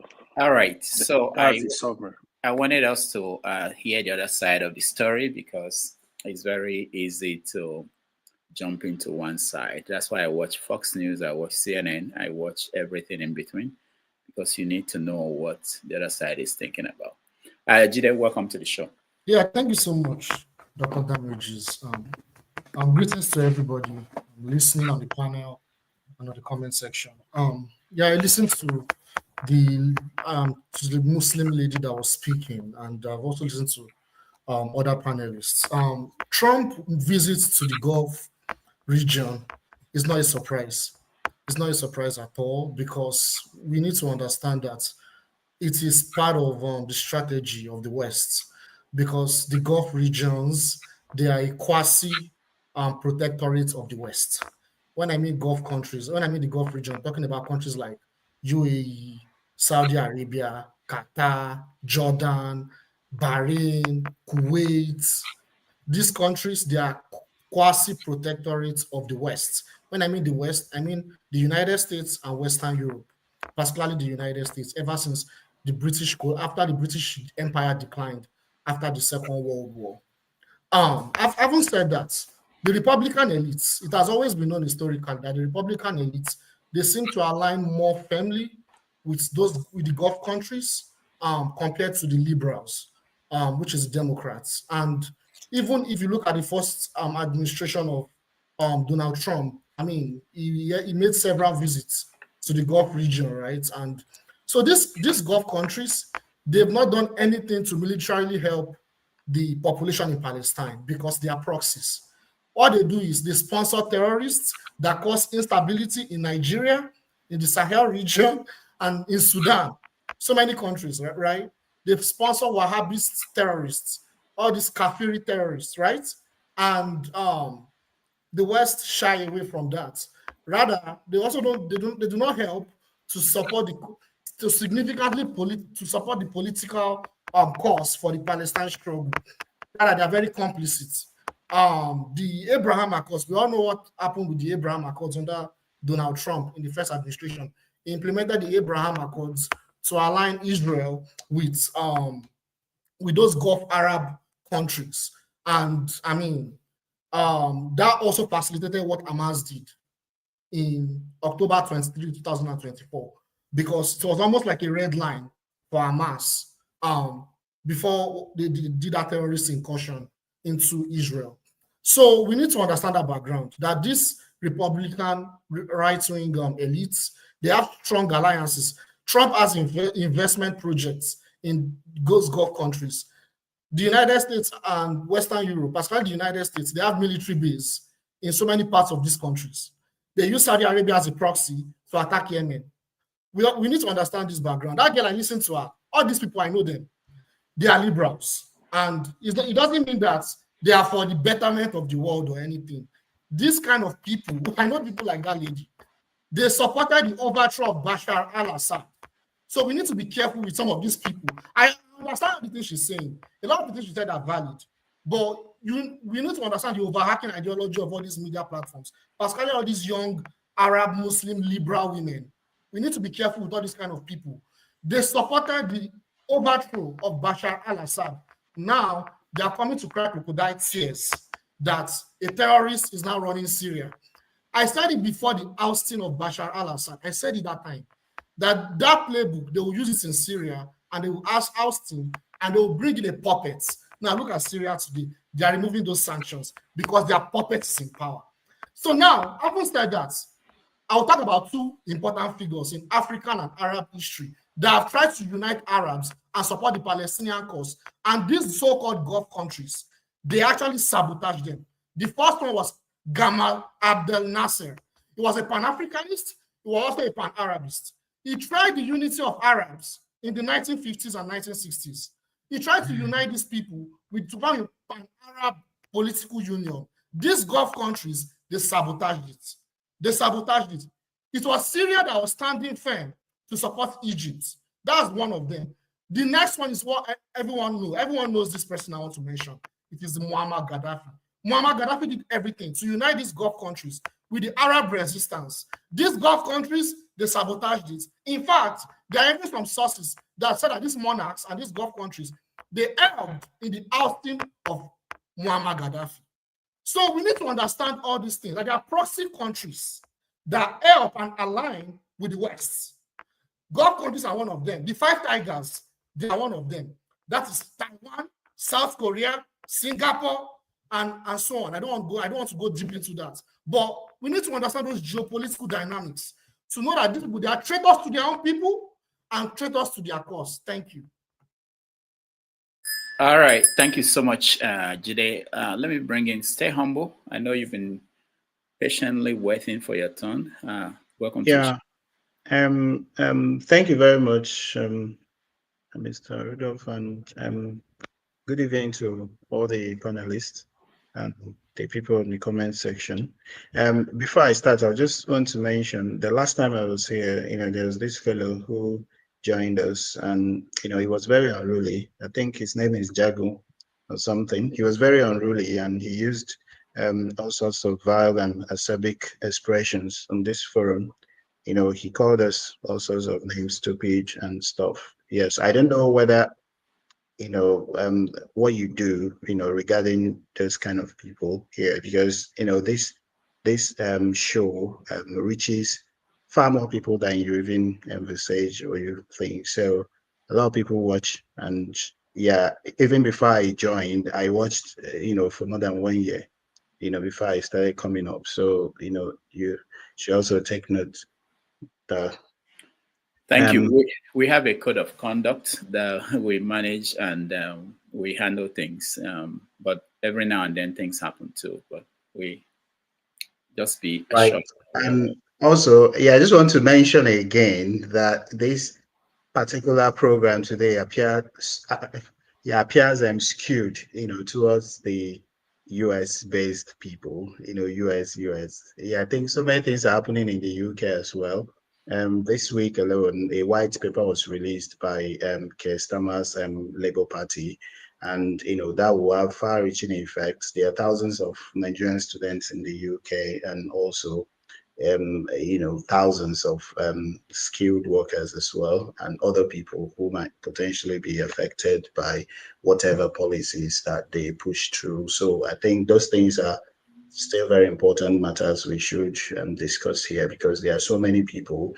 And this show is really good because a lot of people get education from this show, and we should try and broaden the horizon. Talking about Trump, so many things, so many policies, they pushed through. But again, beyond the Middle East and Ukraine razzmatazz, we also want to look into how Trump's policies will affect Africa. Because we are Africans, and we have no other home. We have no other place to call our own. This week alone, you have heard that some of the most dangerous criminals in the world will be sent to Africa. Some countries have been listed as countries that will take in those people. This, similar to the UK-Rwanda deal. So these are also things we need to look at and start shouting on the onset, because if these millions of deadly drug addicts and killers, are sent to Africa, it will be potentially hazardous, to African population. We are battling with,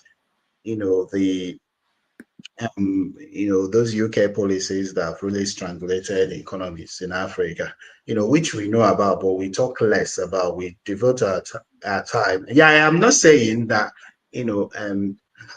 that people's contributions are not germane to the issues, but again, we should also give some time to talking about how these things affect Africans. I know that majority of the panelists here reside in the US, and that's the reason I think we talk about Trump some of the time. And then regarding the visit of Tinubu, or the proposed visit to the Vatican. See, if you're here and you still think that the appointment of the new Pope is not, was not politically influenced by America, I think I feel sorry for you, to be honest. So these people work hand in hand. They are all like colonialists. I know the last time I was here, there was this strange debate about religion. That really didn't end well. I won't go deep to that. Regarding the issue of JAMB, I think you've discussed that. I just want to say something about it, which people have not really touched. Beyond all the melodrama, the weeping and the rescheduling of the exam, I think that even JAMB itself, the UTME should not even be taking place in the first place, because 90% of the curriculum, is outdated, anachronistic, and even with their education, our students cannot even compete with their counterparts in South Asia. I'm not even talking about America, of course. I'm talking about, let's say, Malaysia, Indonesia, what have you. The JAMB curriculum is outdated, anachronistic, and most of the questions, those wire, whatever you call them, NECO, I think it should be totally overhauled. What we're doing is just a waste of time, there. So JAMB should not even exist in the first place. And, of course, we cannot achieve that if these criminals are still in power. So you have to get political power first. Yeah, that's why I always say that the Nigerian diaspora has a role to play, a very huge role to play in unseating, this the establishment. If we do that, we'll continue to just beat about the bush and go around the circle. Thank you. All right. Thank you. Stay humble. Let's welcome Sola to the show. Sola, welcome to the show. I see you've been in and out. So yeah. Thank you very much. Yeah, I've been listening to the show for a while, but who made me join Mr. James, because I think he's someone that I respect. I mean, I respect the man's. I respect, and he's very, very articulate, and he doesn't. We can hear you very well. Can you? Say, Sola, we can hear you very well. can you hear me? Fancy Can you things. hear me now? Okay, it's better. Yeah. All right. So, like I said, I respect Mr. James. So because he came online and he spoke, and because he's very, very straight and he's not biased. So going to the question you asked regarding the video, and one thing that I think some people have already said some things, but the only thing that baffles me when Kene and KJ are talking is when you talk about Africa or Nigeria, especially KJ, when KJ said, "Oh, our government more or less seeking for favor, they will take, they will take money for themselves, they will loot money for themselves for favor, and Trump is going to UAE and he's also doing as well as doing business for the US, he's also doing business for himself as well." I think when people look at it, it's more or less like oranges and apple. It's more or less both of them are, the Nigerian government or the US government or Trump himself, they're doing the same thing. It's still called corruption. There's it at the end of the day. It is called corruption. And if anybody think America or the West has your interest as a nation without having anything in return, then we must be having a laugh. See, there is no person in the world or no nation in the world that is going to be helping you without something in return. There is a saying that if something is free, somebody is paying for it. So when we talk about terrorism, the person aiding terrorism is also a terrorist. In Nigeria, the reason why terrorism is festering is because there are people sponsoring it from outside. The governors, some part of the governors or the northern elite are getting money from it. Even the military are also getting money from it. That's why it won't end. Nigeria is very, very big. The capability of the Nigerian army, they're very, very good. And everybody knows during the economic days and stuff. But when it comes to the Trump going to the West, he called in his first term, he called Qatar a terrorist state because they were more or less, supporting the Houthis or whoever is either Hezbollah or the Houthis that they're supporting. But the reality is now, what have they done differently? It's not maybe they are not supporting still this terrorist group. It's not maybe US, like they said, is not part of a terrorist organization. It is a terrorist organization because the same man they used Gaddafi was one of Gaddafi's right-hand man that more or less was sent to Sudan, not Sudan, to Niger I think it's Niger or Chad. They had to bring him back. Look, we might say the US has intention, but the reality is there is something given. And if they don't have something to take, then you are in deep trouble. And that's the reason why I like South Africa at the moment. South Africa is the only country in Africa that is standing up sometimes to these guys. I'm not saying South Africa is a saint, but when we come to Africa in terms of leadership, you always see South Africa in the front because they are the only country in Africa that has taken Israel to the ICC. Only South Africa. No other country joined them. Even when they wanted to oust Mohammed Gaddafi, it was only South Africa that went to meet him. So when we look at it in the long run, terrorism, problem in the Niger Delta, these are all funded by the West. And these are the reasons why we can't trust the West. And for us to be able to move forward, we need to do the right thing. If Olisa Agbakobab, in his last interview on Arise News, he said we need to ditch anything to do with democracy. We need to come back home and forge what has been working for us in the past. So Africans need to liberate themselves from this democracy because it's not working.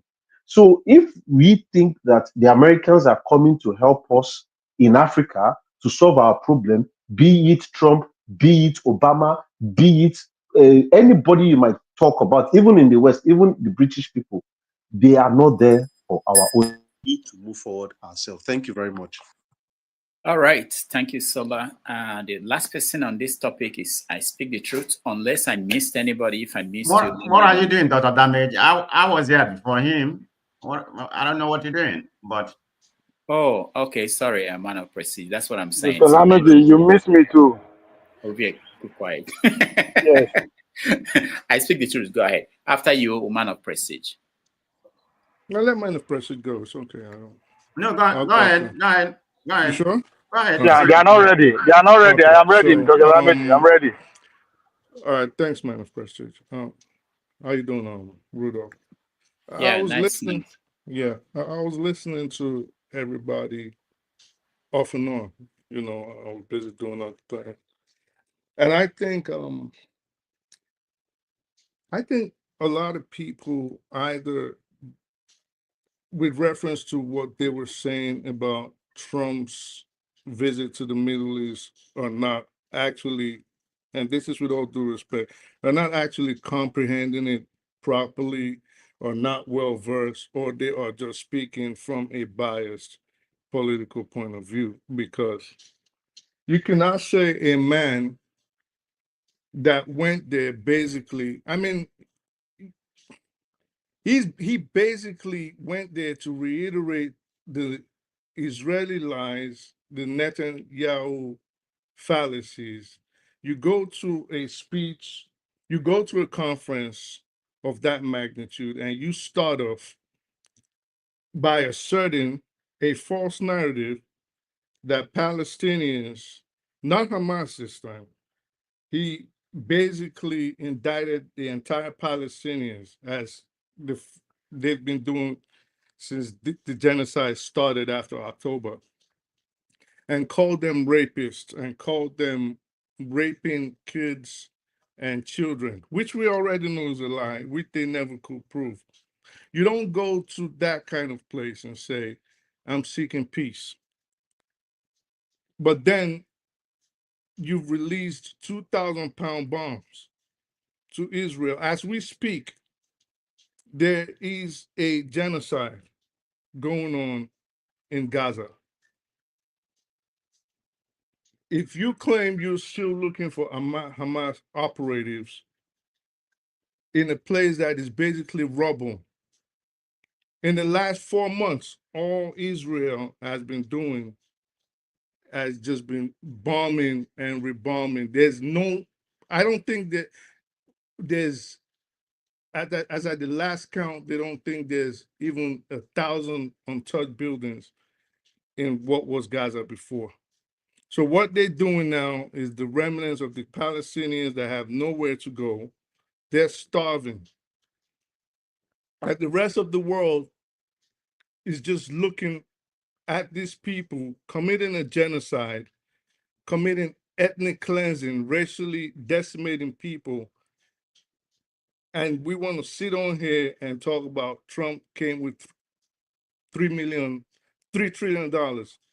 Does anybody in their right mind think the Arab leaders, knowing the aim and the intention of the Zionists, which is to establish a greater Israel, which would encompass what we know today as Syria, which they have already taken up past the Golan Heights, which will encompass Lebanon past Beirut, which will encompass Iraq, Iran, and Saudi Arabia? Does anybody in their right mind think the Qataris, the Emiratis, the Saudis are just there giving Trump all of their GDP for nothing? Or they probably would be seeking retribution or a way out of this logjam that they find themselves? Because what has been happening is they are between the rock and a hard place. It is either they confront Israel and get decimated with the assistance of the United States, or just bide their time and enjoy their wealth for now, until these same entities will eventually capture them or lead their own people against them. I think, and I do not claim to know the future, and I don't claim to have a crystal ball, but I think we are looking at the first acts of a very, very, very intricate play that is going to happen in the world, especially when you have a situation where James Comey, for example, is tweeting pictures with 8647. So there are a lot of intricacies at play that everybody is overlooking, and I think people are not noticing. But the world is at this point at the crescendo, and I think in the next 6 months to 8 months, we will not be living in the same world. I think everybody's overlooking a lot of things, and I think people need to start looking deeper into everything that's happening now. All right, I speak the truth. Thank you so much, man of prestige. Welcome to the show. You've been here before. It's just a topic. Go ahead. Yeah, thank you very much. Before I proceed, Dr. Damage, congratulations to your niece. You'll be the Boston by 38-point margin. I mean, none of them is my team. We lost out. My boy Corey was injured, so that's why we couldn't make it. We could have been there, but we got Butler. Corey was injured, so that was our undue. Minnesota beat us because of our superstar didn't play, and that probably applied to Euro. You got some. Are you a New York fan or are you Boston? Boston. Oh, okay. I know why you're lost, because this guy was injured. Jason Tattoo was injured. That's their best player, so that's probably why you're. But New York is good. I mean, this is the highest margin of score they had in any playoff history, 38-point history. Do you know that the Nigerian playing for them, Anomodo, he played for the New York Knicks? Yeah, you don't know? The guy is good. It's like their third best player behind Bronstein and the other guy. His name is Anomodo, yeah. Originally from Houston area anyway, so he's one of their best players. So that's one of the few Nigerians applying their trade in NBA or something like that. But before I proceed to that, Industrial Damage, I wanted to ask a question. I went to Precious earlier when I left here. She was showing a video about a lady, a journalist from Lagos.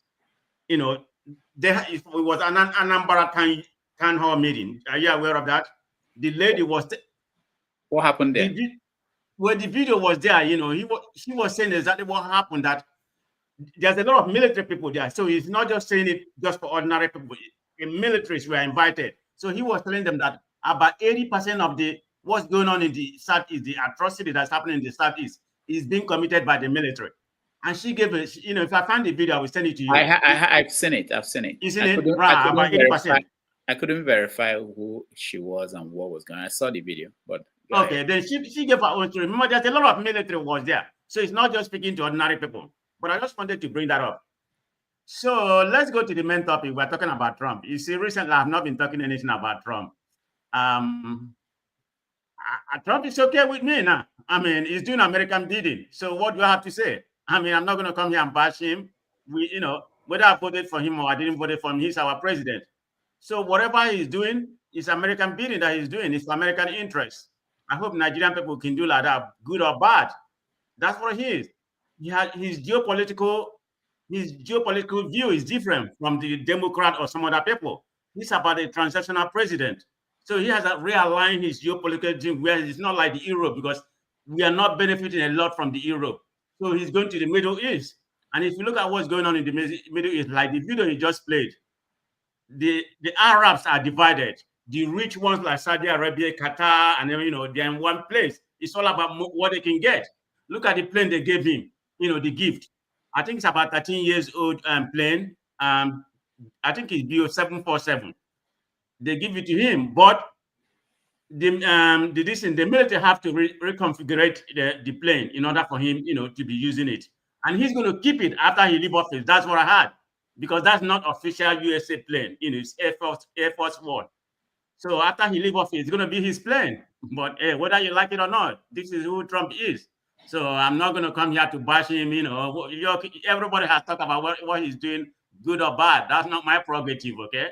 My prerogative is me and my family. If we are doing okay, that's all I care. If any Nigeria is doing okay, that's good. It's about American interest. The only thing I'm going to be concerned is about Nigeria. The Nigerian people, government need to wake up or something like that. That's my main concern. I don't know if you heard about this story. James Comey was invited yesterday. He was interviewed for about 90 minutes because of what he posted. I think it's 86-47. And what 86 means, remove or inject. So they think that he was going against the government. They interviewed him for about 90 minutes and released him, but he's still being investigated right now. So we don't know what's going to come out from that, But I kind of think that he was very callous for tweeting that. How can you be at the beach? You know what 86 means? You're not the first person that have done it before. I think some people have done it, to my own recollection, about 2 years ago. Everybody know what 86 means. It means remove. So you can't just tell me because you're at the beach. I'm not supporting what the government may do to him or whatever. But 86 means remove or inject. Then what does 47 mean? That is, 47 president. That's Trump. So I don't know what's going to be the outcome of the investigation that's going on around. But anyway, I don't have much to say about Trump. Code for murder. I thought it was for remove or inject. Well, it's not the same thing. What's the difference? What's the difference? It's not the same thing, but English will they speak, all not the same. Yeah. In a polite ways, but it's yeah. But anyway, let me conclude. Let me conclude. So I'm not going to come here, be talking about Trump. He's our president. So whatever he's doing is for American interest. So that's all I have. Thank you. All right. Thank you so much. Just so for the record, I have no idea of what it meant until they started making issue with that arresting or questioning Comey. I had no issue what it was. So it's not everybody that knows. I don't know what it meant. Odi, welcome to the show, and we're rounding up on this topic on Trump. You can look at it from any angle. We talked about the South Africans that were imported or brought into the country. We talked about the mission he took to the Middle East and what he came back with. We talked about every other thing. So what's your take on that? Hello, everybody. I don't know if you can hear me. Yeah, we can hear you. Very good. Okay, and people in the comment section also. Well, I came here, I've been watching you guys. Interesting show. Everybody's kind of cordial and respectful. I came here because I think the past 2-3 speakers was the guy, he mentioned something. He talked about Gaddafi and Gamal Abdel Nasser. He said Nasser was Pan-Africanist. Like one of the speakers said, people learn a lot from this show, and that's falsehood. Nasser was Pan-Arabist. Yeah, that's what he said, not Pan-African. He said Pan-Arabist. That's what he said. Oh, okay. I had Pan-Africanist. Then it was like, no. It is when he's referring to Gaddafi that he used Pan-African, but when he's talking about Gomel, was Pan-Arabist.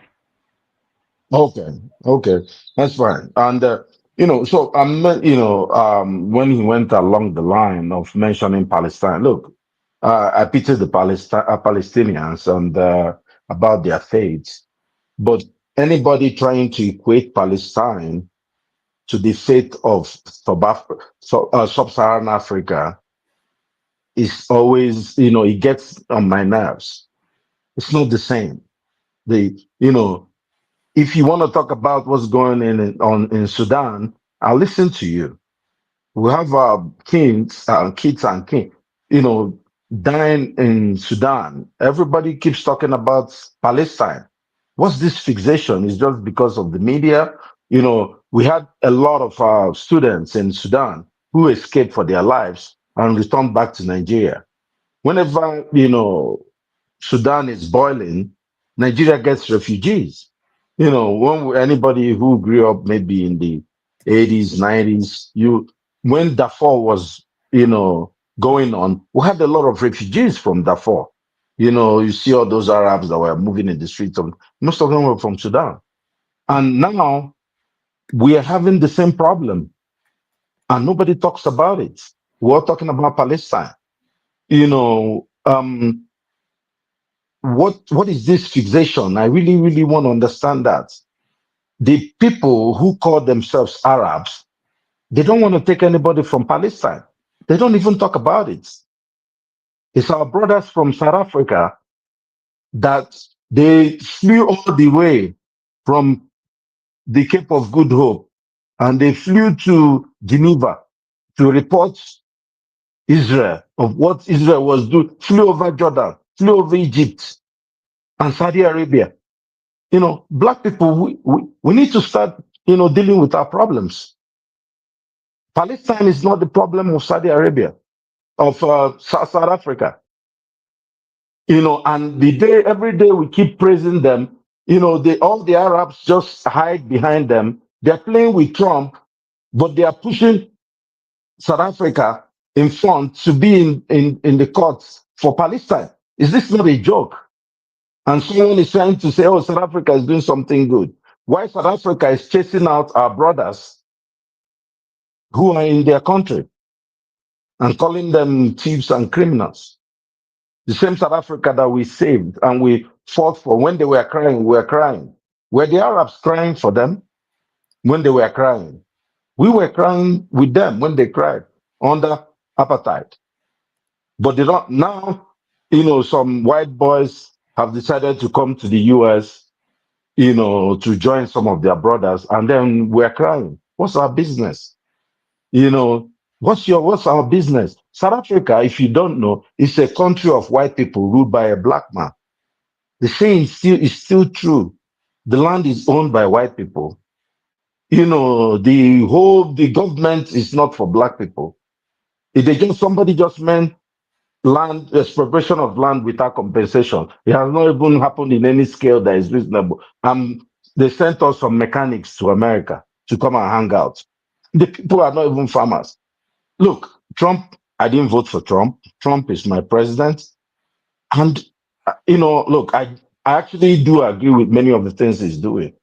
America has its own policy. America cannot change its policy just to fit our narrative. Look, America has to fight for America. Look, and people are here insulting Trump. Someone was calling man-child and all that. Go and try calling Tinubu man-child on channels. And you see, this West is giving us so much freedom, and we don't even appreciate it. We're all making dollars, making pounds, making euros, and we come and criticize their leaders. We call them idiots. We call them anything we want. Show some respect. He's a grandpa. The man is the president. Respect him. People, if you call Tinubu a drug addict, which he is, or somebody will say, oh no, he's our president, respect him, this one, that one. Or you call one pastor a thief. My brother Tony will start crying. Tony, sorry, or you have changed, but people are insulting Trump here. Someone who won an election free and fair in America. People voted for him. People steal election and people are respect the man and stop insulting the man. This is, it's not like I don't like Trump, but actually what he's doing, he's fighting for his people. No one here can say Trump is not patriotic. No one here can say Trump does not like America above any other country. You can say he's looking after his interests and his family is doing some. Of course, the man is doing some deals, but you can see America first in every other thing he's doing. Let our people go and behave like Trump. Let Tinubu go to the Arab countries and get their stuff and come back. Let him go and bring even $10 billion or 50 or 100 billion and come back. The man went on one weekend and collected 1 trillion. People are here insulting him. Africans that he brought are allowed to be here so that he can be helping them. You know, you want to go to Lagos and try. So please, let's not pile on Trump. We are enjoying the freedom the West has given us. If we want to fight, yes, there's a fight, but we should know where we are, and let's respect the man. Thank you very much. Wow, Odi, thank you. Thank you for your contribution. I'm always amazed, even when I'm not here, I'm listening to you guys, the diverse opinion that we have on this platform on any issue and every day. It's really amazing, and it leaves room for deeper conversations. When I'm listening to Odi, I was thinking, okay, so where do we start? Do we start by saying that something is wrong and it's wrong irrespective of where it's happening?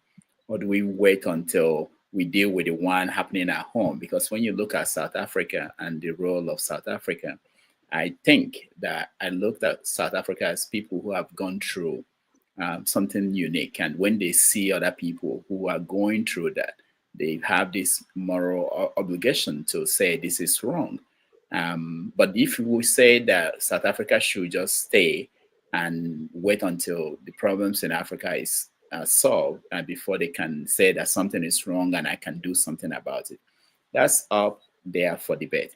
But before we continue, Sorry, can I mention something? Because you see, no one said South Africa, it has a unique place in history, and we know.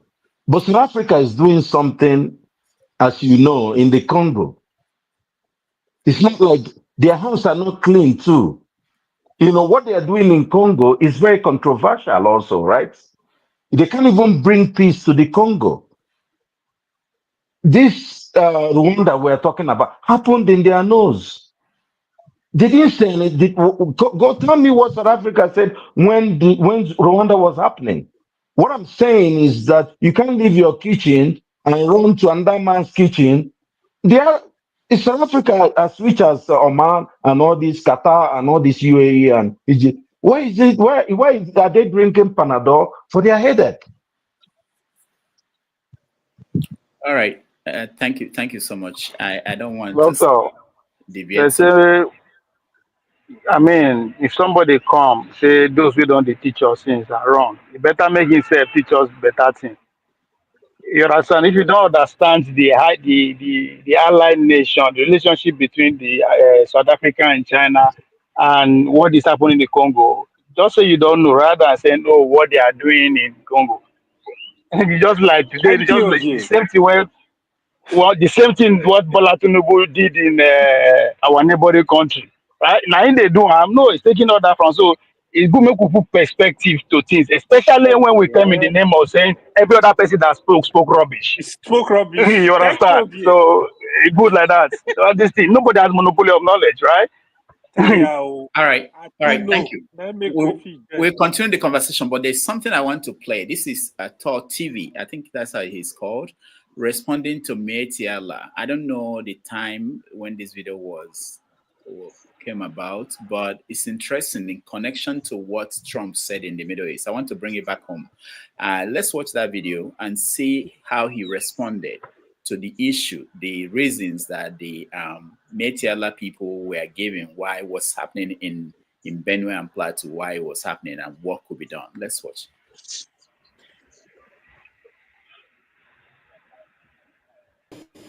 To a very robust engagement with our stakeholders, for we have seen that in the last 10 years, some of our members who live bohemian lifestyles have been so affected, and there had been no succor for them all over the place. And one very frightening incident we are seeing is that everybody associates them with criminality, but the criminals are only very few of them. We have urged governments, especially the northern state governments, to take action. We had been invited 6 years ago, to make a submission of what we think can work out, but nothing had happened. So we are now very happy that the federal government, with the new livestock development plan, will at least give some kind of breathing space so that our Bohemian brothers can find a way of livestock production that can be very peaceful. And we are very much happy that we are part of this. We will work hard. We have lost over 50,000 people, and we have lost over 5 million herds of livestock in the last 10 years, and there has never been any support. And unfortunately, the few who are involved in what is termed as criminality has tarnished the image of everybody. And wherever a Puldo is now seen, he is tagged as a criminal. And we suffer from the stigmatization of the media. We are the only group of people whose members, when they commit crime, it is all attributed to the whole race. Now, I had to stop him here because this is very important. He's saying that they are the only people, when they commit, a member of their group commits a crime, it's attributed to the whole race. But this is very common in Nigerian history. This is what Nigerians do all the time. For somebody to now say that because they are now victims, they are beginning to see that. If you look at the history of Nigeria, you see that this is a very common thing, and we still do it till today. When someone who belongs to a group, we call it maybe Deeper Life, does something, people look at all Deeper Life members as bad people. But for him to realize it, and I think people realize these things only when they become the victim of that. But I think this is a very dangerous trend, and it need to be taken care of by whoever is concerned. But we, as an association, our objective has all along been to encourage the modernization of livestock production system. We know that time has come, the land will not increase, and the population is increasing, so the continuous movement of our people across space that sometimes generate the conflicts that we are seeing, I think will have to come to an end. But it can only come to an end when government presents a viable alternative. You cannot change people's culture overnight. They suffer from climate change. They suffer from... It is only our people who don't depend on government. They are not looking for boreholes. As is and now, nobody gives them anything. If they go to hospital, they pay with their own money. So I think this kind of engagement will go a long way in helping our members find peace with other communities that they live with. I want to appreciate the representative of Magban that spoke here. The difficulty in what we are dealing with, you are talking about herders and killer herders and criminals, is a situation where the mechanics are there and the madmen have joined them. They all dress in the same way. So if you come here and tell us that there are a few criminal elements that have joined the headers and they are spoiling the show for all of you, the model you need to first do is drive away the madmen among you. Any other story you tell us without doing it is playing to the gallery. If you have madmen among you, you know the madmen, deal with the madmen, let the Senate, the mechanics we know. The mechanics we know, in my illustration, were the original herders we knew that will come, growing up in this environment, they will come only with staff to guide the herds so that they will not destroy farms. That's the herders. In one of our meetings of Northern traditional rulers some years ago, a traditional ruler rose up and made the statement you made today, and my heart jumped. He said, you cannot change the culture of people overnight. What culture are you talking about? Is it culture of killing? What culture are you talking about? Is it a nomadic culture of moving up and down? That culture didn't have problems. That culture didn't seek to take over our land. That culture didn't seek to kill us. That culture didn't seek to destroy our farms, our livelihoods. That's not the culture we know.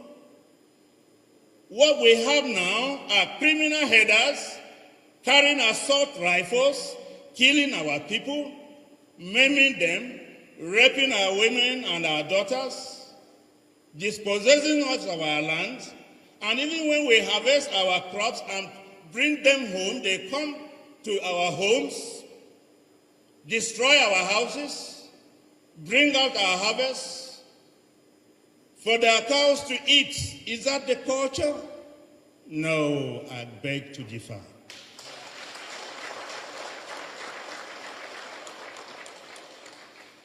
Any culture that is killing people, maiming people, taking over their livelihoods, burning their property, does not require 1 second notice. That culture must end immediately. If you come with heads, we will show you where the land is fertile, the grass is green, you will eat. But if you come right on our farm, people busy working, you are killing them. You are destroying our livelihoods, our farms. A whole year's labor is destroyed. That's an alien culture that cannot be tolerated in our environment.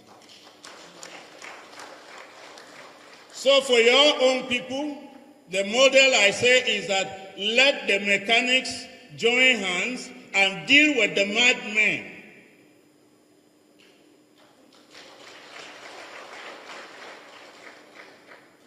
Then we will accept you.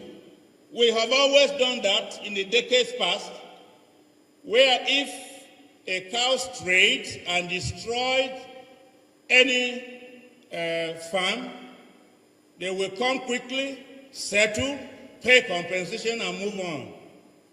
Now, in my domain, in Kwande, they have taken over more than 4 wards, and are staying.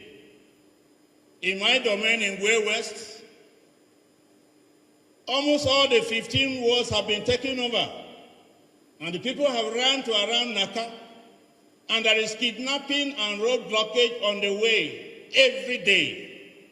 That's not a culture that we can accommodate in Benue State.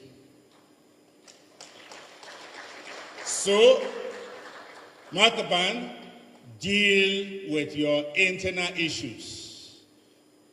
If you say they are madmen, that you don't know them, you know them. They dress like you. They talk like you. They carry AK-40 what? 7 like you. You can't deceive us. If they are talking like you, walking like you, carrying guns like you, killing us like you, how can you say you are not part of them? So first, deal with the madmen among you. And come and present yourself clean, we will accept you. We have always done. It's just that things have changed.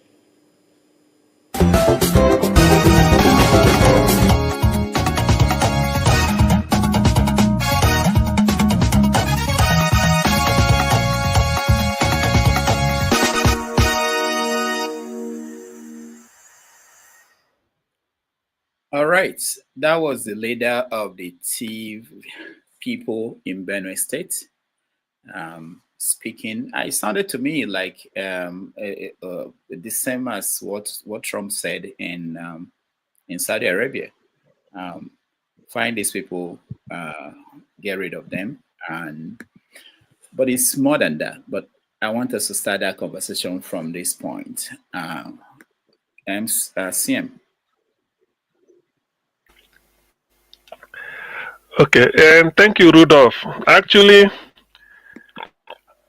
to be honest with you, I will say I'm surprised, but I'm not surprised. I will say I'm surprised that the Totiv spoke the way he spoke, but I will say I'm not surprised because before him, the former governor, Samuel Oton, has already made it open.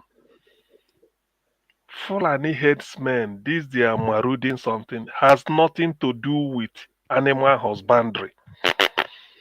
I can bet my life on it.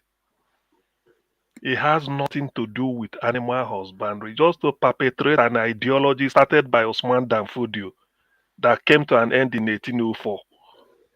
That's just what they are doing. In the southeast, there are ranches, not one. I can mention names. There's one they call Ohaneze Ranch.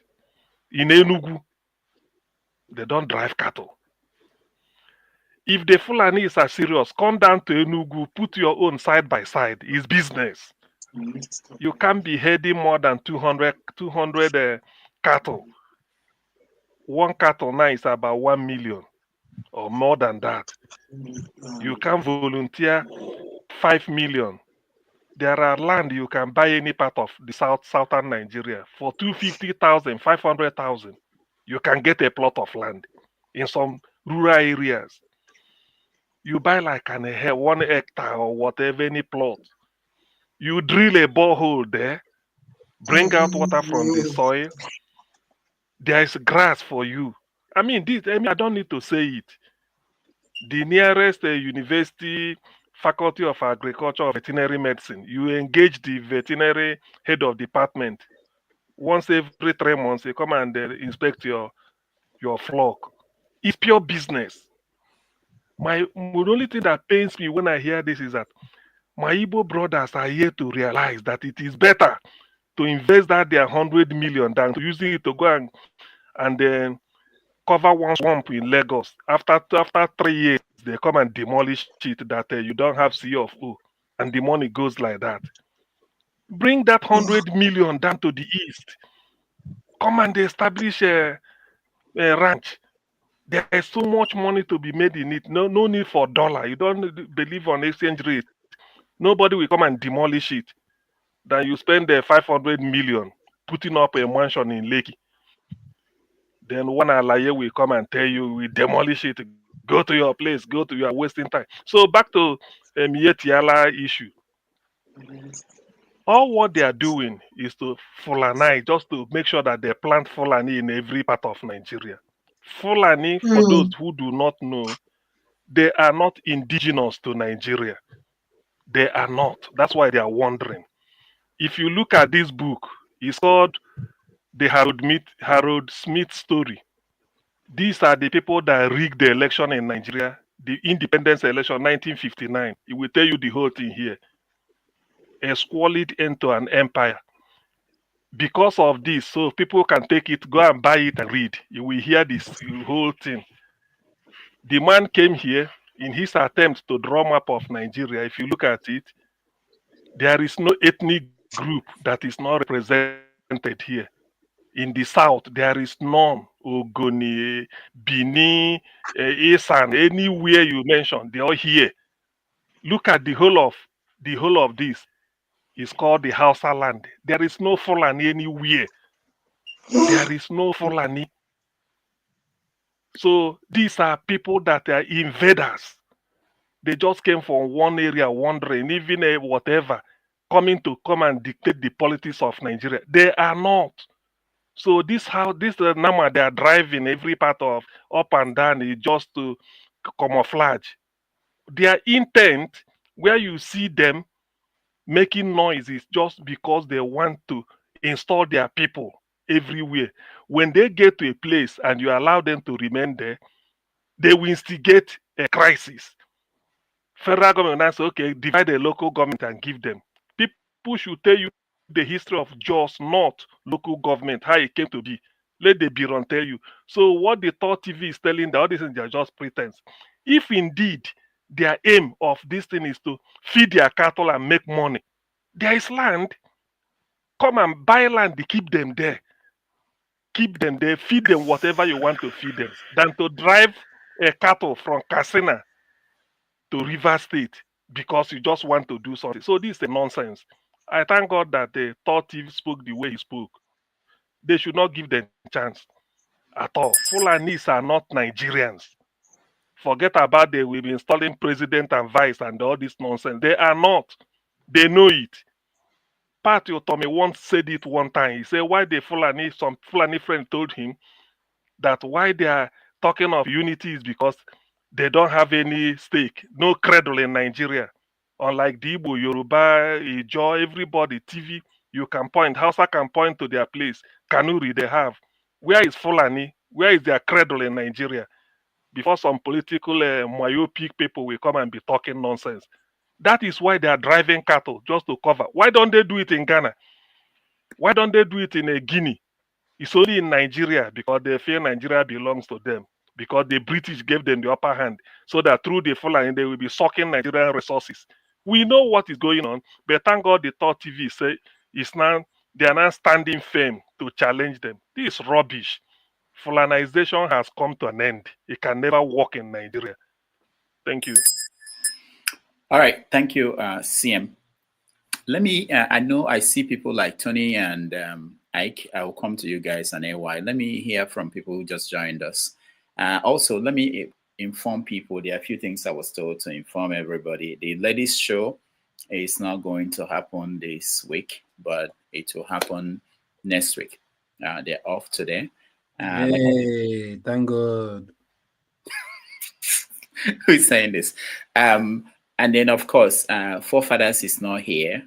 There's a chance that he might come in, but if he's not here in the next probably 30-something minutes, I'll have to round up. But yeah, and one more thing. Oh, I was told that to please share and like the show so that I can see some of my my moderators are coming in. So that's good. They can help me because there were some comments on the comment section. I couldn't monitor what was going on because I'm trying to concentrate on this, but I see some moderators here now. So please like and share this this broadcast, and if you can support us any amount you can give us, $1, $2, whatever. It helps to support this show. All right, let's go to Dexter. You're next.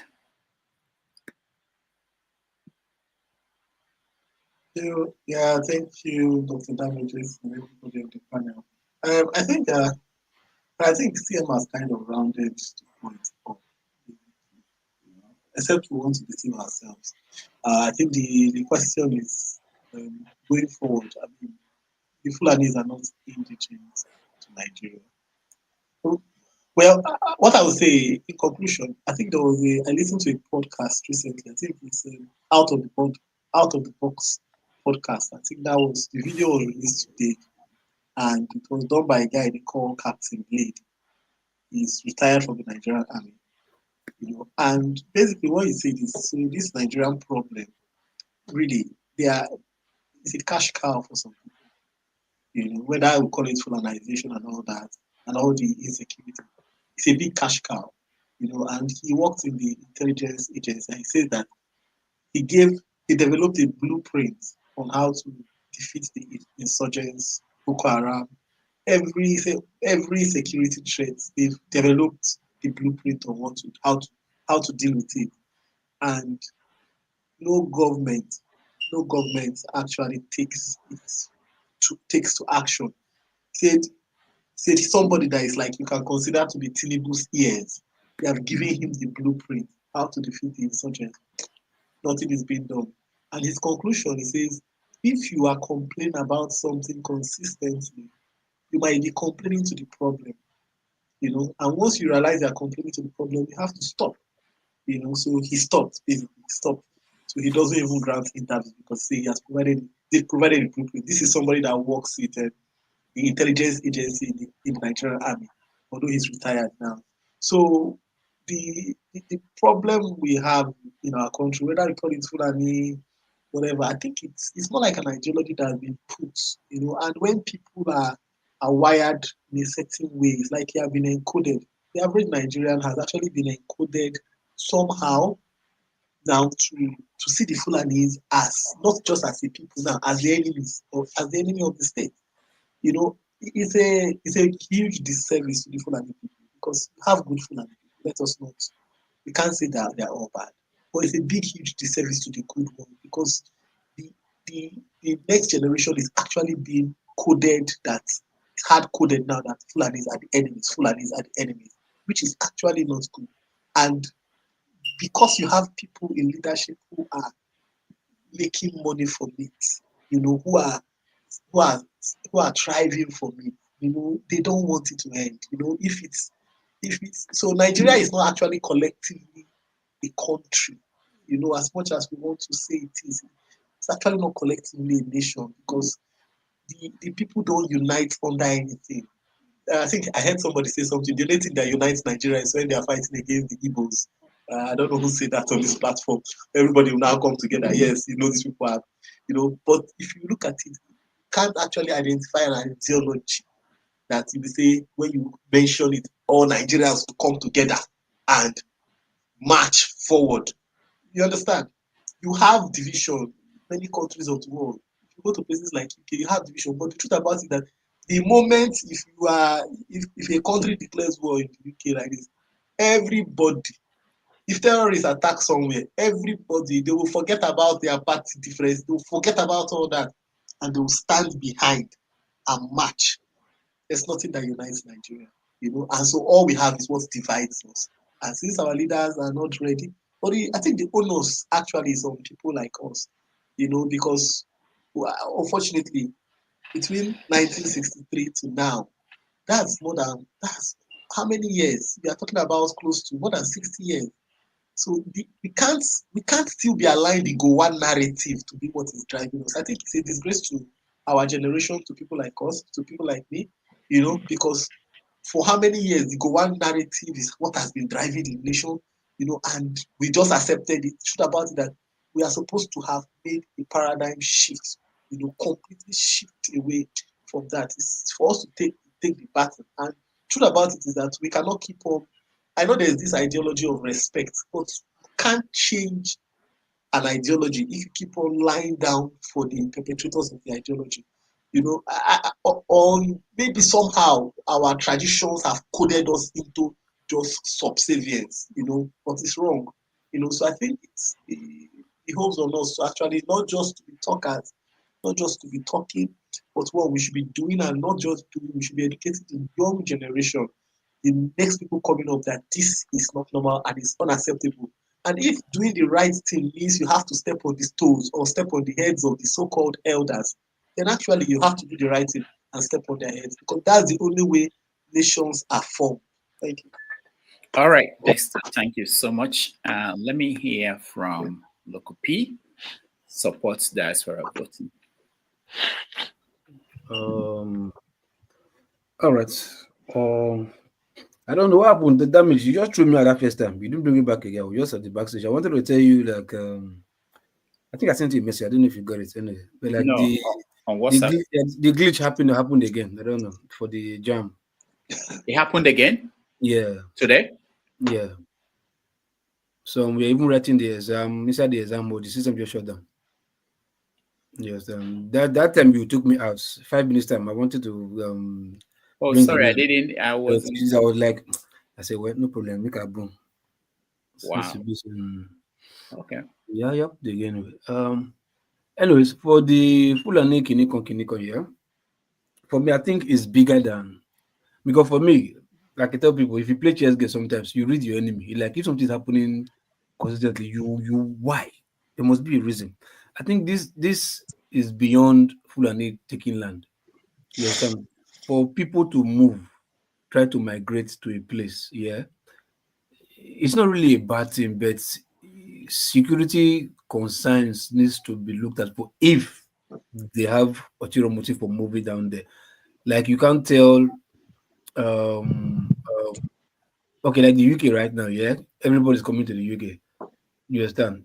But because they are allowing people to come to the UK, doesn't mean they want to change their culture or take over them or see that security risk. No, it's just because for economic reasons, sometimes we want to keep this culture, this and that. Let's try and moderate. You understand? So they are moving, the Fulani people moving, to a place might not really be a bad thing per se, unless there's sinister motive. But for me, like I said, this is bigger than moving. I think it goes beyond like let there be food scarcity in the land. Let these people not be productive. To your stance. So maybe this ideology of trying to sell GMO seeds to Africa or Nigeria, especially Nigeria, probably that might just be a reason. Because I see no reason why you have forests in the north. This cow, they don't select food. They call them cow for a reason. They call them olive for a reason. They see grass and they eat. They see even dry leaves, they eat after they are hungry. They even see rubbish and they eat. But you have some bizarre forests there that they can go there and feast till they die. But you don't want to take them there. You want to take them to the south because you feel they have fresher leaves in the south. I don't know why. But I It's think, about like I what? said, It's about water. It's about water. it's not even water. My brother, look, it's not even water. Look, they are animals. Yeah, their system are built different. You get me? If it's about water, the trek that they trek from north to south is enough to even dry the water in their system. They You follow understand? the seasons. It's not about season. No, look, I'm telling you, it's bigger than that. Look, these northern governors, these allergy, they have money to dig borehole and give them clean water. They can do it. So you can't tell me because of water.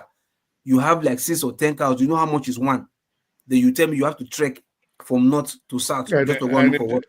if there's no grass, you give them rubbish to eat, and you eat that cow.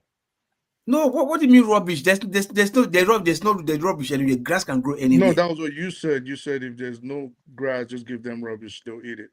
If there's no grass.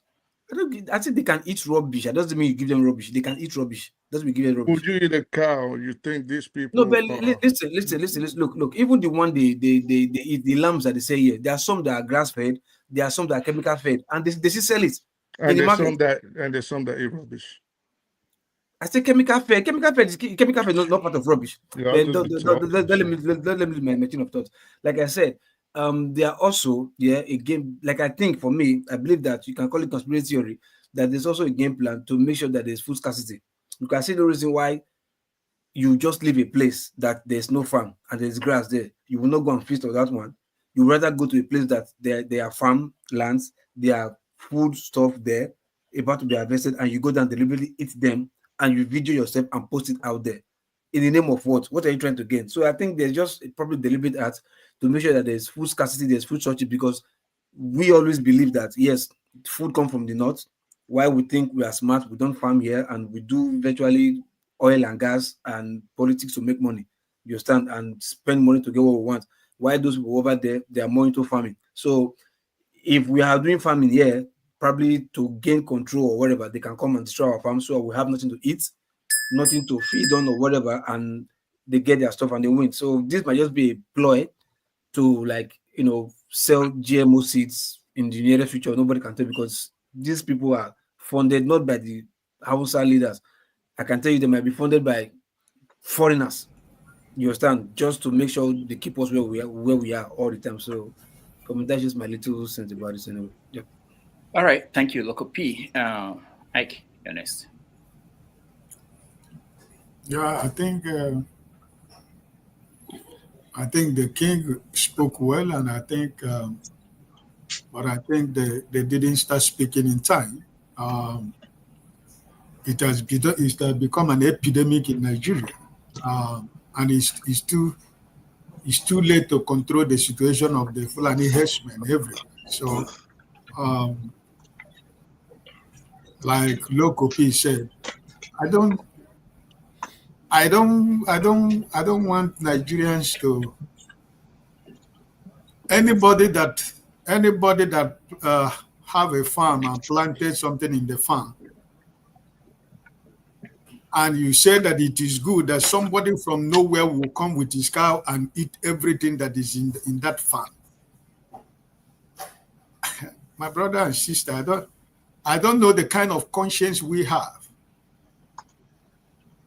Nobody tell them not to go and eat grass if they find grass anywhere. Like Local P says, some Bisa forest, they are running away. They can eat grass the next 20 years. That is grass in Sambisa forest. But if you want to say we want to accommodate you somewhere else, why should it be on people's farm? Why should you go to where somebody has to do his farm to destroy the farm? Because most of us who are living outside Nigeria, most of us are into farm business also.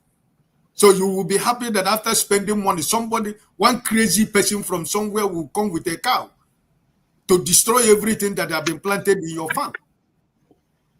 There are women without husband that has more than 8-7 children, that they feed their family with what they cultivate in the farm. They don't have anybody to speak for them. They don't have their sons or brothers who is money, who live somewhere, who can be sending them money every day to feed their family. And a woman without a husband will go and suffer to cultivate a farmland. And somebody will bring a cow with AK-47. Do you really know? Sometimes when we speak here, somebody who is a cattle rearer will be going somewhere with AK-47. What an argument are we Nigerians making in this place? For God's sake. Somebody that is riding a cow. He has nothing about AK-47. this guy. No. And somebody is making an argument. If you are riding a cow, what business does your cow have with AK-47? I mean, this is madness. You don't expect a widow woman that has about 6-7 children, that is only her livelihood is about farming.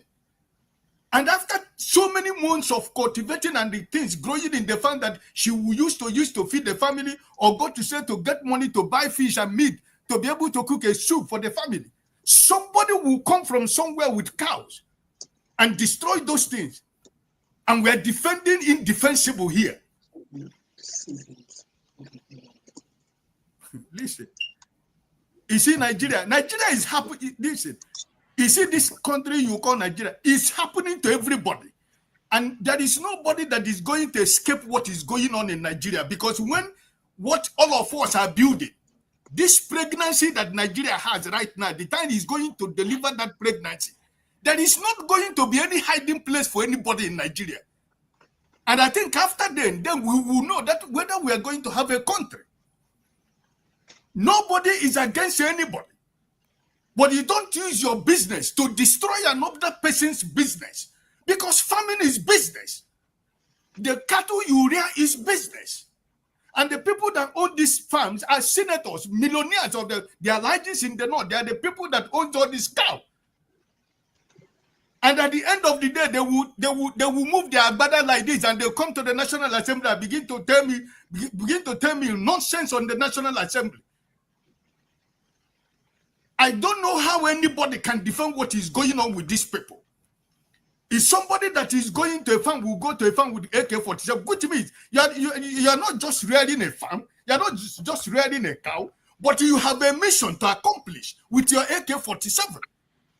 You're confronting a woman that is armless in the farm with her children cultivating. You confront them with AK-47. What will you want that woman to do in the farm? Or a man in the farm that you confronted with AK-47? What is your mission with AK-47? That is a question. All these people that are arguing about what these people are doing has not convinced me why somebody that is riding a car should go with AK-47. Nobody has given me the answer to that question. Nobody has convinced me why it should be that. All right.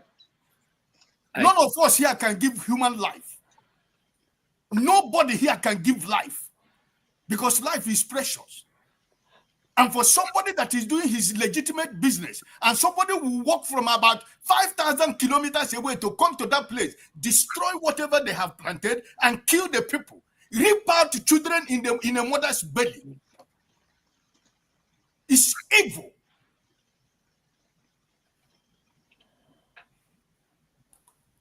Thank you, Ike. I speak the truth. Okay, so first of all,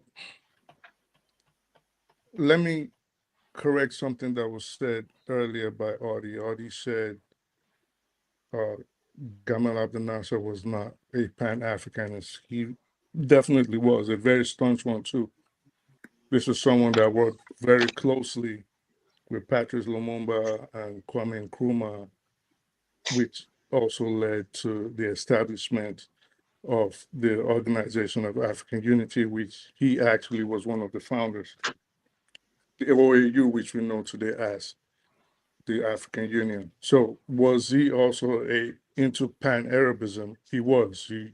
But two things can be right. He actually supported a united Arab state and a united Africa. So he actually was. So I just wanted to debunk that assertion. Now, Yeah, that's to disingenuous. You can't be both, you know.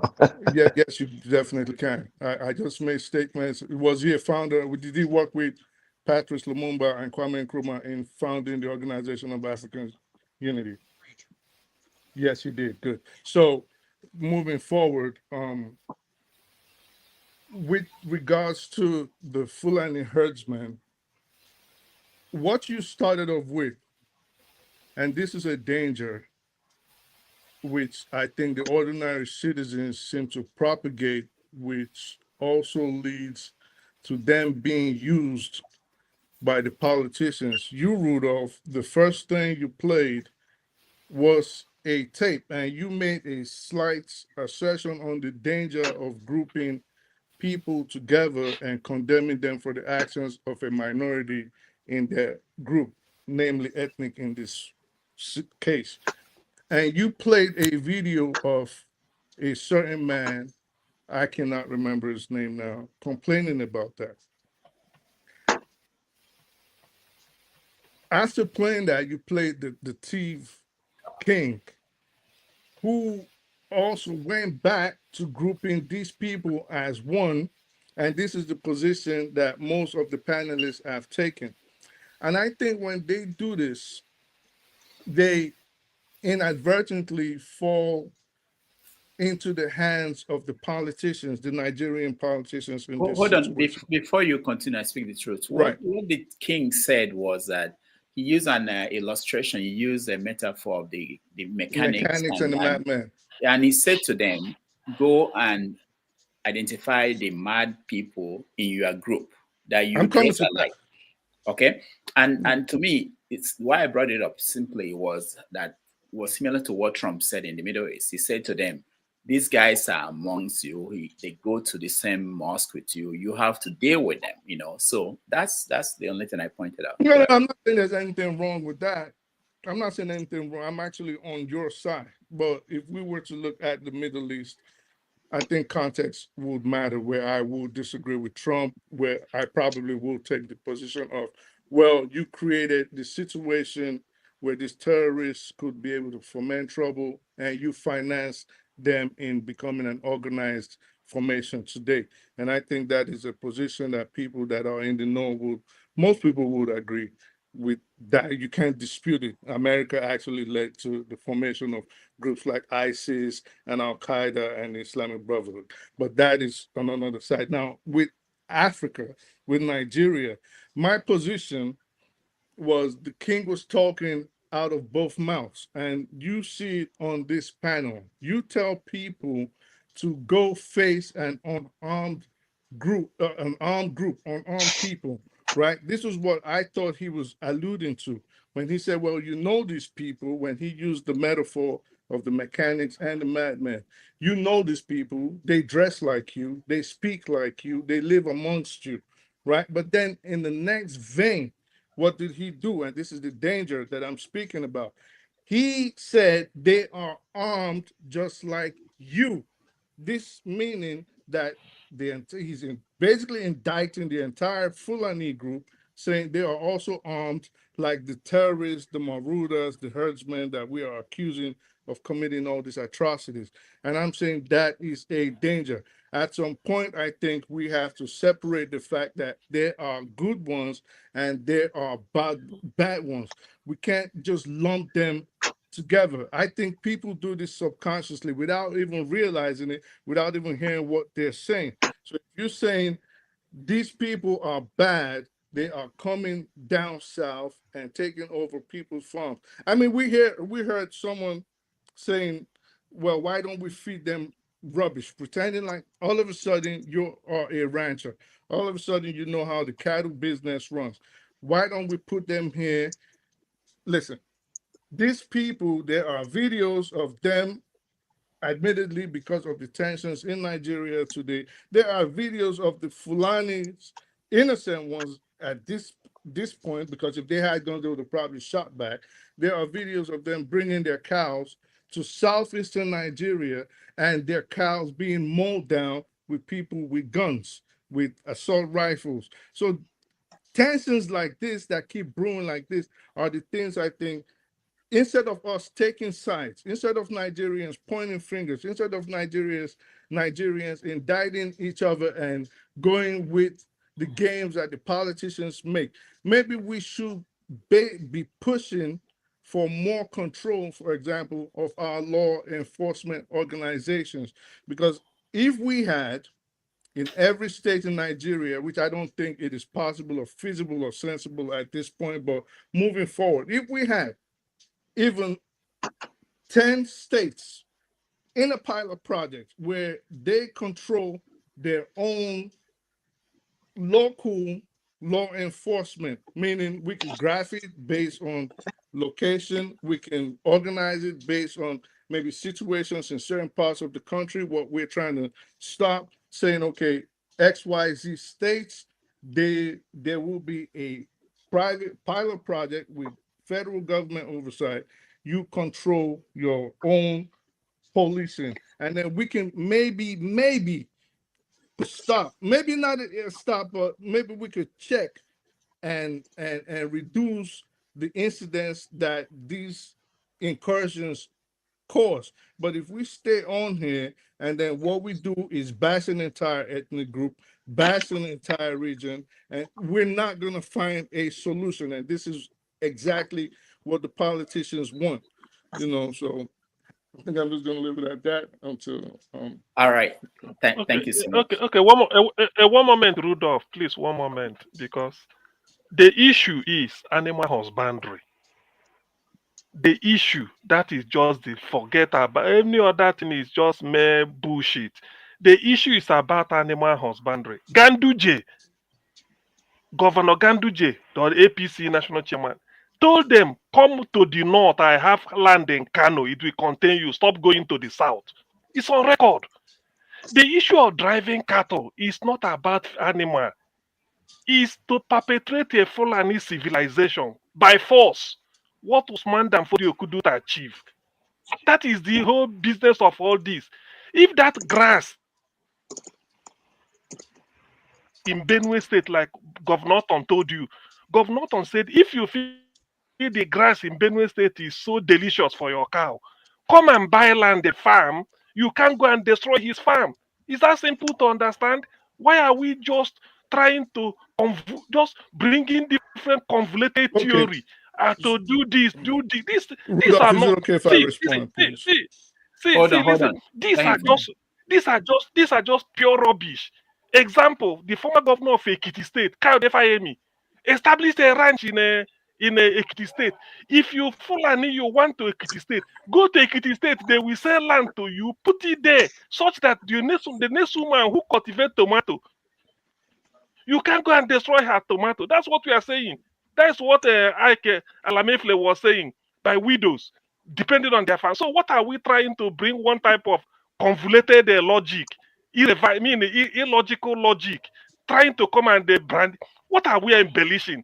That we should allow Fulani? We are insulting a ethnic group. They go to the southeast. They gone there. What are they going to the southeast for? All right. Don't I didn't drive say your that. cattle. So If you want to buy land in the southeast, come and buy land and establish. Not that you drive your cattle. Now only you knows that in the southeast, when they go there, the southeast will use them for fake game and start to shoot their video.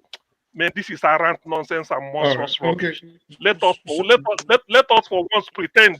When we come here to speak, let us just pretend. Let us just pretend that we are human beings. This is animal husband. This is pure business for Rudolph, is it a They say that It's for okay. billions. Now let speakers What are we speak. talking? You guys are disorganizing everything. What All right. nonsense? Come All here right. and be talking nonsense and talking down people. In the southeast, they shoot them gone. Who are you trying to incite? All right. Who are you trying to So gaslight?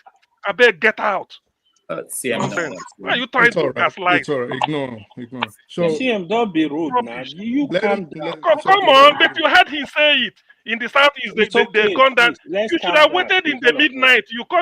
You start your session in the midnight. I wonder why you are not in your Hamas uniform today. Nonsense. All Come right. on. So I think this is the danger again that I'm saying of grouping people and just you cannot speak from both sides of the mouth. Okay, it's either you truly want peace and you call out the problems, or you are just a bigot, as we've just seen right now.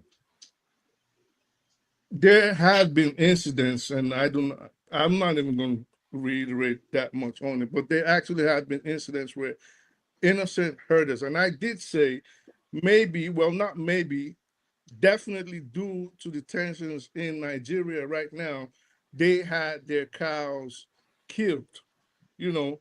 So if it's either we want a solution to all these problems, or we just still want to keep propagating this infantile nurture of ethnic superiority or that will eventually and inevitably lead to an ethnic skirmish. This is where Nigeria is headed, because once you people come on here, instead of looking for a genuine solution to a very serious problem, you come on here and you keep pointing at these people and you group them together without fit.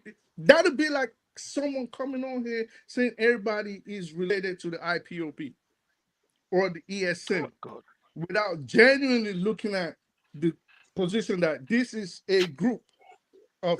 Go ahead, Rudolph, if you have something to say. I wanted to say something. I feel like I'm a panelist now, right? But which is not what I want. Please. All this Which is rambling. not I what I don't want to do. understand all this rambling. I speak the truth. Yes, sir.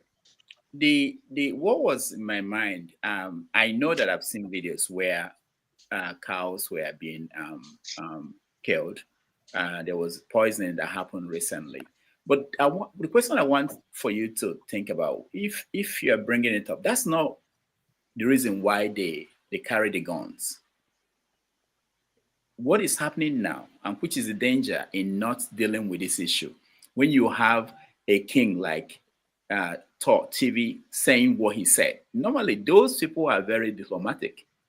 When you have governors saying the things they are saying now, when you have someone like Danjuma saying the things, it has got to the point where they can no longer deal with that.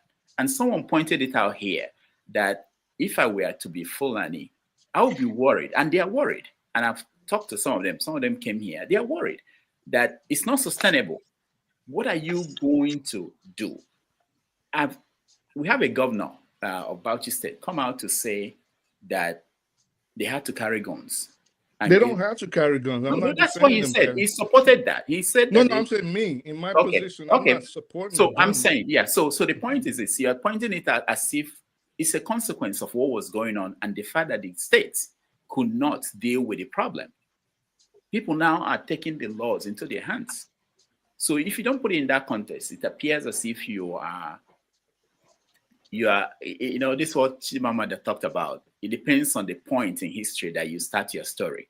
If you start the story from the point where somebody is shooting the cow, then that's a different story. But if you start it from where somebody with a cow is destroying the farm, and that's a different story. No, my point actually, Rudolph, is that there are people destroying these farms. There are people ethnically cleansing people that are non-Fulanis. There is a group primarily made up of Fulanis doing these things. We know that. There are people running around with guns, AK-47s, all kinds of assault rifles. We know these things. My crux and what I was trying to position myself is that we should not group the entire Fulanis. At one point when I started coming on the show, they had a tendency to group the entire North. Now, they have changed course, and now they are separating the Fulanis from other Northerners because of what is happening in the Middle Belt. Now it is, well, now we're not going to castigate the entire North. We will ally ourselves with the Hausas. Now it is the fault of the entire Fulanis. This is what is happening.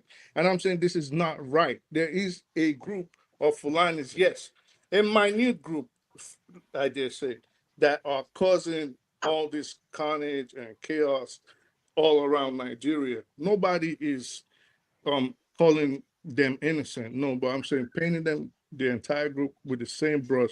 I think that is a danger that Nigerians should try to avert. All right, thank you. Dr. Damages, it looks like you've been skipping me. That's why you should speak up now. At this point, I'm Even me too. Even me too. You skip me. I don't know what I do. I never thought you don't skip me. At this Okay, point, may you share God though. I'm disoriented. No. So let me get Ovia. I wanted you to speak next. I'll get you, and then Tony, I'll get you in. But please, at this point, anybody who is feeling that they've not been brought in, let me know. I need to be reminded. Ovia, go ahead. I think it's a Prince. Or join. I think it's Prince, the SDP presidential candidate, that stated that we are victim of history. You know, to understand Ruga, you need to understand One Belt, One Road initiative, which is BRI. To understand BRI, you need to understand One Sleep Road. Now, what am I saying? To understand what is happening, you have to actually understand World War One. If you don't understand World War One, I put it to you, you have no clue what is going on. Even the trip that Trump made to the Arab Emirates, all play into the game. Now, who are the major sponsor and influence of the Arab ideology and Islamic governance? Was the Ottoman Empire. I would say one of the casualties of the First World War, or one of the reasons for World War was fired, was because of the Ottoman Empire. So the fall of that empowered the West, who want to scavenge the Africa as we know it, which now put that competition, push the Arab invasion coming from the Usman down to Iloni before. So if you understand that the ideology, why they lost the battle within the 100 to 80 years, it is because the power dynamic shift. Now, pretty much the world was dominated by the Western world, led by United States. So what you are seeing today is that, yes, we are not going to have Ottoman Empire as it was again, but we are going to have some very influential states in the Middle East based on the arrangement that is going on between the US and that region in terms of energy and the future technology. Already, the influence of the Arab world is back on the continent, especially the Sahel region, in terms of investing heavily in media, energy drilling, and all that. What they are doing is that they collaborate with the experts, the Indians, and today now the West. So most of the conversation we are having, most of all this is being influenced by the Arab money, as we know it. So why we should pay attention to the signal rather than the noise about the trip to the Arab world is that power that the Europe was exercising over our region is going to go back to the Arab world like the way it used to be before the fall of the Ottoman Empire. Why? Because they have demonstrated that yes, we are not just ready. We are not just ready to be at the front of the new revolution, but we want to be dominant.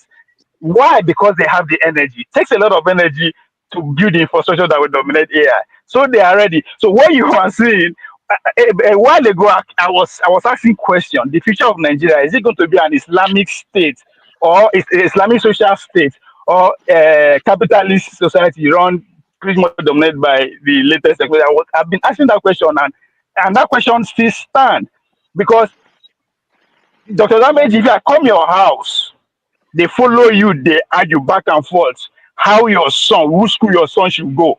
you've already lost the fight. Because I should not have access to your living room, be having that conversation in the first place. Now, why am I using that argument?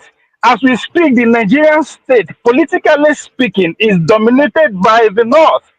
People say the North no be there, the North. Politically speaking, one ideology dominates, whether we like it or not.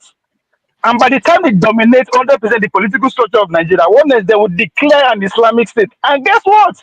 If you think that the United States today, who is still going trying to make sure it cuts Chinese, isolate Chinese to their own destiny, we give a damn about what happened to us, we are deceiving ourselves. So we should look it from that ideology perspective. All this and yeah, they are 2% in the bush, they are 2%, but all these are low hanging fruits. Does it matter? How many percent of them invaded the Sokoto? How many percent of them they government? How many percent of the Igbos they government? How many percent of the Yorubas they government? The idea that we should not paint everybody as one picture, and to me, it's a very lazy intellectual argument here. That's not the point. Now, few people they do it before, not be everybody. now, interest matters. What is behind that few people? According to Pulo, 7% they bush, I be 2%, 7% they bush, 2% they city. But what is the ideology? Now, two ideology is one. So our future is what we should be asking. Where is it headed? Who is going to control us going forward? Because that is the game I play. They made that trip to the Arab world is again to actually make sure that region doesn't go with the Chinese. Because those who are following the American system, or that we understand that Biden administration actually locked them out. No population of semiconductors, no that shit. So as soon as Trump come, they understand that they are moving towards the Chinese already because of that. So hence the heavy fiesta and festival that took place. So there is a lot happening. All you need to do is actually looking from ideology point of view. But I put it to anybody, if you don't understand why World War happened and the aftermath of World War One, you have no clue of what is going on. Thank you. All right. Thank you, Ovie. Tony, you're next. Yeah, thank you, Dr. Damages. I looked at the video that you played, where that of Trump first, and then that of the one where the representative of Mayeti Allah spoke, as well as the third chief. And yes, there's a correlation. I see the point you're trying to make. But with respect to the second video, the one that concerns our Nigerian brothers, I don't think there's anything new that has been said there. We know the position of Mayati Allah. If you go back to the past, they have threatened brimstone, rain, and thunder, you know. And if you look at his speech, I was taking some note. Twice he used the word Bohemian. I don't know who he was calling Bohemian. And then the third thief himself used the word mechanics. And then he used the word madman, thrice. So if you look at the language on both sides, you would see that that's not a conciliatory language. Everybody just holding his gun, gunpowder. The point is that we know the issues. You don't need anybody to tell you that if you walk your cattle to somebody's farm and you are seen in a video, cutting down his cornfields, uprooting his cassava stump and feeding it, sometimes malicious. You don't need anybody to tell you that that is malicious, that's a trespass and malicious damage to somebody's sweat and somebody's investment. And for anybody to stay and not say this is wrong, and then call their people to say, don't do this. Don't go to people's farm. Don't walk your cattle to, because it's deliberate. Okay, so this is not a new issue. Obadiah Melafia talked about it, and he died in mysterious circumstances. Autumn talked about it. Nothing happened. A governor, and we have people who have won. We have Danjuma. We have the Director General of SSS. You know, we know the issues. So we cannot say that this is by mistake or this is deliberate. And these videos are out there in social media. Everybody is seeing it. Even those who are sponsoring them are seeing it. So if we pretend that nothing is happening, if you touch my people, they will be thunder, they will kill. You know, the other person says, you know, so we're not serious. I think the government we need the government, the political will to fight this thing is not there. I mean, we have seen someone, for instance, one Wadume, for instance, who was caught. You know, he was apprehended because of his terrorist acts, what he was doing, and so on and so forth. And he was released, and he was actually threatening. He came out to be threatening people. This is a known criminal. So if we want to address the problem, all this talk that we're talking, we know what is wrong. What is wrong is wrong. In this platform, someone, I won't call his name, someone posted something. He said Obi would never be president of Nigeria. I looked at it and I laughed. And I was asking myself, what relationship does this have with the discussion that we're having? If Obi is not the president of Nigeria, so what? What happens? Nigeria will be good or Nigeria will fall? It's absolutely unnecessary, but you can see the trend. You can see the level of thinking. You can see the hatred. So the point here, you know, that I'm trying to make is that, you know, the talkative spoke well, but at the end of the day, this will just end, you know, is he going to fight with his mouth? Is he going to fight alone? This is not just about thief land. This is about the entire country. So if we don't come out and begin to, you know, deal with this situation ruthlessly, you need a leader that has a political will that will deal with this issue, not just by mouthing it. I saw a video of a Reverend Father, Catholic priest. He was doing his mass, and he had an AK-47 right behind him in a church. In a church. So we know these things. I think we're not serious, because if we are serious, it will not be difficult for us to say who are the guys doing this. These are Fulanis, whether they get angry or not. If they feel angry, let them talk to their people and say, listen, you people are staining us. We don't want this thing. Everybody's calling Fulani, Fulani, Fulani. Stop this thing. And they will stop it. You know, why are they allowed to take AK-47? Why? What's the point? Who's killing them? What is the intention? Why that transformation from just the club that they used to carry to AK-47? And it's allowed. And some other people are not allowed to take AK-47. So if we really want peace, if we want this nation to progress, because this thing we're seeing is going to degenerate into something that we can never, it's going to snowball into something that we never ever imagine. Because when you push a goat, you know, gets to a point where it will turn back and face you. So my point is we should just be honest with ourselves. There is a reason why these things are happening. There is a reason. Even where you have grasses, the guy will leave the grass and walk straight into someone's farm. Why? What's the intention? If not to do damage. And we see. And we come here and we'll be saying, and you know, our leaders are saying nonsense. They are painting some people black. They're painting. What kind of nonsense is that? You see what's happening. People, you know, life. People are killed. People are maimed. We see it, and we're pretending as if nothing. And we're waiting for Trump or somebody to come and you know, come and rescue us. If we don't deal with this issue, it's going to consume everybody. Both those who are carrying AK-47 and those who they are being killed. I'll just stop there. All right.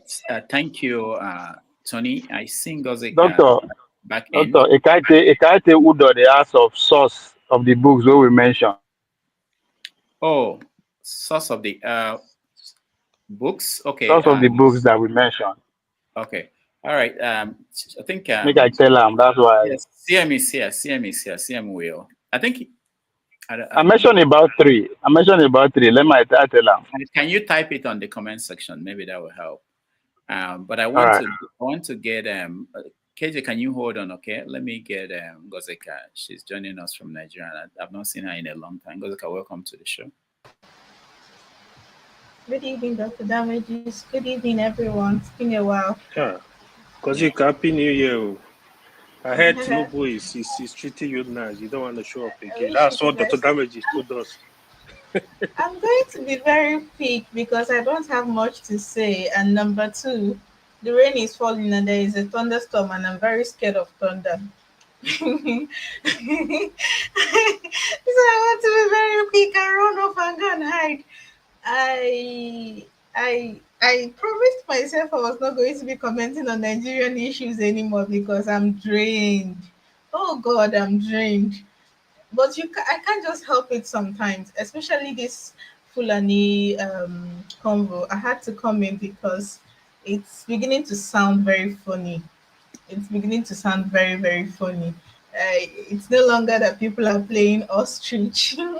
I think they are deliberately being disingenuous this time around. And it reminds me of something that Lee Wen once said in an interview.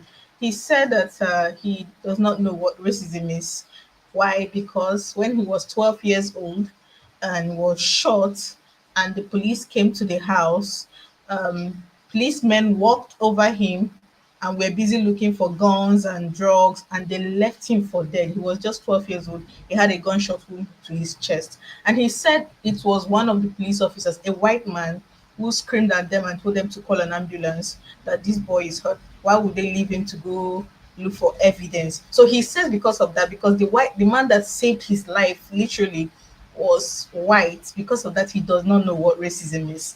And because the people that ran over him to go look for evidence were blacks, he cannot relate to racism, because if a white man could save his life, that means there's no such thing as racism, at least in his own books. This is what is playing out with people in Nigeria.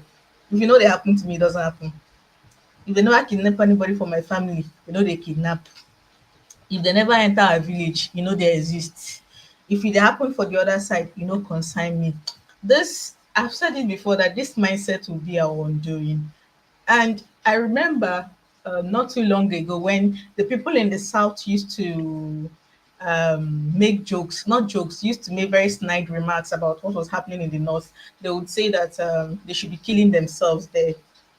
They don't consign them. They should be killing themselves. They want to kill themselves. They should be killing themselves. And they could not relate to the fact that there was insecurity going on in the north. They only pitied their relatives and were constantly telling their relatives, you know, we'll come back from there. You know, we'll come back from there. But look at what is happening now. It's everywhere. So that is, I think that is the only point it will get to for people to stop being this disingenuous. Because you cannot, for God's sake, you cannot with every good conscience pretend you do not know what is going on with the Fulani herdsmen in Nigeria. You cannot pretend. There is no way to say it. There's no being politically correct about it. And I don't know which is more annoying. The people that want to claim that because they can't relate, it's not happening, or it's not as bad as we're making it seem, or we are lumping everybody in. I don't know if theirs is more annoying than those that will remind us, oh, Shebi people were fighting IPOB. And I'm like, don't get me started. This is apple and oranges. And if you want to go down, that route, it's not end well. I've seen a lot of comments from people that are supposed to have sense, but unfortunately they don't, saying, oh, Shebi people were asking for the arrest of Simon Ekpa. Now Fulani herdsmen have started killing people in the south. Are you daft? Are you unfortunate? Is everything okay at home? Why do they always feel this need to make this false comparison? We know what these people were doing. Don't use one insecurity to justify another one. Don't use it. We know there were many actors. I've said it on this program several times that what is happening in the southeast is not linear. It is not one. There are several things going on at the same time. So for people like this to come and be saying, oh, don't lump all the Fulani together, they are good ones, and their silly brothers and sisters on the other side are also saying, Shebi people have arrested Simon Ekpa, make it stop. All of us will be all right. All of us will be all right. And I just hope that by the time we get ourselves, it's not already too late and there is nothing to come home to. All right.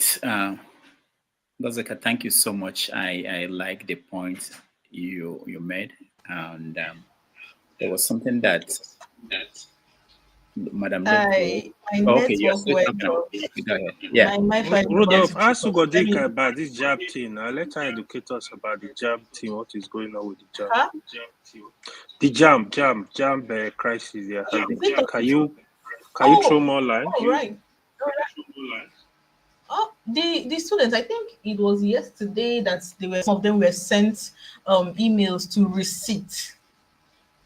Some of them were sent emails to receipt to write the exams, which is really terrible. But I don't want to talk about them.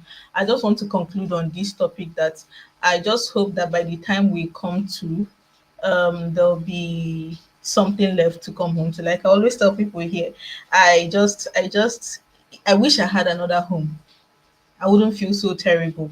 But if these people continue like this, we might not even survive the next 5 years. We might be a wasteland before then, and it really keeps me up at night. Dr. Damages, I missed that segment where you ask what keeps you up at night. I was That is going to talk about it. I was going to end with it. Yeah, we are going to end with okay, it. I might stick around. For it. I really miss that segment. All right, thank you. Let me just, before KJ speaks, I'm getting echo from someone. I think Gozakai, maybe you. Okay, yeah, it's you. All right, so before KJ speaks, I want to just reinforce what Ngozaka said. You know, when the Bakassi people were kidnapping Europeans, I don't forget that. And people were saying, oh, it's good. These white people, they are doing bad things to us. They are coming here stealing our oil. And I was warning that this is dangerous to get to everybody.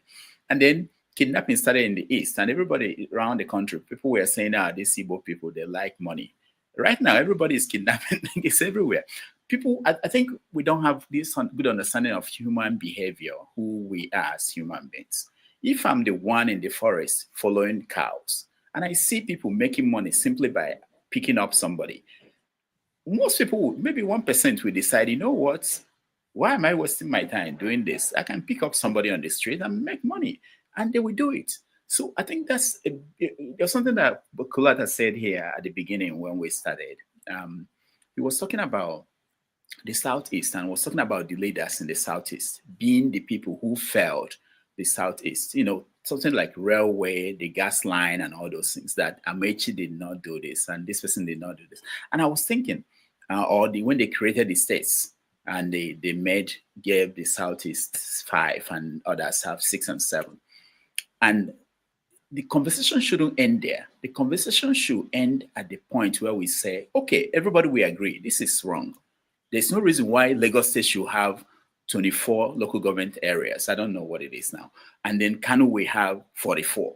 If they all have the same number of population, it should be a concern to anybody who is from Nigeria, because that injustice to one, it will have impact on all of us. But we say, it doesn't concern us. It's Lagos State. Let Kano have 44 and they get more resources, and Lagos will get less. Let the Southeast have 5 states and get less resources. Let the Northwest have whatever.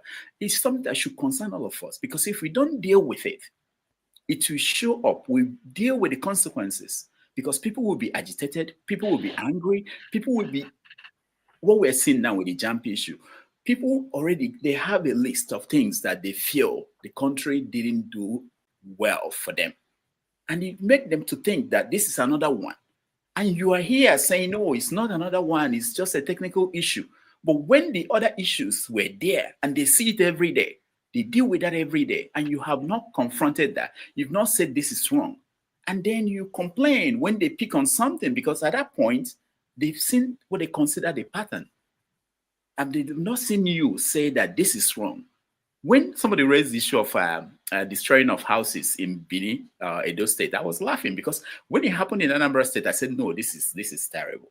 They said to me, oh, you don't understand. You don't live there. That's the only way we can deal with this kidnapping. We have to destroy the house. Even if the owner of the house doesn't even know who kidnapped somebody and put in that house. But people said it's okay. Now it got to Edo State, and this, I forgot the person that came on and said that's terrible. And I'm laughing, because to get another state, another governor would think this is the only way we can deal with this and impose that kind of rule. And nobody, if we don't say collectively, this is wrong and we have to deal with this, it will get to us one way or the other. All right, that's enough for me. That's my my sermon for today. KJ. I'm supposed to speak before KJ. Okay, no worry. Oh, I didn't know. Yeah, let KJ go. You know, he's my guy. Let him go first. Okay, KJ, go ahead.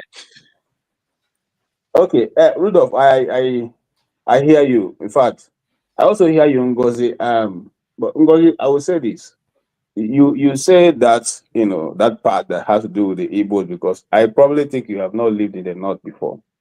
But if you have lived in the north like I have, and you will find out that sometimes you even go. I was born in Maiduguri. Okay, great. If you are born in Maiduguri, okay, Maiduguri is a bit off. But here's where I'm going. In our secondary school those days, you go, your friend has an issue, you go engage in helping them to fight. When they come to judge, they will ask you who will help the friend to defend the person whose injustice is being done to. They ask, what's your own problem? You know, see Nahima and brother, you na Igbo, waiting concern this person. So that is one of the things we learned coming up. So after a while, if something is going on, you put yourself, because at the end they will say, now you be Igbo, waiting concern you inside this talk. It happened to me many times. Now, I will also circle back a little bit, because I heard a lot of people who have made some comments concerning what the Totif said. I will say this for somebody who can actually say, I am a total thief man. That is the thief people. If they want to tell you the truth, they don't fear you. They will tell you as it is. And we know the reason why the Fulanis are so fixated on Benue, because when they brought their jihad to Benue, the Benue people ended it. I have gone to the place where the person who brought it, I will not call the name, was buried. They showed me, say, this is the place the man who brought it to our state was. And because of that, they've constantly had issues with the T people. And the T people are not afraid to take it up. And just like the Totif have said, they are still ready to go it all by themselves if that's repeated tomorrow. Now, why am I saying that? And why am I saying? Because we have refused to deal, just like Dr. Rudolph said earlier, we have refused to deal with the truth. We have refused to accept. I'll give you another example. If you lived in Abuja like I did for a long time, the first time that garage was in Abuja, when I went to Abuja, it was at the end of the beginning of Festival Road at Area 1. That was where the mechanic village was. That was where the garage was. It was a very dirty place where they used to put dirty heaps. The Igbos went and cleaned it up and were using it until that place became very popular and became a destination in Abuja. They were sent away from there. They were given the place where Dunamis International is now. That place was also waterlogged with one dirty, smelling water like that. They moved there. They held to that place. And then eventually, they also, when the place became developed, the land was well done. They left them. They came there and told them to move. They moved to the place where it's called Apo Mechanic Village, as we have it now. They placed the first, where the legislative quarter is now, where they do the House of Assembly, National Assembly have their quarters. That place was totally a no-go area. It was filled with all this water and everything. They developed it. They made it a destination. When the land was not ready to be given away, when it had become a place where everybody knew, they now asked them, came there and moved them. They moved them from there to the Apo Mechanic Village, inner side. And now they've gone there and developed that place. The government have come to take over that place, and they moved them further in. Which people will have accepted that, and they don't say anything. All the development is done by them. They buy the land, they feel it, they build their distance, they do their business. But when the land is ready, where you can now use it as a city, you now know how to settle them or take them away from there. Now, what the Totif is simply saying is that we have heard these stories many times before. You have told us this over and over again. You have taken over our communities. I know some of those communities have been taken over. He mentioned a particular one called Gwe local government, which is close to Makodi, the capital of Benue State. Majority of the people who are there have been taken, the land have been taken over. The people have been chased to IDPs. The Fulani have taken those communities and renamed them. And then you come back and say they are living a Bohemian tribe. Is it because we talked about Bohemian the lifestyle in this program that now Bohemian have become a password in Nigeria? Where did the Fulani begin to identify as Bohemian people who live in Bohemian, Bohemian lifestyle? Where did it come from? So you can see how the network works. That the guy who came here to take part have, radio passed the thing around.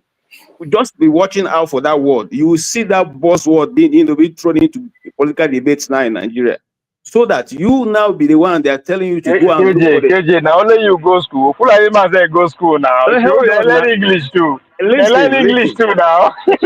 now. Bohemian are English word. Listen now. I know say Bohemian no be English word, but somebody have to bring it to the national discourse.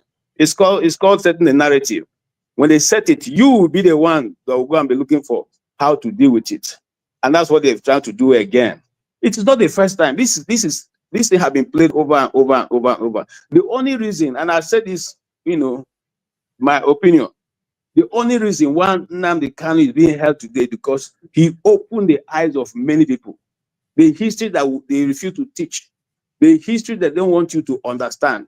Some of these things, he may not be right in your own eyes, but he made people to understand that this kind of lifestyle have continuous and is going to have no end. You see, what the people are now knowing and are preparing for is where we are going, and that's what the question that Rudolph asked I want to answer. And where would this end? Sorry, not Rudolph, it's Uvie. And I totally agree with what Uvie have said. We should begin to prepare now. Which name we will give our villages and all that? What kind of government are we going to have? Will it be the kind that is run by the Turkish president, or will it be the kind run in Saudi Arabia? That's what we're thinking about. But whether it's going to come, if we continue to play the ostrich in this case, it's going to reach everybody. It's going to reach everybody. And the East, unfortunately, is being the ones who are sabotaging themselves by the kind of leaders that we have, who have refused to take positions like the Tortiv took position. If the leaders of the East have been speaking through to the power and to their faces, the way this Tortiv spoke, they would have been cautious on knowing how to encroach. But you see, and I want to say something, somebody can go and mark this.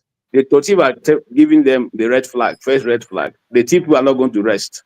They are going to be on their guard going forward because they can be united and they can take a decision and they're ready to go it all by themselves without having anybody.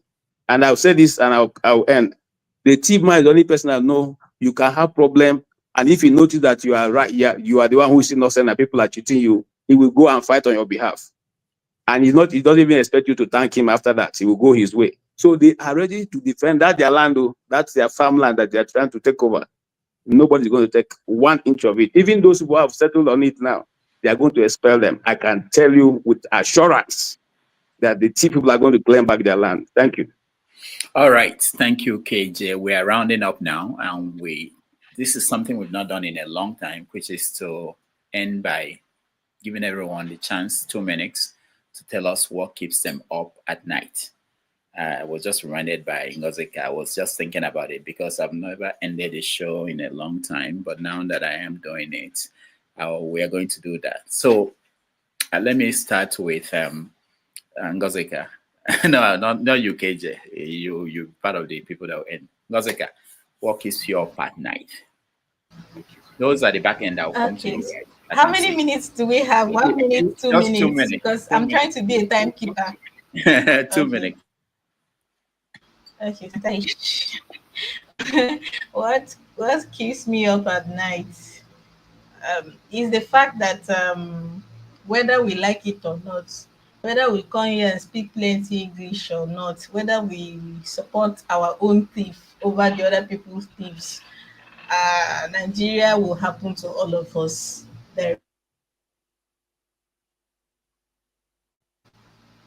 I was ranting the other day and I was telling my friends how I lost my insurance. For those of you that don't know, I'm one of the biggest advocate for health insurance here. I just tell everybody go and get health insurance because you are one sickness away in Nigeria from begging for alms on social media.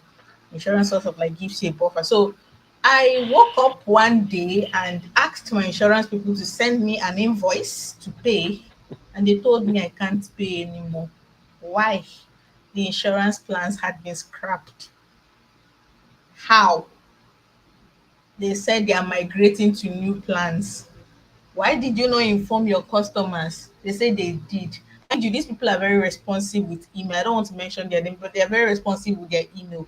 I read every single email they say. I even have a folder dedicated to them. So how come I missed this particular one? Bottom line, long story short, is Nigeria happened in such a way that from paying 97,000 naira per annum, which is split every month, to 8,100 naira, that plan, that is the most basic plan they had. They had the one of 20 something, 40 something, but the one I was on was the most basic one. They scrapped the three plans they had and introduced a new type of plan. Now, the cheapest plan in their new set of plan will cost an individual 342,000 naira per annum. Yes. And before you say go and do national health, you are not a Nigerian if you do not know that that is pure waste of time and energy.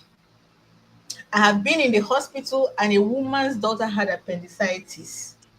That surgery was delayed for 48 hours because they were going back and forth. When it was eventually done, the girl spent days. I came back for follow-up and I met the woman at the account office screaming blue mother at the cashier. They gave her a bill of, I think, 300 and something thousand. And the insurance and the NHIS people were doing head like this. So don't even talk about NHIS. They won't pick up. They won't respond to requests for authorization. And hospitals are not very willing to take on patients that use NHIS. So yes, Nigeria will happen to you. If you like, support whoever you want to support. It's none of my business. It will happen to you. If you have relatives in Nigeria, it will happen to you. Keep supporting your own thief that is better than my own thief. Thank you very much. All right, Ngazika, thank you. You did well. KJ, what keeps you up at night? Thank you, Ngozi. Please, Nigeria will not happen to me. That already happened to me. Not happen again. The one that happened, it don't tell me. Yeah, what keeps me up at night is sometimes I wake up with sweat. I'm wondering what will become of my children, what will become of the Southeast, what will become of Nigeria in the next 10 years, 20 years, 30 years. The way that we have decided to not only major on the minor, but even build, high rising on the minor issues of life. And then thinking that tomorrow there's going to be a change of status quo. What keeps me up in the night? How come we are the most biggest black population in the world, and we can't even get simple things as national health insurance correct? What keeps me up in the night? In the early night, sometimes I wake up. What are we building? Are we building a nation, or what are we building? What is Nigeria becoming? What is the desire of the leadership? Those who have taken the reins of power, what is in their mind? What do they want to achieve with these 200 and something million people put in one space? What keeps me up at night? Why did the leadership themselves see it as the right thing to keep dividing the people into tribes, religion, and region? What keeps me up at night, Rudolph? How did the people who decided to put Nigeria together and since 1960 decide to write an unwritten law against a particular tribe in Nigeria? And today, that same people are telling you it is wrong to generalize by just painting one tribe with one brush. But they forgot that from time immemorial, every time it is an Igbo coup, every time it's Igbo, every time it's Igbo. And what keeps me up in the daytime, at night, is looking at Nigeria. How come since 1960, after the 1966 coup, the same issue that Chukwuma and Zogu raised as the reason for taking over is the same thing we're still fighting to today? No one have been resolved. Not one of those issues. Not one. Not one.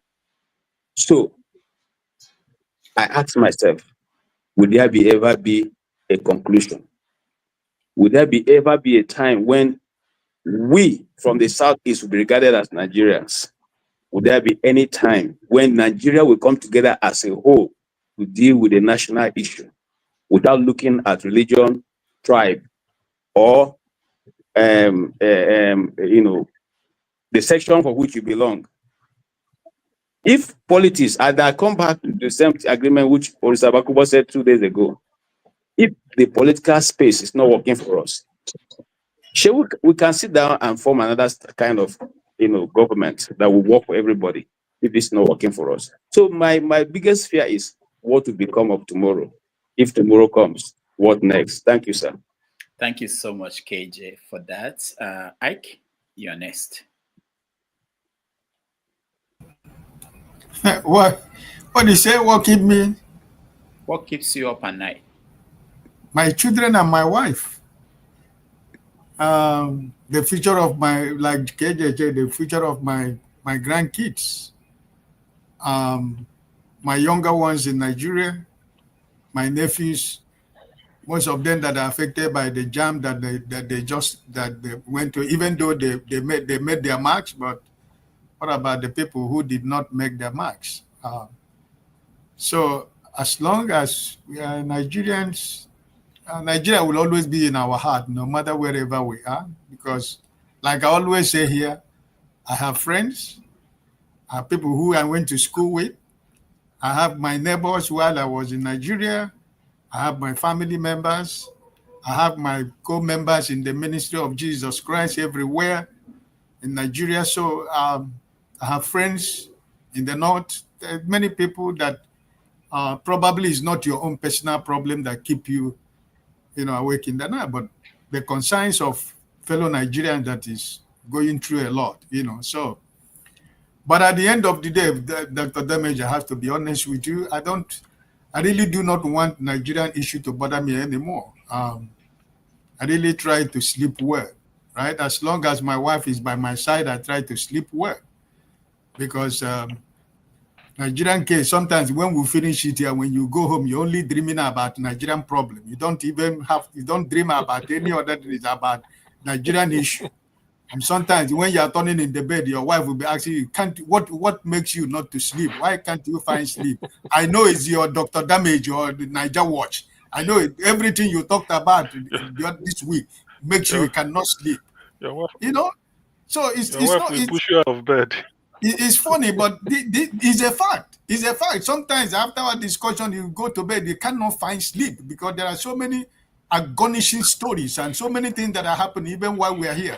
So many stories we don't hear online that is taking place around you and around people that is hard, that is heart-wrenching and breaking, that you just wonder, you just thank God first of all because you are not there anymore.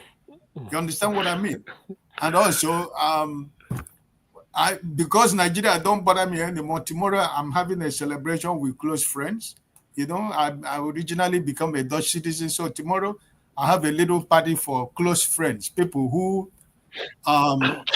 when I first came to this island, there were people who made my relocation, to be very easy for me. They become friends, they become family, and they become part of my life. So if I have to call a lot of people, the whole bonnet will be there. But I decided to choose food, like they say, inner circle. The politicians, they call the inner circle, right? So tomorrow I'm going to thank them for their support and their love, and made me my stay here to be successful. And I became part of the community, and I've been able to, find my way in this place. So I'm going to thank them tomorrow.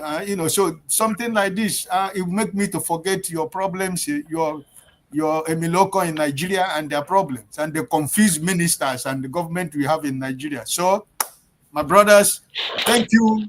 I wish all of you the best of the weekend, the Sunday, and I pray that we have a blessed week. God bless you all. Thank you, Ike. Wonderful. Dexter, what keeps you up at night?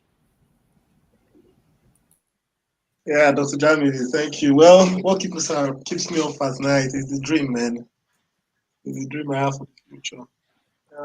Dream I have for both myself, collective dream, my family, my people, what I want to achieve. You know, the dream keeps me up alive at night. It's I have to daydream it, and when I sleep, I'm not able to sleep sometimes. That's All right, thank you, Dexter. Let's hear from I Speak the Truth. What keeps you up at night?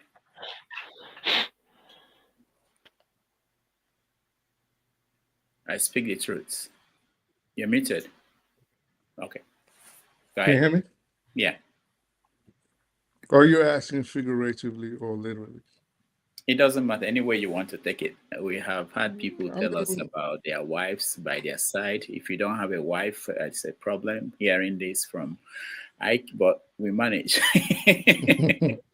well, I don't know. For me, I will look at maybe if we're saying literally, of course, I'm talking about my family and my loved ones and how I think society should be. I think really that's it. I'm not the type that really has too much bothering me. So I just live life as it comes. I take it day by day. Um, I always look at it the way my parents raised me. Like it's if as so long as you have tomorrow, you live into tomorrow, you have the next day, then you shouldn't really let too many things bother you. So my life is pretty simple. I try not to stress too much. I have fun, and for me, it's just But right now, I think for me, I think I'm more worried about the trajectory the world is going to, because I don't think, from what I'm seeing, that things are getting better anytime soon. I think people are becoming more wicked, more evil, more vindictive. There's a lot of bigotry, a lot of tribalism, and there's a lot of lack of empathy. And I think this has to do with the fact that certain things are becoming certain wicked and evil, disturbing things that used to bother us in the past that we would look at like, oh my God, why, look at what just happened. Look at this dead body. They're becoming the norm, and I think this is leading people to lack empathy, to look at their fellow man and be sympathetic at their problems. Everybody is becoming mad, vindictive. It's the truth. The truth today. I mean, we always knew that if you spoke truth to power, if you stated your opinions, human beings were very shallow to accept truth insofar as it did not align with their bias. But I think in this day and age, it is becoming even worse. People are used to ganging up on people, disavowing the truth, throwing it to the side, and it doesn't matter. You see, like what we're saying in hotspots around the world, people are dying and nobody really cares. And people justify it based on primarily whether they're religious or ethnic bias. Wherever their leanings are, this is where they focus their support on. And those are the kind of things I think. But in general, my life is pretty easy. I have people that love me around me. I have people I love, and I have happy friends and a happy family. And alhamdulillah for that. All right, thank you. I Speak the Truth. Let's go to CM. CM, what keeps you Well, up at night? in the past, I used to, in the past, something used to keep me awake, but these days, when I remember probably in the past, I think the way KJ thought, worries. But these days, I remember what Buba Galadima said when they asked him, what is his assessment about Nigeria? He said, let them suffer. Let Tinubu punish Nigeria. He supports it. So Buba Galadima said that. You may laugh, but he said next time they will look for money, they will vote the right people. So to me, I'm really no longer, I sleep very well. I'm no longer bothered about the issue of Nigeria because it doesn't keep me awake. It's not gonna change. Every day it gets worse. Look at the story we are having now. Young people going to write JAMB, 36 states of the country, only 5. Southeast, only just nucleated. Not them. Now they are the glitch there. Why didn't the glitch affect the Taraba state? Why didn't glitch? They just reduce it. Even the one they took today, somebody has still said, I think somebody just sent me a message. The same glitch continued just to punish them. And then tomorrow we'll be awake. I'm not awake. To me, Biafra is on the calendar, but God, like I keep praying, let me not die until I must have traveled the world on a Biafran passport. God, in your mercy, hear my prayer. Thank you. Thank you, CM. Just before I have Pope nothing Leo, more to let's say. listen to it. People are hungry. Let them die. It's their fault. Yeah, I'm supporting Tinubu 100%. You're supporting Tinubu. 100% to deal with Nigerians. People like you. So that when next election comes, I will now see whether when people bring money, you will vote for them or you will do your conscience. All right. Pokoli, what keeps you up at night? I thank God you play this video. If not, some people would take that narrative that Abubakar Lalima said Nigeria should die. Meanwhile, listening to that video, he was just being sarcastic to say, okay, he wants Nigeria to deal with them so that next time you will not vote somebody like Tinubu next time. That's what he was just trying to say. It doesn't mean that Nigerians should really suffer and die. You understand? It's just like, yeah, deal with them. They should learn lessons. And next time, collect money and vote again. You will suffer more. I mean, he was just trying to let Nigerians learn a lesson. So he was not saying something bad. It was just, for me, I think there was a time we were saying that Nigerian diaspora should stop sending money to Nigerians so that they should suffer, so that they will know that next time, because like they are taking this for granted. So for me, like what's keeping me up net? It's my work. Because it's I like to fix things. I like to have things done. So that's what. But in terms of when it comes to like world policies and all that stuff, is for me not to make sure we lose another Thomas Sankara. You understand? The one we lose is bad enough, So maybe not to lose another Gaddafi. The one they are trying to do right now with Ibrahim Traore is for me is worrisome, because if one person can stand this time, and as a young person, 30 something years, that was the most beautiful thing. Like, so at least he can and others can send message to the old leaders that look, you can't do it, you are afraid to die because you are older. Now we young ones are more, strong-hearted, stubborn-headed, and more tactical than you old ones. So my fear is just to make sure Thomas Sankara lives long and achieve his purpose with his. Talking about Captain Ibrahim. That's what I'm saying. That's what we're talking about him. Yeah, Ibrahim Traore. Yeah, sorry.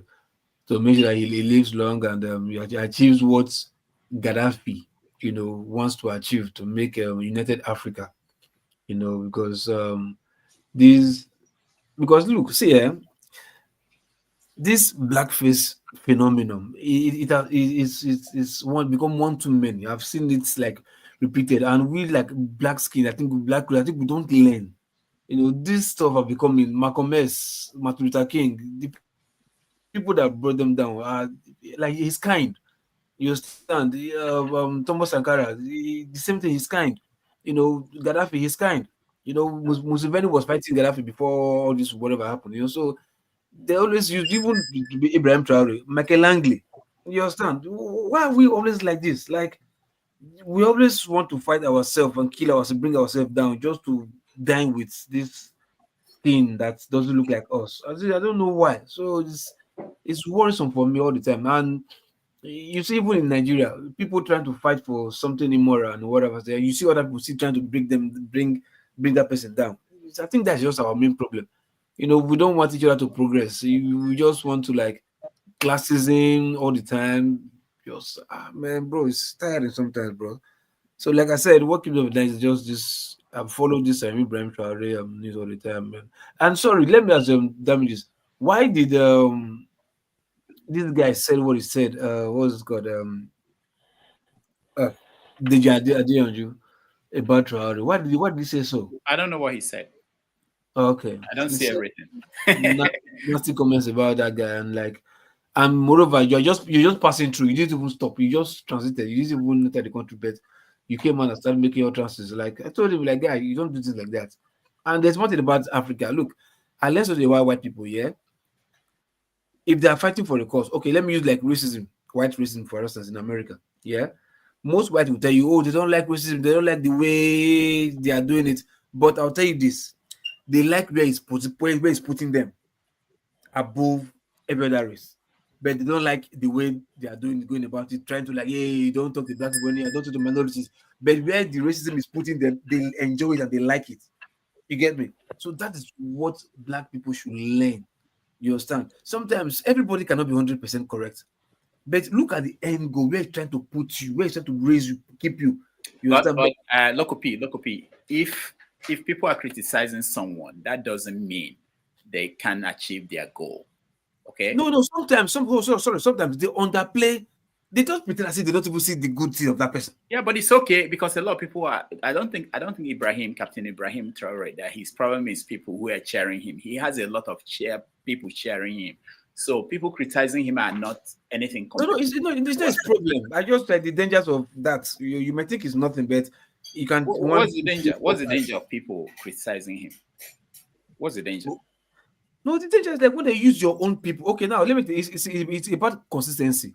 They lied against Gaddafi. Till tomorrow, nobody. Sorry, Saddam Hussein. Till tomorrow, nobody can ask America, where is that lie that you said is God weapons of mass destruction? Till tomorrow, because of consistent propaganda over and over. Next time we'll talk about this. Let's continue with the what keeps you up at night. Okay, be honest. Yes, Dr. Dameji, if I come here, they accuse you every Saturday and Sunday. I'll be the first person to come on this platform. They say, now you won't kill my platform. You know where my platform grow. Before you know, I don't include what other people they talk about only on this platform. If you allow me to keep doing it, is that you've seen a loophole, you are gaining something from it, or you they see my foolishness? Something, Sha. That's what will make you to keep allowing me to come here and just keep say, oh, you won't keep I just accuse you unnecessarily, right? So that's what I saw within this Traore of a thing. We say the words won't keep Traore, but the way we take they complain now their platform. Twitter, everything with them build. Now there they go accuse them. So, but they allow us to do them. So that keeps me awake. So something is wrong somewhere.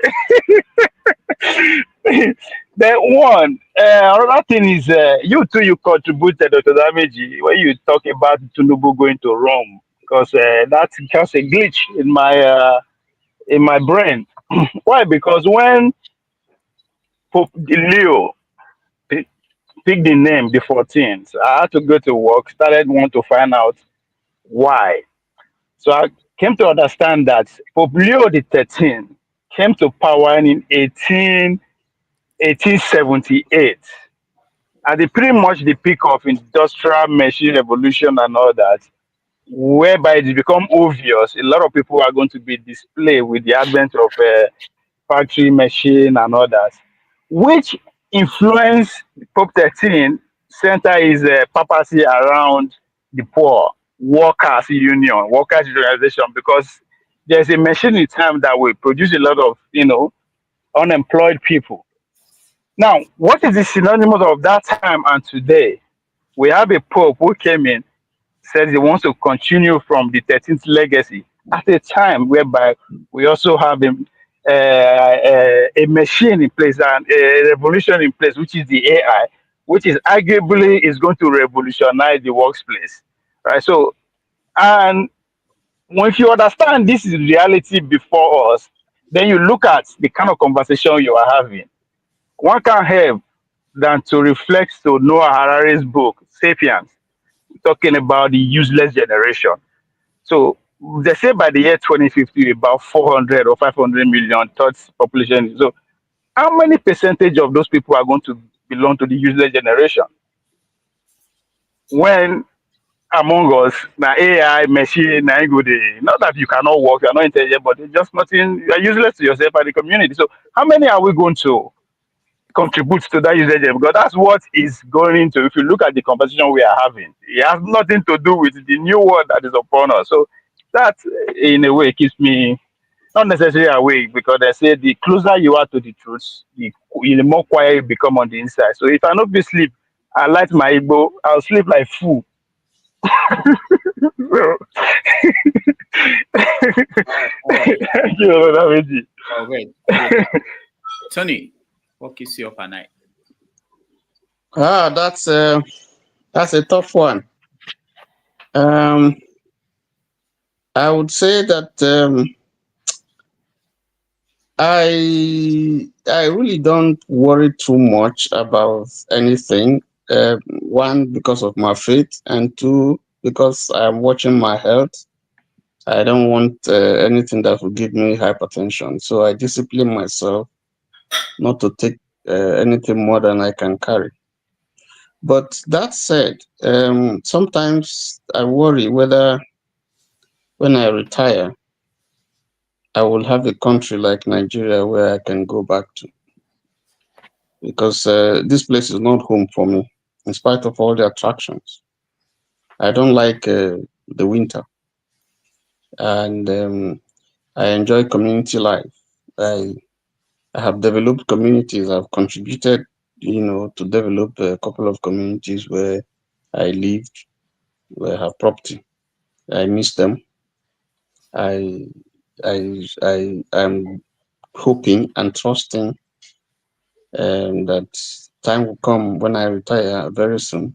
I can go back home and live my life as a complete African, as a Nigerian, as a Wanyahaba, that I am. That's my wish. That's my prayer. And I want to die in Nigeria. I don't want to die here. So sometimes I worry, if that would be, I pray hard and I trust God that that opportunity will come and that Nigeria will change and things will be better. That's it for me. Thank you so much, Tony. Ndubisi, what keeps you up at night? Doctor, thank you. My major concern is the horror and shock I feel every day when I see how our so-called rulers that Deliveroo usually calls ruiners, how they mismanage the country from all angles, using ethnic and religious and other sectional divisions, and how they have been able to deceive and develop some supporters, including some who are young people, who are supposed to be the future of a better Nigeria, holding on tight to ethnic and religious cleavages, even when they speak, and some do it here on this our platform. They don't think about the future of Nigeria, particularly the future of the children. And how I see that this our learners have over the years used this thing to, instead of binding the country together, keep destroying the country. Each one will come, do its own years and go. Nobody will hold him or her accountable. His people will be sharing for him. Even some who have gone to jail and are out, they are sharing for them. And you wonder, what is the future of the country? If this could happen, how will the country ever get it right? How will Nigeria be better tomorrow? See how people are suffering back home.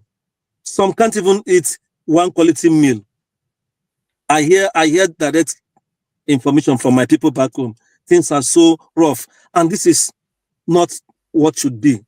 We have all the necessary resources to be a better country, at least to be an average country that is developing. But the people we have in power, they're just destroying the country. It's as if from the day one, they have made Nigeria like their plantation slave camp, to get as much as they want and then vote away when the country burns down.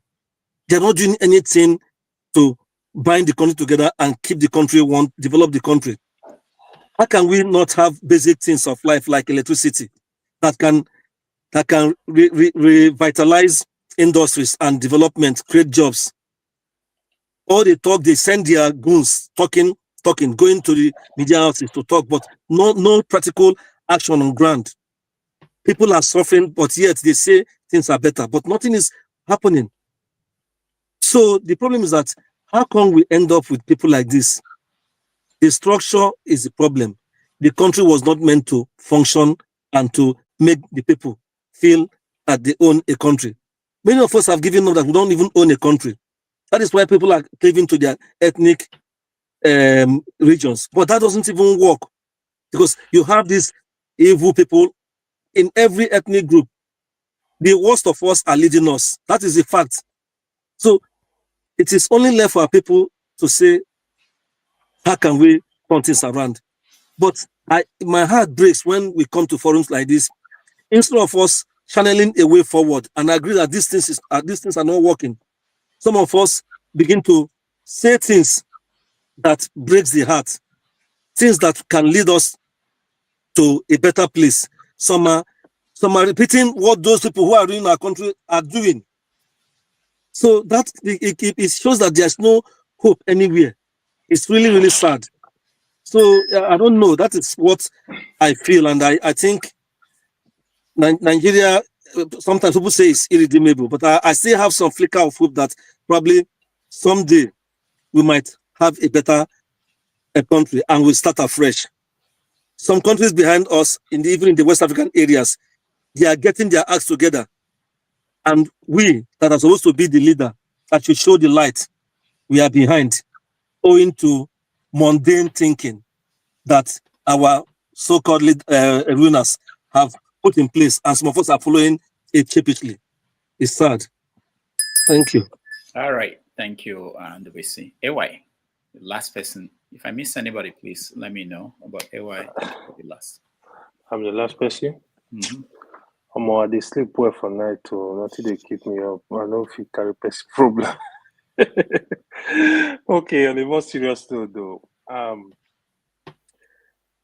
So one thing that actually keep me up at night is the thinking of the young ones. So especially Nigeria, the idea of Nigeria not loving their country, Nigeria not seeing Nigeria as one. To me, see, it is a fundamental problem to me. On every issue, sometimes it get irritating, get tiring. Like today, they are just discussing JAMB problem, the problem they encounter. People turn it to tribe. It's problematic. I understand, like, if you come with evidence, like, okay, they discover, okay, what these people are doing, they're using it to target a particular tribe, I would really love to discuss it. But when we just say stuff, it becoming too tiring. Any little thing now, you share an opinion, they tag you tribal. It's a problem. And they do this thing to almost everybody that don't look like them. No, you don't do that. I don't even understand that language. To me, it's for you to even say you hate a whole people. It's foolishness because you are better than a whole people. It's madness. How can you be better? Or this tribe is better than this tribe? It's stupidity. How can this tribe be better than this tribe? That's not correct. What is correct is there are some people from this tribe better than this tribe. There are some people from this tribe. Every tribe have good. Every tribe they have bad. These are actually facts. Like you can check everywhere.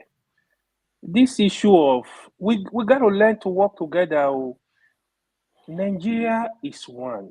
This country is one. I mean, if as a matter of fact, even if we have to divide Nigeria, we have to still see ourselves as brothers. We have to, because we will be neighbors. Every part of Nigeria will be neighbors. So are you going to be killing your neighbors like what they do in Gaza? No, they are still gonna be your people. You gotta travel across their border. You gotta travel across their space, airspace. We gotta still try to learn to work with each other. It's unfortunate. To me, it's actually a problem. I can't really understand it. I know we have issues, but hopefully we can get over all this and see ourselves as real one and try to work together. Thank you. Thank you so much, AY. For me, what keeps me up at night is that this is 100 naira granuts. Look at it. 100 naira granuts. God, I beg you. Now, This actress, sorry, Rudolph, this actress shared one Netscape, this small one that is nylon like this. It says 1,200. One of the popular actress. It's too much, man. Now, if this is 100 naira granuts, what else? How much is a loaf of bread? And knowing how much people are paid in Nigeria as minimum wage, and this is 100 naira will buy you granuts, and it's not made in abroad. Nothing about this is abroad. So imagine something made abroad, how much it is. All right. I just want to inform you guys that forefathers couldn't be here today because he lost somebody close to him. So I just wanted to make sure that I pass across that message. Hopefully he will be joining us next week. And tomorrow there won't be 90 Minutes Africa. I won't be here. I tried to get something going, but I couldn't arrange it. So I will see all of you. I'll see all of you next week. I want to thank the people that supported us. It's very important. They are the people who actually make this thing we do here possible. Oriako Tope, Kulata, Oscar Blackburn. Yes, some people. Let me see. Alexander Gomez, Chibike Echendo, Igbo Basics, George Blue Shell, Chibike, Man of Prestige, One Man, Real IK, Kulata One Man, AY for Real, Jaja. We thank all of you for your support. You keep this channel on. Father, we keep the light on. It's because of you. We don't really make any money at all from viewership. We don't have the numbers, but the little money we get is enough for now, but we need the support, and we thank all those people who supported us. We thank everybody who came in today, the platform, in the studio, those on the comment section. I saw all your comments. I couldn't respond to everything. Thank you so much, AY, for being here. Thank you, Local P. Thank you, CM. Thank you. So Rudolph. Yeah. So Rudolph. Yeah. What of KJ?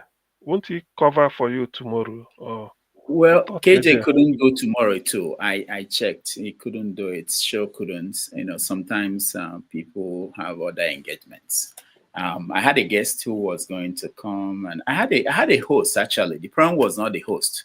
I had someone who was going to host. Precious was going to come in for me, but the guest I booked canceled last minute, so it was difficult to find another guest. So, but we'll do without it. I will get an old episode and play for you guys. But I thank everybody. Ike, thank you so much for joining us. Tony, thank you. You were here from the beginning. And Ngozika, Onye, what is the new name? Onye Ngozika, I can't see it from here. What is that? Ngozika, can you hear me? Onye Wawa. Okay. I've seen it. Okay. Thank you so much, Ngozika, and all the people that came in and they are gone now. And we say thank you so much. I appreciate all of you. I will see you next Saturday with a new show. Everybody, let me play a video. I want you guys to listen to this. It's something that we should have talked about, but I don't think we have time anymore, but it's something that has been trending. And I had somebody make a video, a music, all this music about that and send to me. So let's listen to that as we end today's show. Thank you, everybody. See you next week.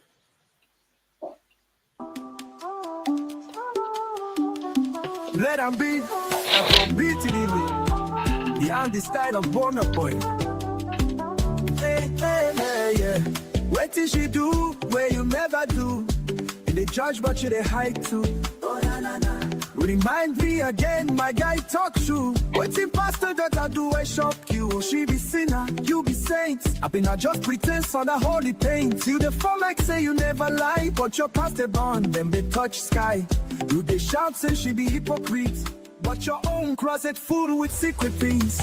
No, they carry Bible like weapon, then turn around, judge your brethren. Even dog they stray with chain on. Who you be to throw the first stone? Let them be, let me oh. No be you be God, so leave her free, oh. Did they all find grace for this same street? No, they use your pride, but they police. Let them do, let them be oh. No be you the God, so leave her free, We shall all find grace for this same street. No, they use your pride, but they police. Let them be, let them be. Yeah. Let the woman breathe. Did they vex say she fall like leaf? But you forget say they fall every week. He be flesh and blood, no be breeze. So why you won't pretend? Say you holy with ease. You don't preach your wife, go get a flower. Play, solid.